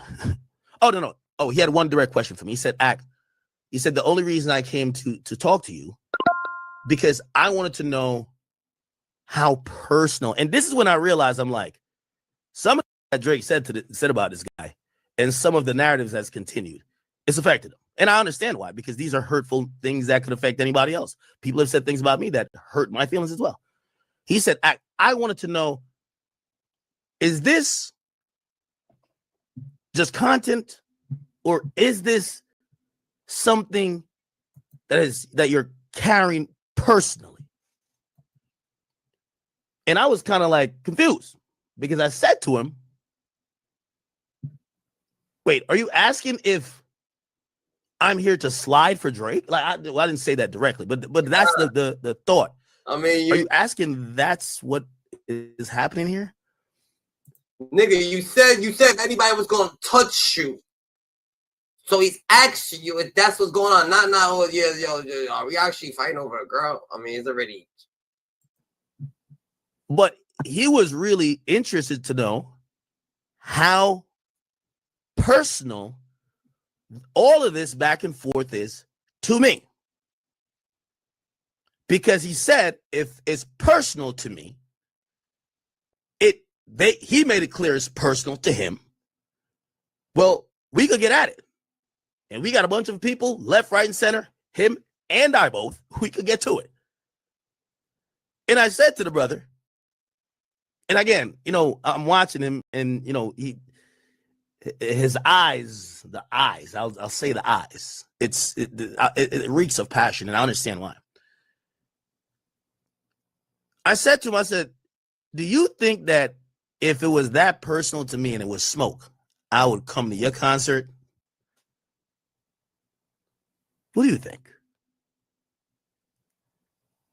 If I care that much about whatever you and Drake got, that I said if I see one of y'all was gonna happen, why would I come to the belly of the beast? It's a cultural difference at play here. Ack is from Jersey, obviously. The nigga, I be trying to act like he got something to, like he's tough and shit like that. But nigga, bro, you say you're not tough all the time, so why would even people think that you are, bro? Like, that's what I'm saying about it. It's not a situation that you're approaching niggas or you're showing up to people to fight or anything like that. So it doesn't matter about none of that. GG, that's a fact. Think you doing something wrong, you can't come around. I feel like if we were to rewind the tape and go back to that Gillian Wallow episode, that the conversation you guys were having was about who was the biggest gangster, not who made the best transition. I think you're moving and the look, white goalpost dude, now. I'm gonna be real. The terminology gangster don't come from the petty street shit. It come from the motherfuckers that was in these suit and ties really conducting business. Now, if they want to take the word and minimize it and water it down and say gangster mean a tattoo on your face, how many niggas you done shot and how much time you did, that's on you. To me, when you say gangster, I'm going off these Godfather movies and these movies I watch. I'm thinking about King Von. Nah, I'm not. What the fuck are you talking about? I'm just saying. I think that like everything you do after that is you leaving the streets. That's you not being a gangster anymore. No. So when you was coming up, you want to be like the mob. No, when I was coming up, I understood to be a gangster mean to control business. No, but people Real always business. try to do this bullshit. They'll always try to Straight say, up. no, they always try to say, you know what's gangster? Gangster is taking care of your kids and having a Nigga, nice that house. is. That's a different thing. No, it's That not. is a different thing. Not from where we come from. Gangster can't just because have no our daddies meaning. didn't do it. Nigga, our daddies forced us. You can say it's the new gangster, but Nah, ain't no that's new that's gangster. just to like you said, the transition from it. But when you was in the streets, nobody was growing up and thinking about the mob. We seen the movies, Bullshit. but wasn't no mob out here for us. No, what we was thinking about, and this is why me and my crew in the early 90s said, fuck the crack that get a nigga $5 for a $50 rock, and we transitioned to white collar criminals. And we was buying real estate and flipping, like my nigga, our whole perception of what that was to get to a point where we could own businesses, own real estate. So how could we get it? Well, we got profiles. Okay, well, niggas was doing this and doing that. And when we start figuring out we can buy that, flip that, sell that, refinance that, and bring it back real, then we knew we was on some gangster shit. Where did we get it from? Watching them Godfather. I studied Godfather. I still study it today. It's a good movie. This is real shit because guess what? His whole goal was to do what? Become legal. Yeah, did y'all say shots fired? Easy the black captain. Easy the black captain. The very mouth breaking news. Shots was fired. Easy the black captain. Wonder. I took $4 million of music money, right?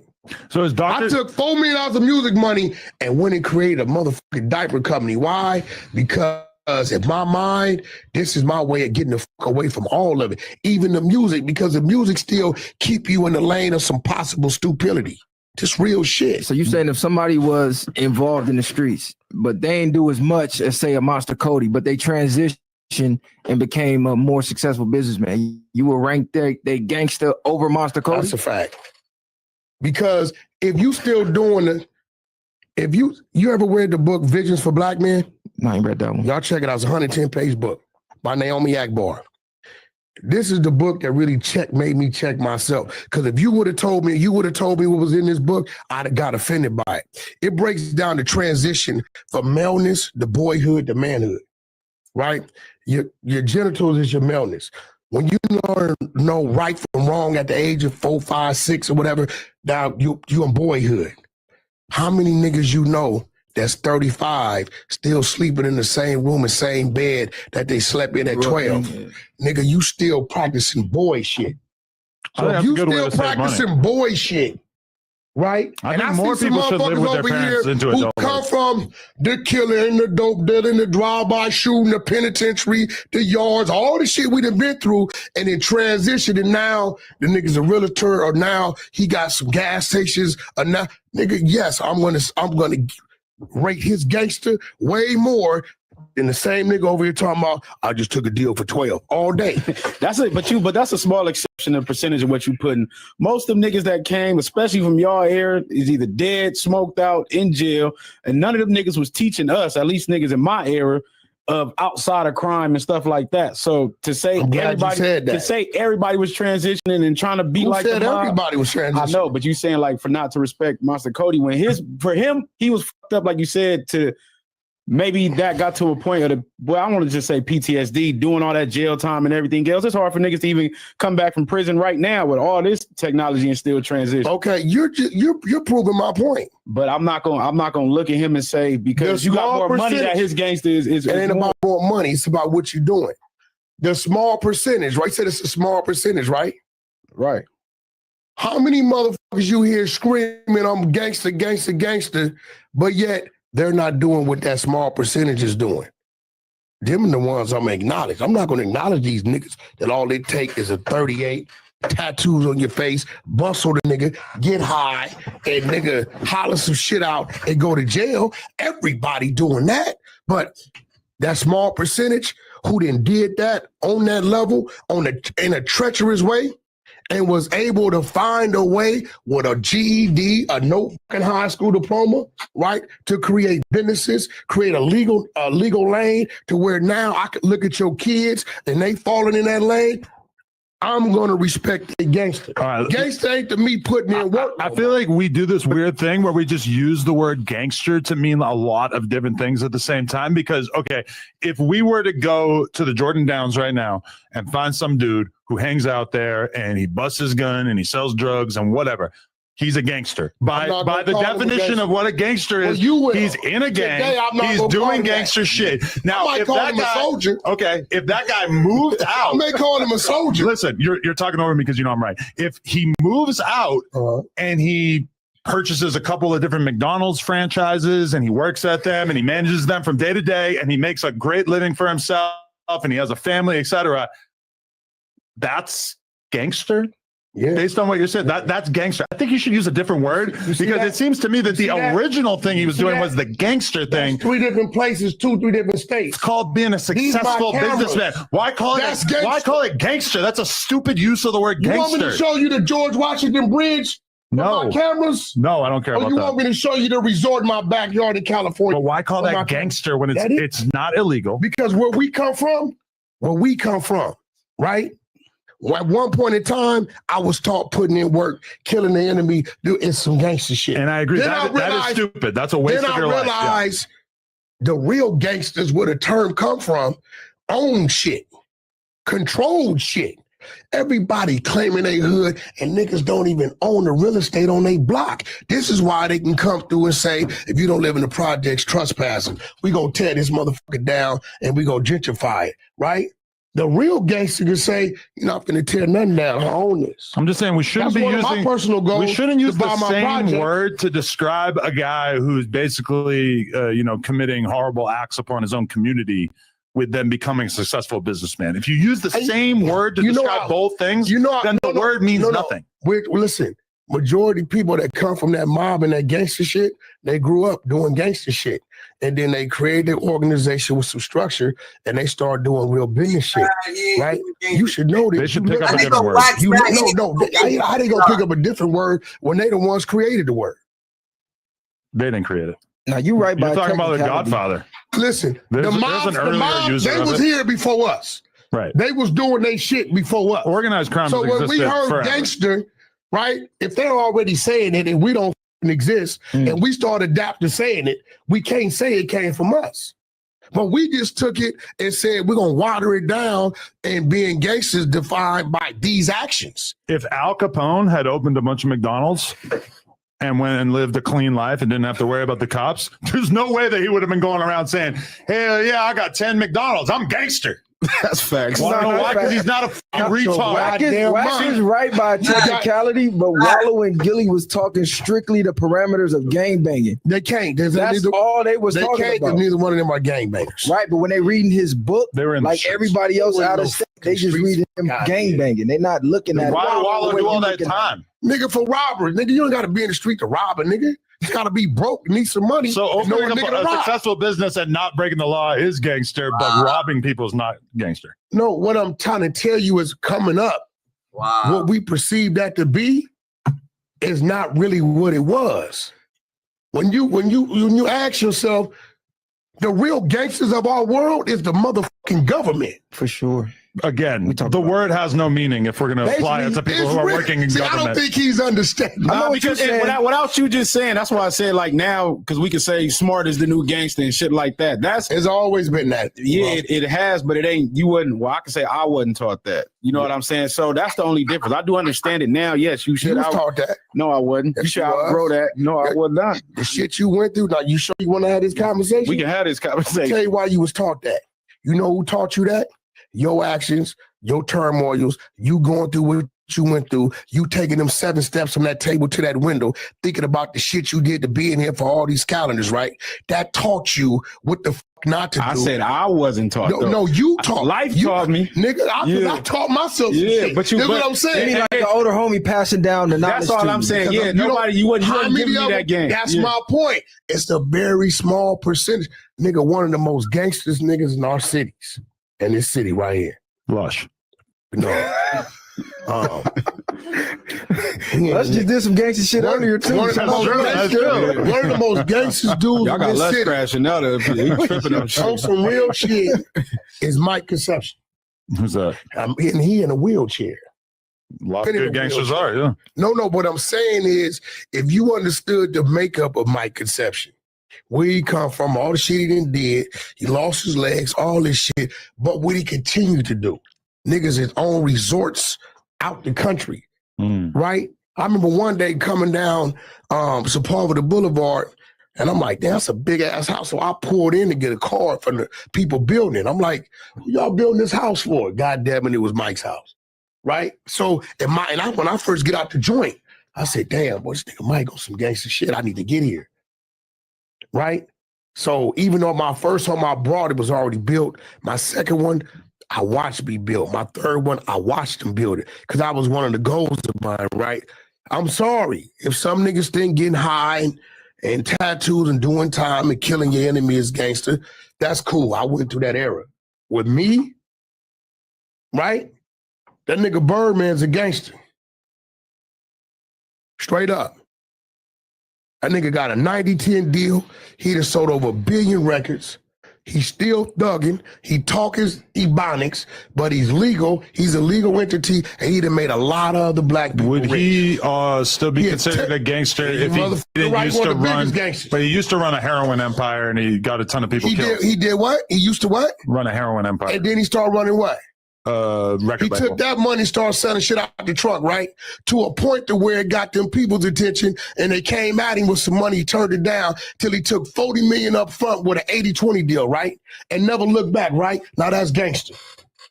It really seems like the gangster part was when he was running the heroin empire. No, because the heroin empire is minimized. Right. No, I agree. It's good that The he made it past that. longevity and him being free and being successful is on that side. I just think we need a different word. No, ain't no different. You're a white boy. You can't change our motherfucking what we doing, what we saying. If we telling the youth what's gangster is owning your real estate. What's gangster is staying out of jail. It seems like you have a hard time conceptualizing a world in which gangster doesn't mean the same thing as just good. We got to like change to you, it. these are exactly the same words. I was told killing a nigga was gangster. Let me ask you I this. did that. No, it's not. It's not good, but it is gangster. Nah, we got to change it. You It's trying to something that basically people say in you trying gangs to do. change the narrative is what you're saying. Yeah, that's exactly what he's doing. He ain't finna go back on that. That's exactly what he's saying. No, we gotta teach them what it really is. You know what I'm saying? Because if we tell our people what's smart to do, they ain't gonna hear that. They're not gonna hear that, right? I remember That sounds telling like a problem. I remember telling a group of little niggas when I pulled up. They like, Wack, man, listen, man, like, nigga, look. Alright, so that's what is this? Wack. So Wack knows the meaning of gangster. So Wack understands the fine meaning of being a gangster. What is a gangster? He was conducting himself and being a high honor, honorable dude. It doesn't matter about the acts and shit like that, right? It don't matter about the acts that you committed. It don't matter. He understands that. So why the fuck would he put 1090 Jake and play the Dada? That's not gangster, the Dada. So you know you're not the Dada. Like the shit you do, the Dada. Video, I'm going to be going over this recent situation with known federal informant Wack 100, aka Three Fingers Wack, hiring disgraced known rat and fake blood 1090 Steak to expose this Louisiana rapper BG. Just got out of prison. I think he served like 11 years or something like that. Well, Wack 100 wants him to be labeled a snitch, and he has employed 1090 Steak to carry out the hit piece. The only problem with that is that the hit piece came out and everyone was like, that ain't snitching. What the fuck is this? This isn't even snitching. And they're getting all this backlash. And it's really cool to see 1090 Jake put out a video that gets met with criticism, because this guy's been getting a pass up until now. And I shouldn't even say getting a pass. He just keeps getting welcomed back. He keeps getting people like Wack 100 to continue to work with him, which isn't really that big of a surprise. I mean, we all know Wack 100 surrounds himself with snitches and is a snitch himself. Wack 100 is a snitch. I guarantee it. I'm 100% sure about that. He helps the government track down criminals and bust them. Okay, I know that for a fact. It's 100% fact. Okay, so I hope you're listening. Three Fingers Wack, you're a snitch. Do you understand? You snitch. Anyways, I'd like to begin this video with our first clip. This is going to be Wack 100 talking shit about our boy 1090, calling him a snitch and everything else, and saying that he's not even a real blood and everything else. Watch this. What's the deal? Why are you going in on 1090 Jake? Why do you have an issue with every person that I do content with, even though I haven't really I'm saying done about much with Jake, Jake in a because minute? he's running this snitch paperwork, right? Right. So I'm like, cool, we're gonna run that, but let's talk about your snitch paperwork. Could we go over yours, the one when you were telling? And then I found out I didn't know he was like a white boy blood guy. And that, see, you love to go against your own kind, right? Not that you're white, Not my but kind. I mean, what do you mean? you both waving the same flag, right? No. I came in wearing my red today. You like that? Anything outside of the West Coast, Yeah, you don't fuck with it. I don't. Yeah, because they, it's different. Wow. Okay. So Three Fingers Wack used to call 1090 a snitch. He used to say that he wasn't a real blood. He used to say pretty much everything that I'm saying, that I say all the time. I'm with Wack. You don't have to talk to us, but he wanted me to call you. How do you feel about this? I wanted him to call. Man, fuck Wack. What? Let me see what's happening. What's up, homie? Hold on. What's up? Give me the thing. What's up, homie? What's up? So 1090 Jake says, man, fuck Wack. And he tells him to suck it. He says, tell Wack to suck my dick. And Wack, of course, is like, that don't sound like a bad idea, though. I'm Paru, I'll suck his dick. That sound kind of good to me. Paru. I'm, of course, just joking, but these guys really do actually hate each other. So it's really kind of weird to see them come together. You know what I mean? I mean, you got this known snitch that told you to suck my dick, Wack. You fucking, how you gonna tell me to, I mean, this 1090 Jake told Wack to suck his dick. And now, and he's a known snitch. And so you got a snitch telling you to suck his dick, and now you're working with him? You're a clown, bro. But I also just want to point out that Wack 100 says he doesn't recognize anyone outside the West Coast as gangsterism. He says that they're not real bloods. And he brings up 1090 Jake in particular because he says, I didn't know he was like a white boy blood. Like, I didn't know that because I'm a Paru and I'm a zesty motherfucker. I knew dude was cute and everything like that, but I didn't know that he was claiming to be a blood. And so it sounds like Wack's got as big of a problem as I do with 1090 claiming to be a blood. And so we're going to look into his bloodhood here. And we're going to start with this clip that he did. He did an interview with one of his homeboys from Florida prison, and what you're going to see might shock you. Watch this. And I want to preface this by pointing out that this guy is not black. Okay, and 1090 only identifies with black people. He's a blood, but he didn't know any blood. He doesn't interview any bloods from prison he did time with. 1090 Jake only hung out with white kids. in this youth prison that he went to for 2 years. But he's this big bad blood. He ran blood the whole way. He was a gladiator. I mean, this guy makes me sick. But I want to play this clip that he does with his one of his best friends from prison, Cody. Watch this. And for a couple days, we were just chilling, and no one touched me. I was straight. No one touched me. I didn't get a TOH in the main unit. And what dorm were you in? B dorm? I was in B1. Yup. That's exactly where I went. That was a Zoe house too. No one touched me. Wow, so this is really interesting. I mean, we've all heard the stories from 1090 Jake when he was in the B dorm. I was in B dorm. I was getting harassed. I was getting poked. I was poking. I was extorting shit. I was cutting in the lunch line. Everything. I was extorting shit. Then you got this guy coming in saying, nah, man, when I went in there, homeboy, I was fucking sweet nut. No one touched me. No one touched him. He was the hardest white boy. No one wanted a piece. He was way too tough. If he was, I mean, that, and you know what's else is funny about that? I thought 1090 Jake was the toughest white boy. That's why he got to become a blood. There was white kids in there, but they were sitting on the floor. You couldn't see them. Really? Yeah, they couldn't sit on the benches. So that's just straight bitch status. So when the right CEO there. saw me sitting on the bench, that's when I knew, like, oh, this is somebody. Who the fuck is this? They called me in the booth. I thought that's why he was so respected. He was so tough. He was such an extortionist. Well, what about this guy? And I was like, nigga, you ain't taking shit from me, bitch. Bump up. 1090 has been going around telling everyone that, you know, it's you got to be the hardest of the hard. You got to be the most ruthless of the ruthless to gain those bloods as respect. But look at this guy. This guy didn't get touched. He had 0 issues. No one crossed him. Okay, his first time in prison. And that leads me to believe that Florida prison is actually soft and that the only bad thing about it is the conditions of the prison itself and the guards being corrupt and all that stuff. I mean, 1090 Jake's always trying to make this Florida prison seem like the worst place ever and then it's just like a kill zone, when in fact it was actually like a really fun time for these guys. They had a Wait for your grandma. a lot of fun. It was like summer camp for misled youth. Listen to what they say. Listen. I used to put the Bengay in his eyes, dog. Yeah, bro. Yeah, you took the icy hot. You got the icy hot on both your hands while he was sleeping. And went like this. And he woke up burning. I walk up and put the icy hot in your eyes. Straight up. That used to be some of the funniest shit. This guy had no problems in jail. He just sat in there. No one fucked with him. He had Bengay. That's what he was attacking people with. Hey, bro, you want to fuck with me? I'll fucking put the icy hot right in your fucking eyes, straight up. And Jake's like, man, that was some of the funnest times I ever had. And I'm over here like, wait, what? These guys sound goofy. And I'm self-made. Cody Moss. That's awesome. Sound like a commercial right there. Self-made, Cody Moss. So as you can see, Jake identified pretty well with the whites. He was good friends with all white people in jail. And I want to show you this other clip. This is from 23andMe, where Josh interviews this guy, Psycho Kid or whatever the fuck. He's a known clown.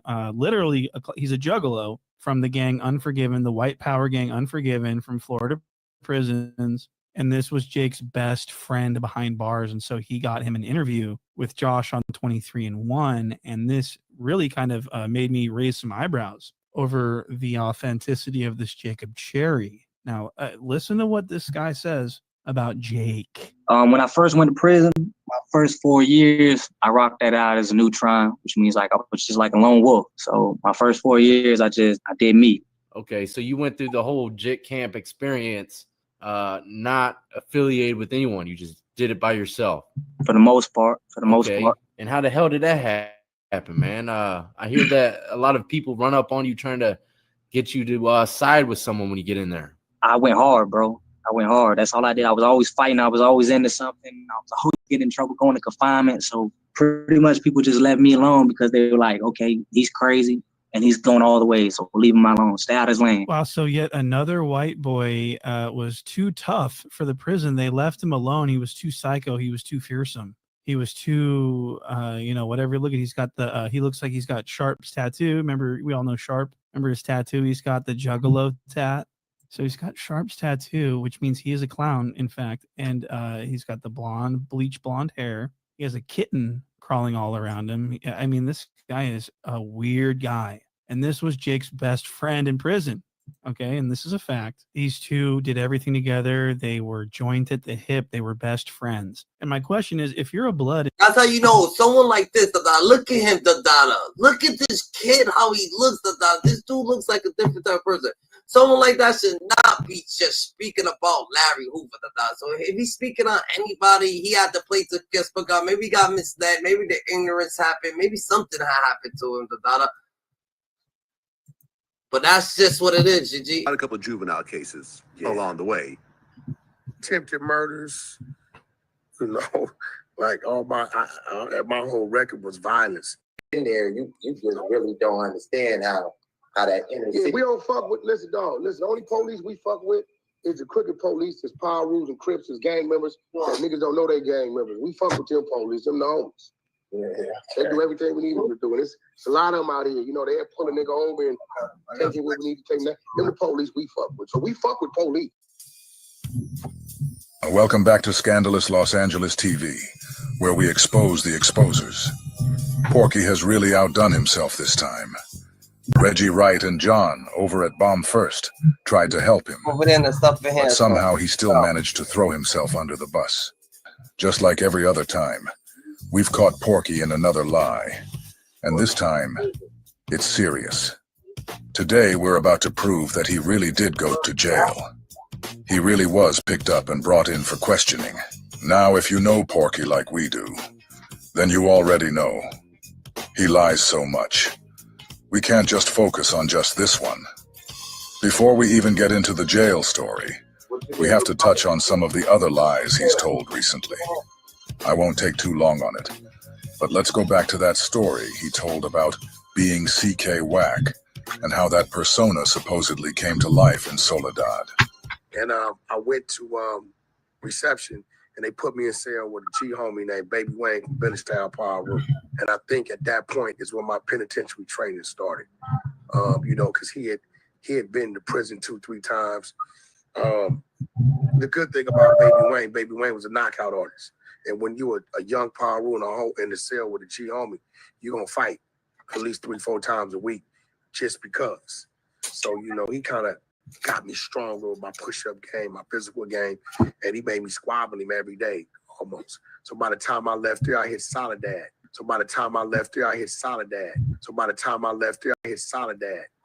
And Soledad was really, that was the birth.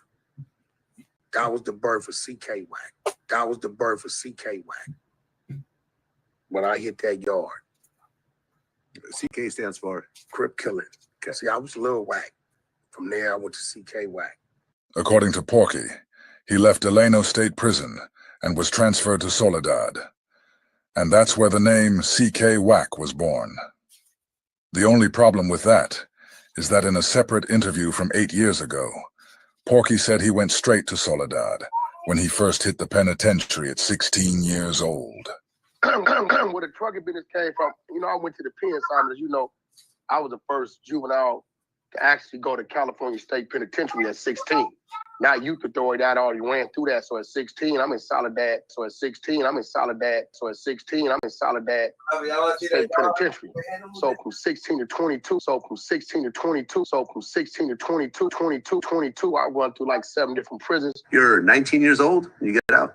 Yeah, I'm like 19. I do probably like 2.5, 3 years of solitary confinement time. You know, I do probably like 2.5, 3 years of solitary confinement time, you know.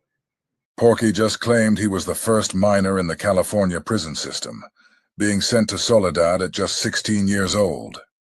But now, listen to this old interview with Vlad. In this one, Porky clearly says he went to Delano at 16, and that Delano was his first prison.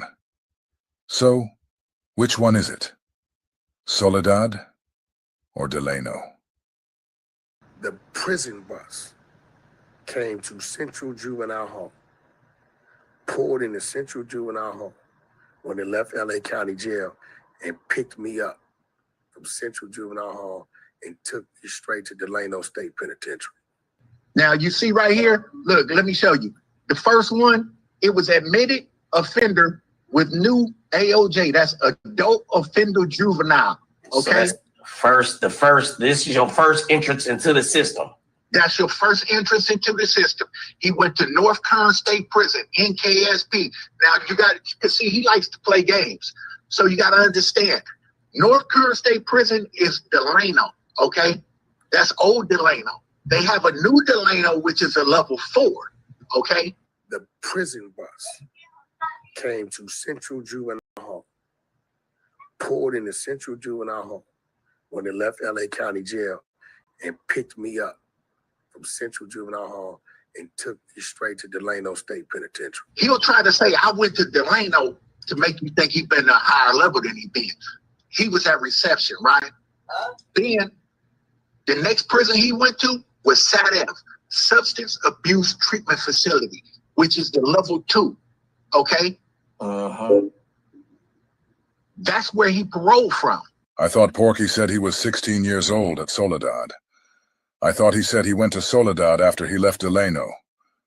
See all the lies you have to sift through when dealing with this guy? He didn't go to 9 prisons like he alleges, okay? He got paroled. If you see, he got there, he got to prison on 131.95. He paroled 4/1/98. He got paroled. If you see, he got there, he got to prison on 131.95. He paroled 4/1/98. Okay. 95 to 98 is 3 years. I don't give a fuck what kind of arithmetic you try to use with it. Porky got to Delano in 1995 when he was 18 years old. He paroled in 1998 at 21. That timeline makes one thing crystal clear. It was impossible for him to be at Soledad at 16. If Porky never went to Soledad, then there was never a birth of C.K. Wack. The whole story was built on a lie. Just another chapter in Porky's book of fiction. Okay? But this is